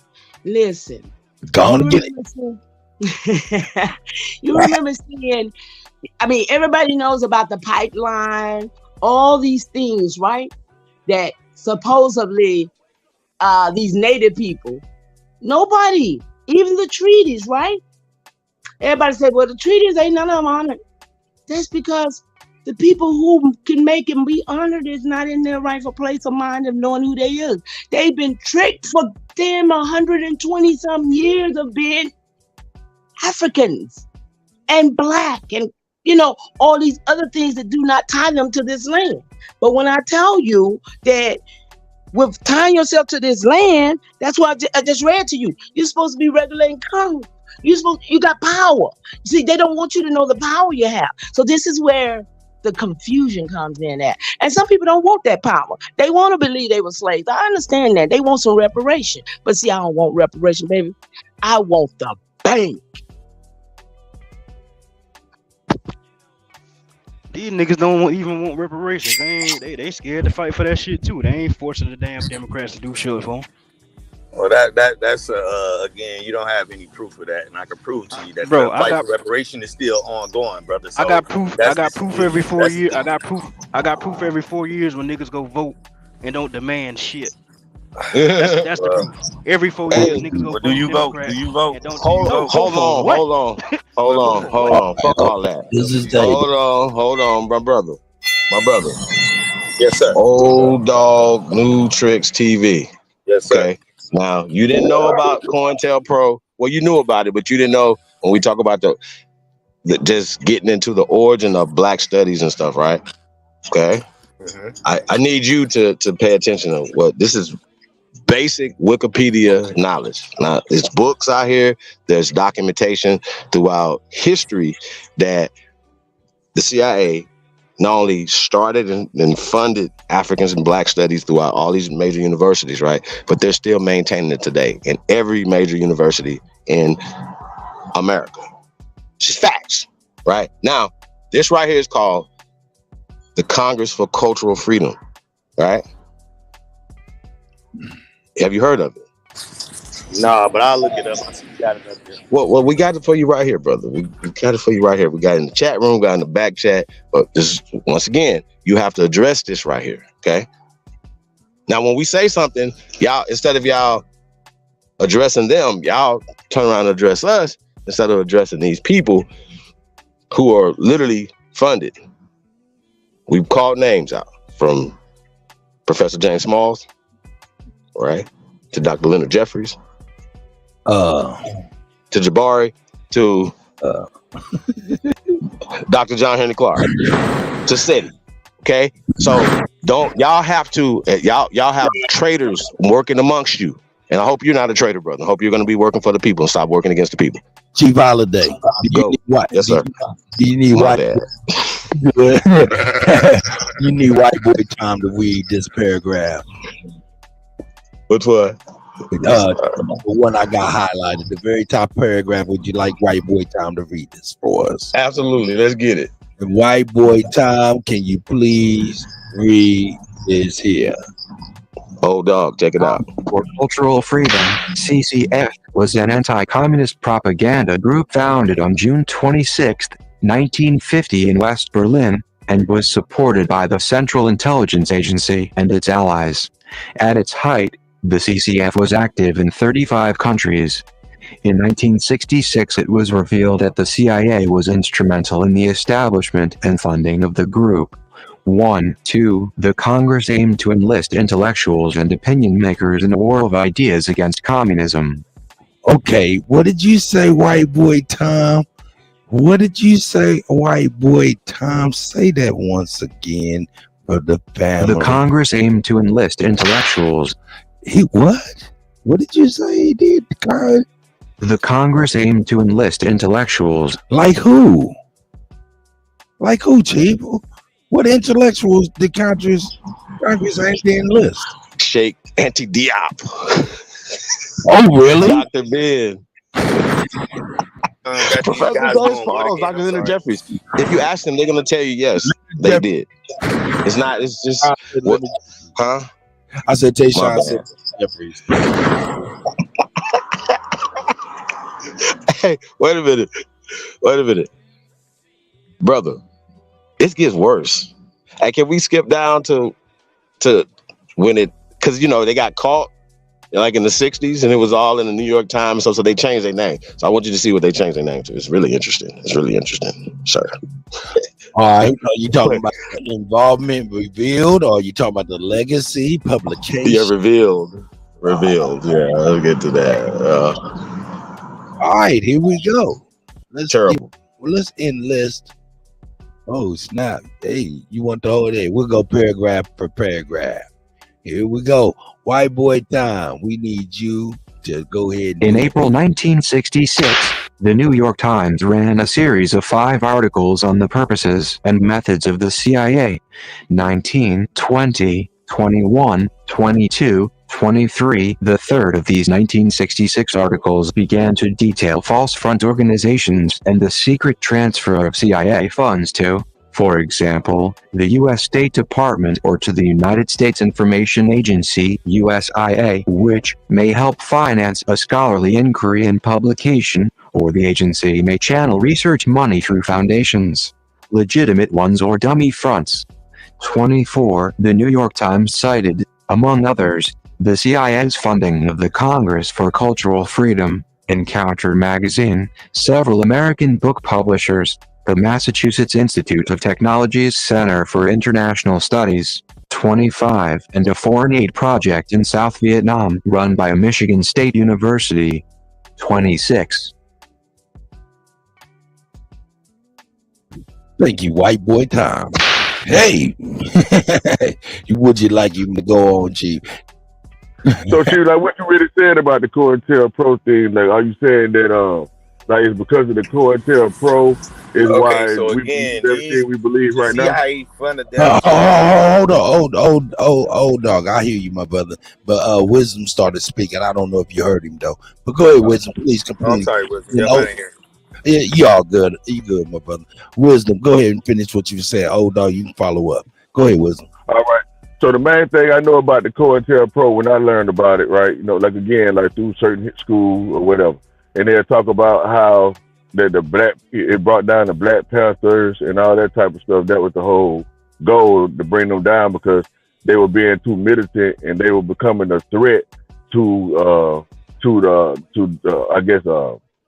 our nation or whatever. You know what I mean? So basically, that's what they was brought down for. Ultimately, according to what the history was saying, that they were too militant and they were like basically preaching against overthrowing the government in so many words, you know, stuff like that. So I guess according to the common citizen, like, you know, that's not a radical or whatever, that would be looked at to be like a good thing. So like COINTELPRO, I think, as far as what I understand about it, of course you could probably go more in detail, is that the COINTELPRO was basically just to gain intel or get information about these organizations to prove or disprove if they were indeed or not harmful for the society. And I guess they came to the conclusion that they were, and so they began to dismantle them. Is that the situation that happened, or are you saying it's more to it than that? Yeah, it's a little bit more to it than that. I'm gonna let Chief get on to it, but I'm just gonna say this real short and sweet, real talk. The method, I mean, at the end of the day, the whole investigation for the mafia, when they shut all of that stuff down, found families and stuff, what came out of that? What came out of that is the government got the lottery. We play it today. Now, all of that COINTELPRO, what came out of that? You want to know what came out of that? Free breakfast, lunch, and programs for the federal government. That's the only real benefit or change. That's the only thing they did. They come along with that. Go ahead, Chief. I mean, did you get down? Because I just stepped out for a second. Did you get down to the European Intellectual Mutual Aid Fund? Right. No, I did you not. Get to that? No, I want him to see this right here. Right now, we talk about this right here because they got caught. Right? They got caught. And it was in the New York Times and all this other stuff, right? And exposed and they talk about all the stuff that they did. And of course, when we even talk about the Panthers and all this other stuff, right? So what do they say right here? Right? It says right here. You want time to do it or you want me to do it? The European Intellectual Mutual Aid Fund, Foundation for une Entraide Intellectuelle Européenne, set up to support intellectuals in Central Europe, began life as an affiliate of the Congress for Cultural Freedom. In 1991, it merged with the Open Society Foundations, set up and supported by financier and philanthropist George Soros. 32. Interesting. Now, with that being said, right? Now so the Congress for Cultural Freedom morphed into Open Society, which is the parent company, which started in '84 by this guy George Soros, right? Now, excuse me, can you go in on what Open Society is? Because a lot of people don't understand. That mean did that just open up the United States when he did that? Is that what that means? I mean, they've been open up to the United States. Yeah, they like 80-some years ago. Yeah, they start making all these organizations and migrating people. So cultural freedom not good? That's not a good thing? So, no, brother. We just literally said that the Congress for Cultural Freedom was a CIA organization. It was front for intellectuals. Now we can get more into this, but you gotta do your research on this yourself, brother. Open Society. I'm asking though, according to what you I'm not trying to overtalk you, brother. I promise you now. I'm just trying to just make sure I'm gaining clarity on what you actually reading to me now. You know what I mean? Because when I look at it saying cultural freedom, like I want my culture to be free, whatever I believe in, I want to have the freedom to do as I please. So to me, that's what it sounds like. The CIA is financing. You know what I mean? So let me ask you a question. Do you think the NAACP? I got you. Do you think the NAACP is a CIA organization rather than COINTELPRO? I would imagine so. If they're getting grants and stuff like that, yeah, the government grants. So yeah, Absolutely. There's no question. It's already been documented, right? That these people, right, are gatekeepers against the people, right? We know this. We don't have to go back and forth. We dive a little deeper into the intellectual side, the intelligence side of this, right? They place these conversations, slave narratives, and things into so you our. know a lot more than the average person, Chief. So you be running but you know more. So I want you to just kind of walk with me if you have the patience to. You know what I mean? You think Because people say it's, excuse me. It sounds like when they say cultural freedom or anything that might have black or Negro or that I'm not saying you, but a lot of people might be thinking, oh, but that's for me. And you don't go into seeing what he just read, where they was funding Europeans and all kind of other bullcrap that had nothing to do with us at all. And what they said earlier what Tom read earlier as a front. And keep in mind, my brother, the CIA put crack and all that in our neighborhood, so anything they funding wouldn't be for you. Right. Now you got a hell of a point now with that. With the hold down. That deserves something. Goddamn, Sachi. Shit. They shot too, nigga. Hey, and I want to add right quick, why they took out the Black Panthers, but not all these Pan-African movements like BLM and all this extra shit. Why they took out the Black Panthers, but then started funding all this other shit? Oh, there you go. They just want the narrative. That's what it is. Look, check it out. And when you talk, hold on, let me ask him a question.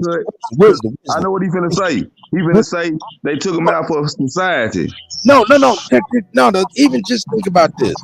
What's the number one thing you could do wrong in this society right now? The number one thing you could do is be an anti-Semitic, correct? Well, or anti-government, right? Well, but if you be anti-Semitic right now, you could be anti-government and motherfuckers give you a pass because they just say you're just a left winger or a right winger. So that's not it. If you say that if they put the label anti-Semite on you, that's huge, correct, my brother? I mean, as far as economics goes, if you in socially, politically, all of that, that is. But to be an anti-Semite is to only diminish or have sway on the influence of a certain people. That's it. To be anti-Semite is dealing with influence. So what we're talking about right here is all about influence. Influence is everything. So you saying that all the people that the COINTELPRO were attacking is that they were anti-Semitic, Semitic? No. I'm just saying. I'm equating today's time with yesterday's time because the same thing it applies. To be an anti-Semite, right? You'll be ostracized, right? Back then, they had great influence on the black community. It's all about controlling the influence, is what I'm trying to explain. So you're saying that the Semites had control over the black community? The Jews? No. I'm saying what's I'm just trying to follow what you're saying, but that's it. What I'm really saying is all of this is about the influence of the people. That's why, like the German Nazi propaganda, all that type of stuff. All that we're talking about. It's all about influence. Everything is about influence. The Nazis. That's why they call the celebrity influencers. You know, they call everybody being influenced, though, right? Like whether it's good or bad, but all depends on what you're being influenced to do and be a part of. You know what I mean? Well, we're reaping the benefit of being influenced as though we're some batshit crazy and stuff like that. And the real moral to the whole thing is they have it very much so a whole laundry list of invested interests to keep you disconnected from this your continent. Man, who's to say that Frito-Lay, Palmolive, Colgate ain't on your tribal land? I'm sorry, I'm gonna land that there. Mama Chief, you wanted to say something. I thought I heard you. And then old man, old dog, I'm gonna let you get on in there. Mama Chief, I thought I heard you. I'm sorry, I don't know how to get in. I just speak my little and go back on mute. So maybe I appreciate that. I just wanted to say, I think the major problem, and it's gonna always be a problem with people who don't understand, their own story. And I mean, I think that's the first place everybody should be.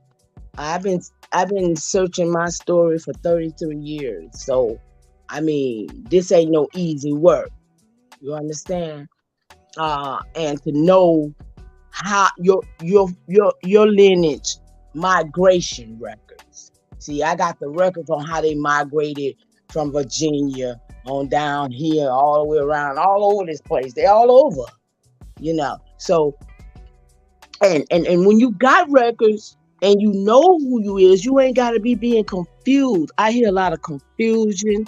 I hear stuff about other folks ain't got nothing to do with me, because these folks have taught us so much, so everything get to run around our head, especially when we don't know. So, I mean, listen, we were here. We were here. Me personally, Mama, I'm not against like, I know my immediate history, right? So I can find ties. Like, my family still have land and stuff in Muskogee area, Muskogee territory, Muskogee rather. You know what I mean? And Seminole territory, or whatever. Because I'm from Florida, the Panhandle of Florida. And so, like, right now, like, I can go to my grandmother's house or whatever, my grandparents' house that my people have now, and I can show you the street. It says it's on Muskogee Road. You know what I mean? So where?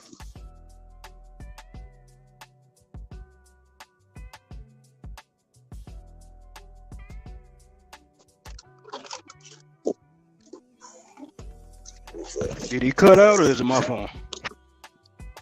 I don't know if y'all can hear me or not. My phone just got me. All right, yeah, you I'll back try now. to come back in.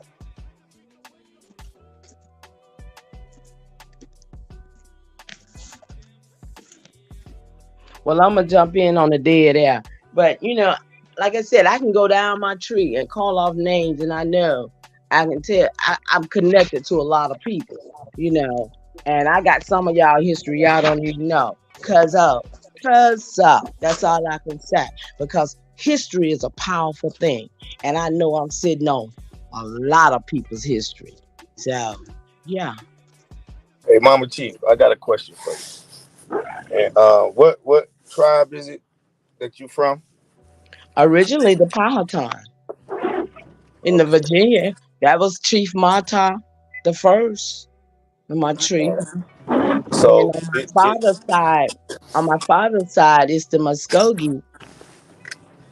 okay. Yeah. So do you know whether or not those tribes had slaves?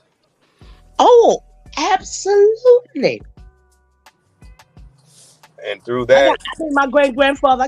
That's what I wanted to share that too. My great grandfather got records. I got records over here now. Some open just popped up to me the other day. That's cool. He has slave schedules, and then they also was white on the first few census when they did do it, because they didn't do the first census, but when they finally started doing it or did it once or twice, because they ain't got a whole lot, but they got enough. They got land records. They got business records. They got everything they did that went to court. That they filed. They did paperwork, in other words.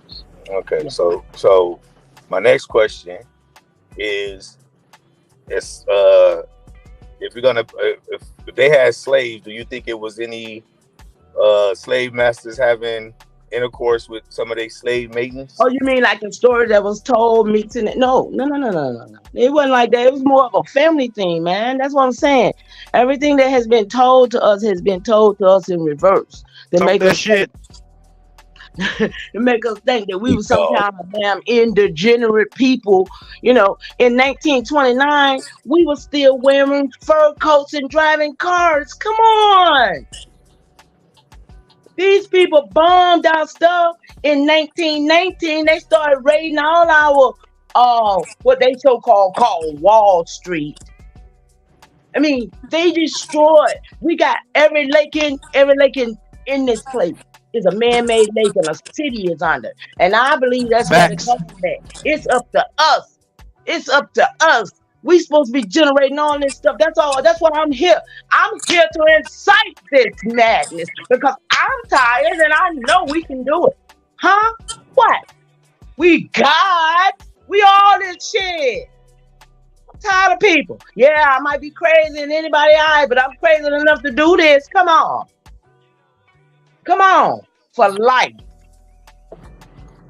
All right. Well, with all due respect, I appreciate it. I appreciate you guys having me on. I really do thank you guys for engaging me, man. So again, I got some homework to do from the other brother Chief. Gave me some stuff to look into about the COINTELPRO, the Barnable murals, and this and that. So again, appreciate the opportunity to get on here, man. I hopefully we can get the dialogue to where it's not so contentious and everybody throwing names at each other, and we all try to figure this thing out, because at the end of the day we do have a common enemy, and that's white supremacy. We do have that common enemy.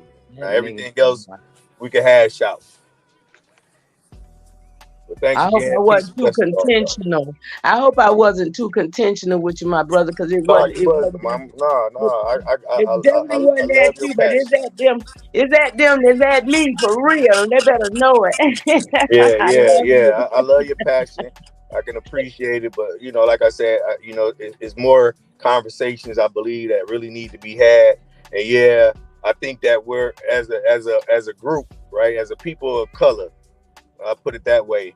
We all know that history is always written by the winner, and where we have a disservice that most of our history was passed on word of mouth, orally, and it wasn't retained by certain people because other people wanted to assimilate and move on and move away from some of this stuff. So again, I just hope that one day we can have a really good dialogue to where everybody can get an understanding, and then we put the focus back up on this U.S. government that has rendered all of us docile in a way. You know what I mean? So I appreciate it again. Peace and blessings to the panel.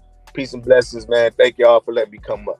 Hey, I got a question before you go though, because you just said something that just Go ahead, bro. Okay. Because you said what's been passed down to us orally, right? So what did your elders, maybe your grandparents, great-grandparents, great aunts, what did they tell you? Well, I can go back. You know what I'm saying? I'm an older guy. Let me see. He could take his screen off so you can see I don't know if my camera working. Why my camera ain't coming on? Well, anyway, to your question, brother, I've already did my genealogy. I haven't taken a DNA test. But everybody all the way up to my 5th great grandfather on my grandmother's side, and I got up to my 5th great grandfather on my grandfather's side. But all the records I show say colored or Negro on them. When I asked my great grandmama, 2 times great grandmama when I was a little kid, what were we? And she just told me, baby, I don't know. We mixed with all types of stuff. So that's where we left it at in our family. But again, majority, I have a little cousin, my first cousin, she took her DNA, and everything goes back to West Africa. Okay. So I appreciate the question, bro. But I ain't got no contention, man. Like I said, I just, my biggest thing is we all have ancestors that we stand on their shoulders.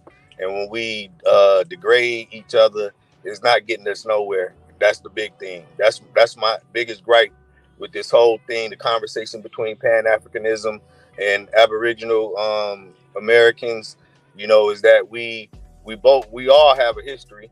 We all have a history that needs to be respected because the white man don't give a fuck about it. And that's the big problem to me.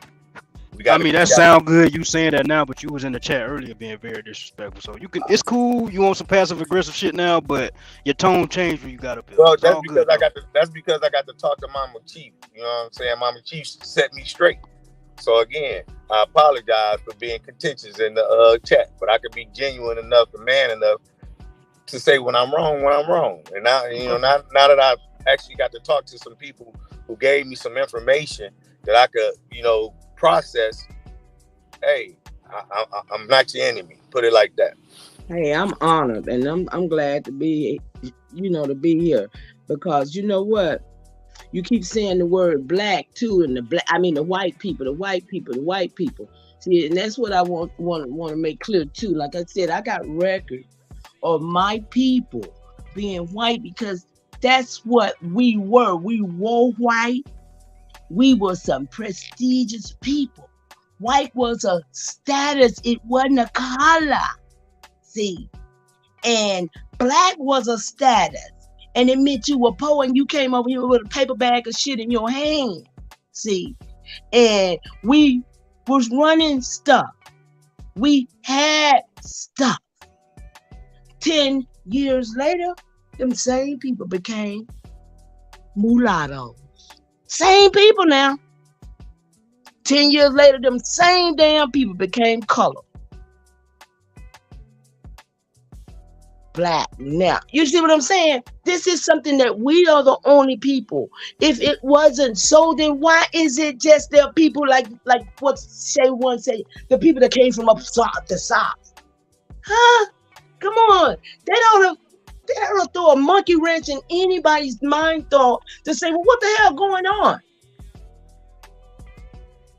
Why did Walter Ashby Black of them go and start in Virginia?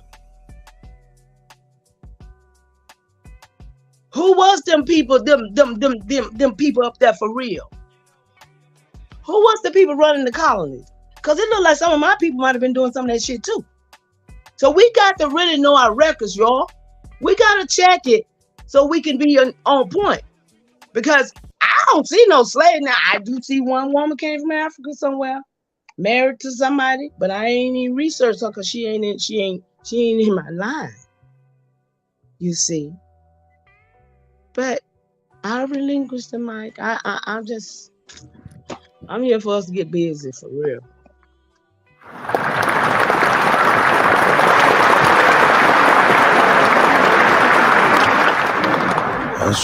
That's right. Yo, man, hey, y'all see what it is, man. I think this is I appreciate everybody coming through and stuff like that. Of course, let me get back to the adverts, you know what I'm saying? Of course, show my brother Wolf some love. Y'all got the link out there, you know what I'm saying?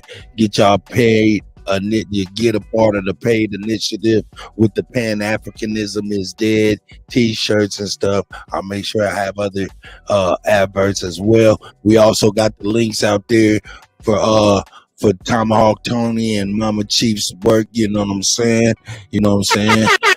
Stop the genocide, help us spread the word. Stop the genocide. There's all kind of stuff killing us in our everyday products. So shout out to Mama Chief and Tomahawk Tony.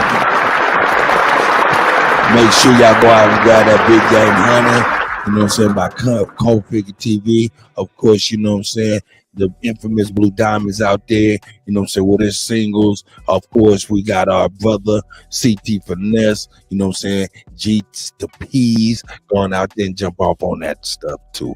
We can't forget my brother J Rock, you know what I'm saying, and the brothers and sisters over at Cough, that's connoisseurs of the finer things, you know what I'm saying. Go on and hit the brothers up, you know what I'm saying.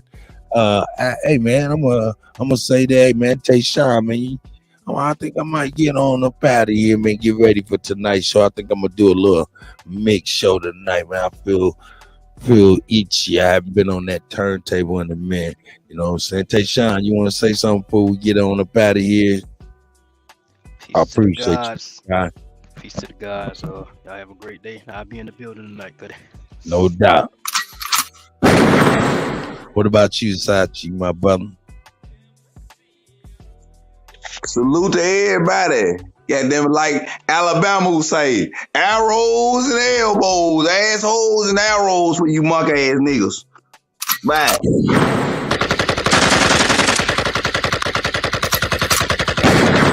That's right. Mama Chief, you want to say something in closing? Yeah. What's up, Smoke?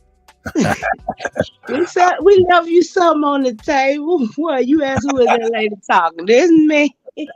Mama Chief. So what I do wrong, Smoke.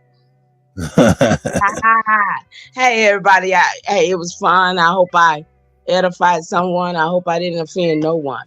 So y'all have a wonderful day. See y'all next time. Mama Chief in the building.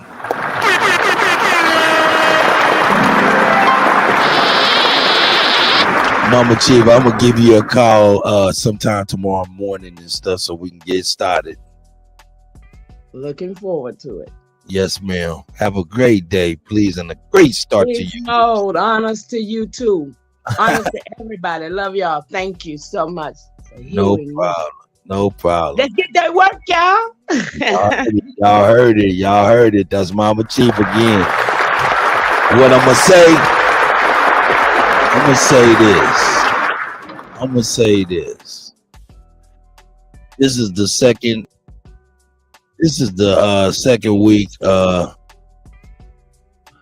Kutty UnKutt live, you know what I'm saying? And I appreciate y'all, man, making it what it's been. Shout out to the GOAT, of course. You know what I'm saying? Shout out to the GOAT, you know what I'm saying? You know what I'm saying? Supreme Chief Holiday, you know what I'm saying? Shout out to Mama Chief. Shout out to Tomahawk Tony. Shout out to Tasco. Shout out to everybody, you know, Alabama. You know what I'm saying? Shout out to Tayshawn, you know what I'm saying? Smoke. Everybody, man, you know what I'm saying? Nonetheless, Truth. 111 Truth. Man, shit. And who else am I forgetting? I can't forget Brad. You know what I'm saying? I hope I said A1. I know I said A1. You know what I'm saying? Shout out to everybody, man. I appreciate y'all and stuff like that, man. This has been pretty cool, man. Y'all made it pretty fun and stuff like that, man. You know, and I look forward to Monday, and I'll have a nice heap of some stuff. But we're gonna get back to some stuff this evening. But make sure y'all know, hey, tomorrow's watch party at 4 p.m. Eastern Standard Time. Make sure you have your $10 in Cash Apps. You want to send it to $only builders. I repeat, $only builders. Include your email address so we can send you your ticket. That means include your email address in the note when you send the Cash App. I repeat, include your email address in the $10 only builders Cash App. That's $only builders, and be in the building. We're gonna watch that Tank Davis fight. We also gonna watch a presentation of Tomahawk Tony's Stop the Genocide. You know what I'm saying? Hey, we turning the corner. We also gonna watch the 24/7. We're gonna watch the 24/7, the Tank Davis. So yeah, man, this shit's gonna be off the chain, man. So, like I said, man, I appreciate y'all attending and making me feel well and welcome. And on that note, I think I'm gonna leave us with the declaration. I think I'll leave us with the declaration. Make sure y'all get y'all tickets. Make sure y'all get y'all tickets. You know what I'm saying? Oh yeah, that's right. Hey, don't forget to like and subscribe to DJ Kuttak 1. That's DJ Kuttak 1 on YouTube. Also, I do work for food. I appreciate any tips and donations. That's $Kuttak. I appreciate y'all, man. Once again, I love y'all. We all love y'all. It's not just something we say. It's something that we're doing. It's not a noun. It's actually a verb. We're moving on this love. You know what I'm saying? So shout out to all of y'all. Here we go with the declaration. And let's get that back. And where's the brand? Turn off this music because I don't want no music. No music while the declaration playing. It don't need no assistance. Here we go. The First Americans' Declaration of Reclamation of Our Identity and Natural Rights. This declaration, dated the accepted and amended July 4th, 2019, is in response to the intrusion, genocide, gentrification, indoctrination, and reclassification of the over 100 million strong original peoples of North, Central, South America, and adjoining islands over a period of 4 or more centuries. The American Aboriginal peoples described in this declaration are hereby declared the free peoples of the so-called Western Hemisphere and the Americas, meaning clear of obstruction, unrestrained in movement, liberty of action or expression, not holding strictly to rule or form, of nations, not subject to foreign rule or to despotism, based on principles of civil liberty, sense of giving without cost and free of charge and cost. This declaration does not include the so-called Native Americans, Africans, European, Hindu European, or Asian descendants, only the American Aborigines and mistakenly the American Negro and their descendants. Article 1.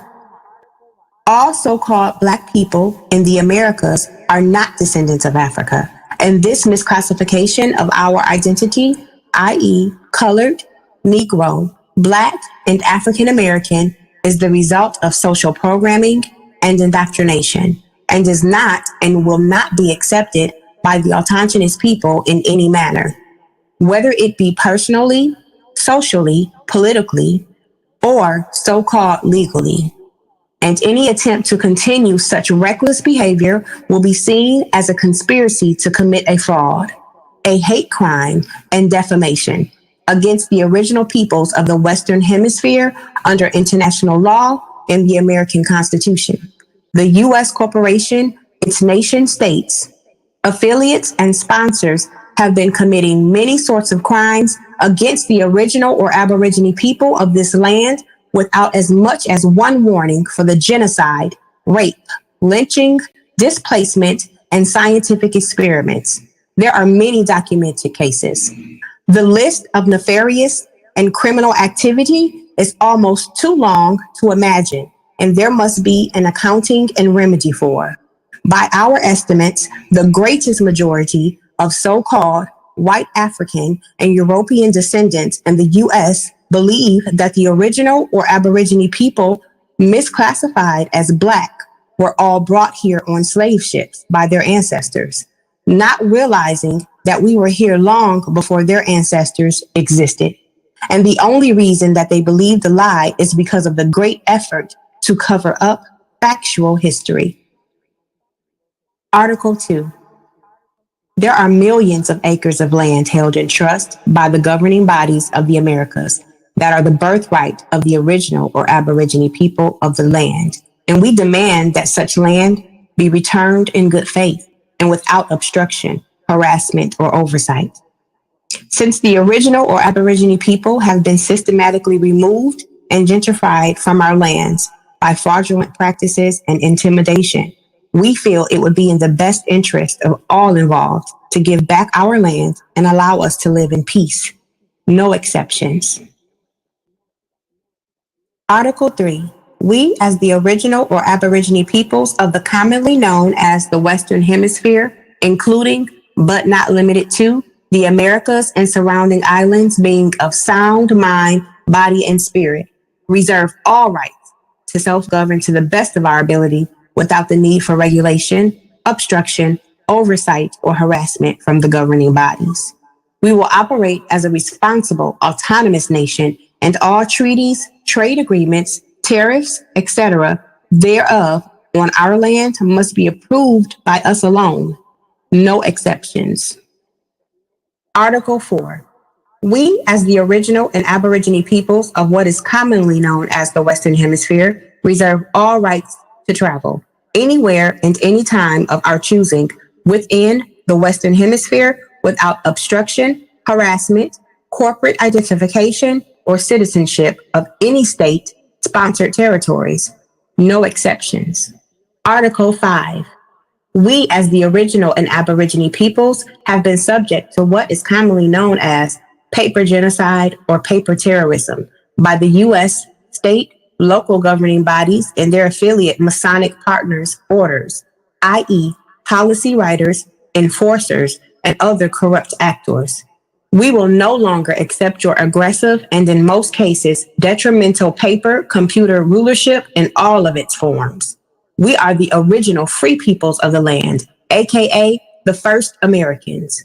We are not and will not be your citizens nor property in any form. Assaulting and attacking our people on an individual or group basis by anyone, including your citizens, your policy enforcers, or any of your corporate partners or affiliates, will be considered a hate crime and will be dealt with as such. No exceptions. Article 6. All Aborigine, man, woman, or child have a natural right to protect themselves in any circumstances, and any attempt to deny this right will be dealt with in the most severe manner possible unless deemed otherwise by the appropriate counsel. No exceptions. Article 7. No Aborigine man, woman, or child will be enumerated, taxed, or brought into any other judicial or administrative body other than an Aboriginal council. No exceptions. Article 8. No Aborigine man, woman, or child are part of any so-called sovereign citizen or extremist group or movement of any kind, and any attempt by any individual, group, organization, or governmental agency to connect us to any will be considered a hate crime and defamation. No exceptions. Article 9. All Aborigine men, women, and children are free, born living beings and cannot be considered, identified, or treated as property or dead by the U.S. government or any other entities anywhere on land, air, or body of water. No exceptions. Article 10.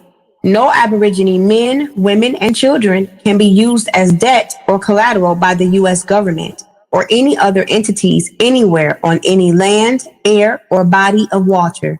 No exceptions. Article 11. We, as the original and Aborigine peoples of the so-called Americas, retain all rights to any and all resources that we deem necessary to sustain life, liberty, and the development of our people in any and all regards without obstruction, harassment, or oversight by any entity other than an Aboriginal council. No exceptions. Y'all heard it. Y'all heard it. Shout out to Ism. Shout out to Libra Sun Studios. I'm gonna leave y'all with Dre Cobbs, man. Y'all know what it is. We Aborigine, man. Let's get it. Still here. Still here.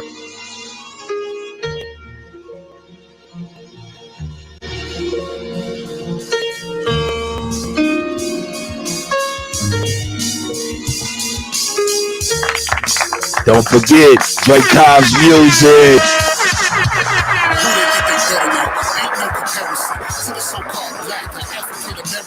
You can drop the African, keep the American. When we say Aborigine and make their world in, I'm going in the same dirt my ancestors buried in. I come from a god and a goddess, so what that make me? Not even Basquiat can trace me. Not even Van Gogh can paint me. Hold up. MC, the God MC equals better than. Ain't no comparison. What that nigga say? What? My land is. Oh, come on, man. We gotta bring that Dre Cobbs back, dog. That shit hot. Gotta bring that shit back. Drake killed them on this one, dog. We born on the land our ancestors still buried in. That's right. Let them know, Dre. God damn.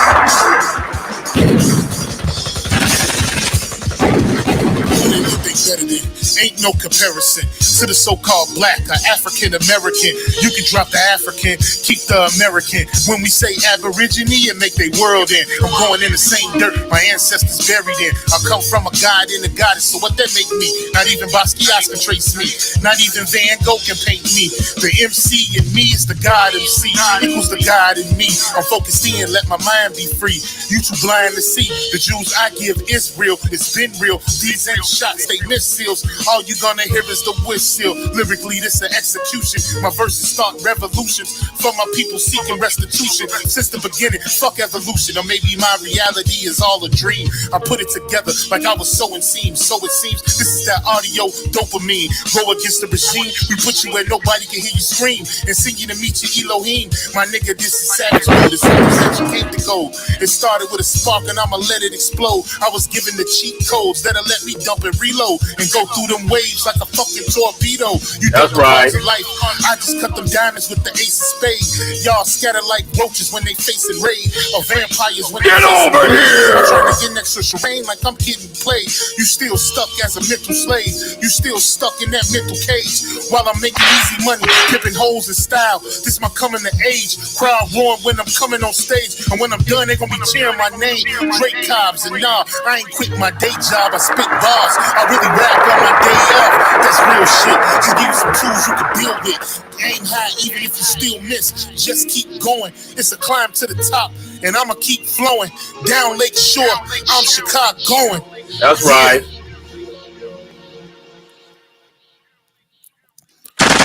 Niggas playing checkers, we playing chess, and nigga, this is checkmate. Dre be the big dog, and you just a little bait. You out of Africa, and we ain't got the same traits. I'm a God being, and we ain't got the same fate. My granny died February 18th, and I was born on the same date. The chosen one, the ancestors' chosen son. They gave me the golden gun. One shot, that's a hole in one. From the pyramid of the sun, the poverty point. I don't think you niggas is getting the point. We still here. Who said they made the Aboriginals disappear? Your information's lagging in the rear. All you do is teach fear. We copper colored with woolly hair. Am I speaking clear? So fuck the nonsense. When I rap, I touch your consciousness. From within is when you get your self-confidence. Let's bring it back to dominance. Ain't no confining us. Gonna bring that wild Indian out of us. Cut, you killing us. Yeah, we still here. Dre Cobb's music, we out. Peace.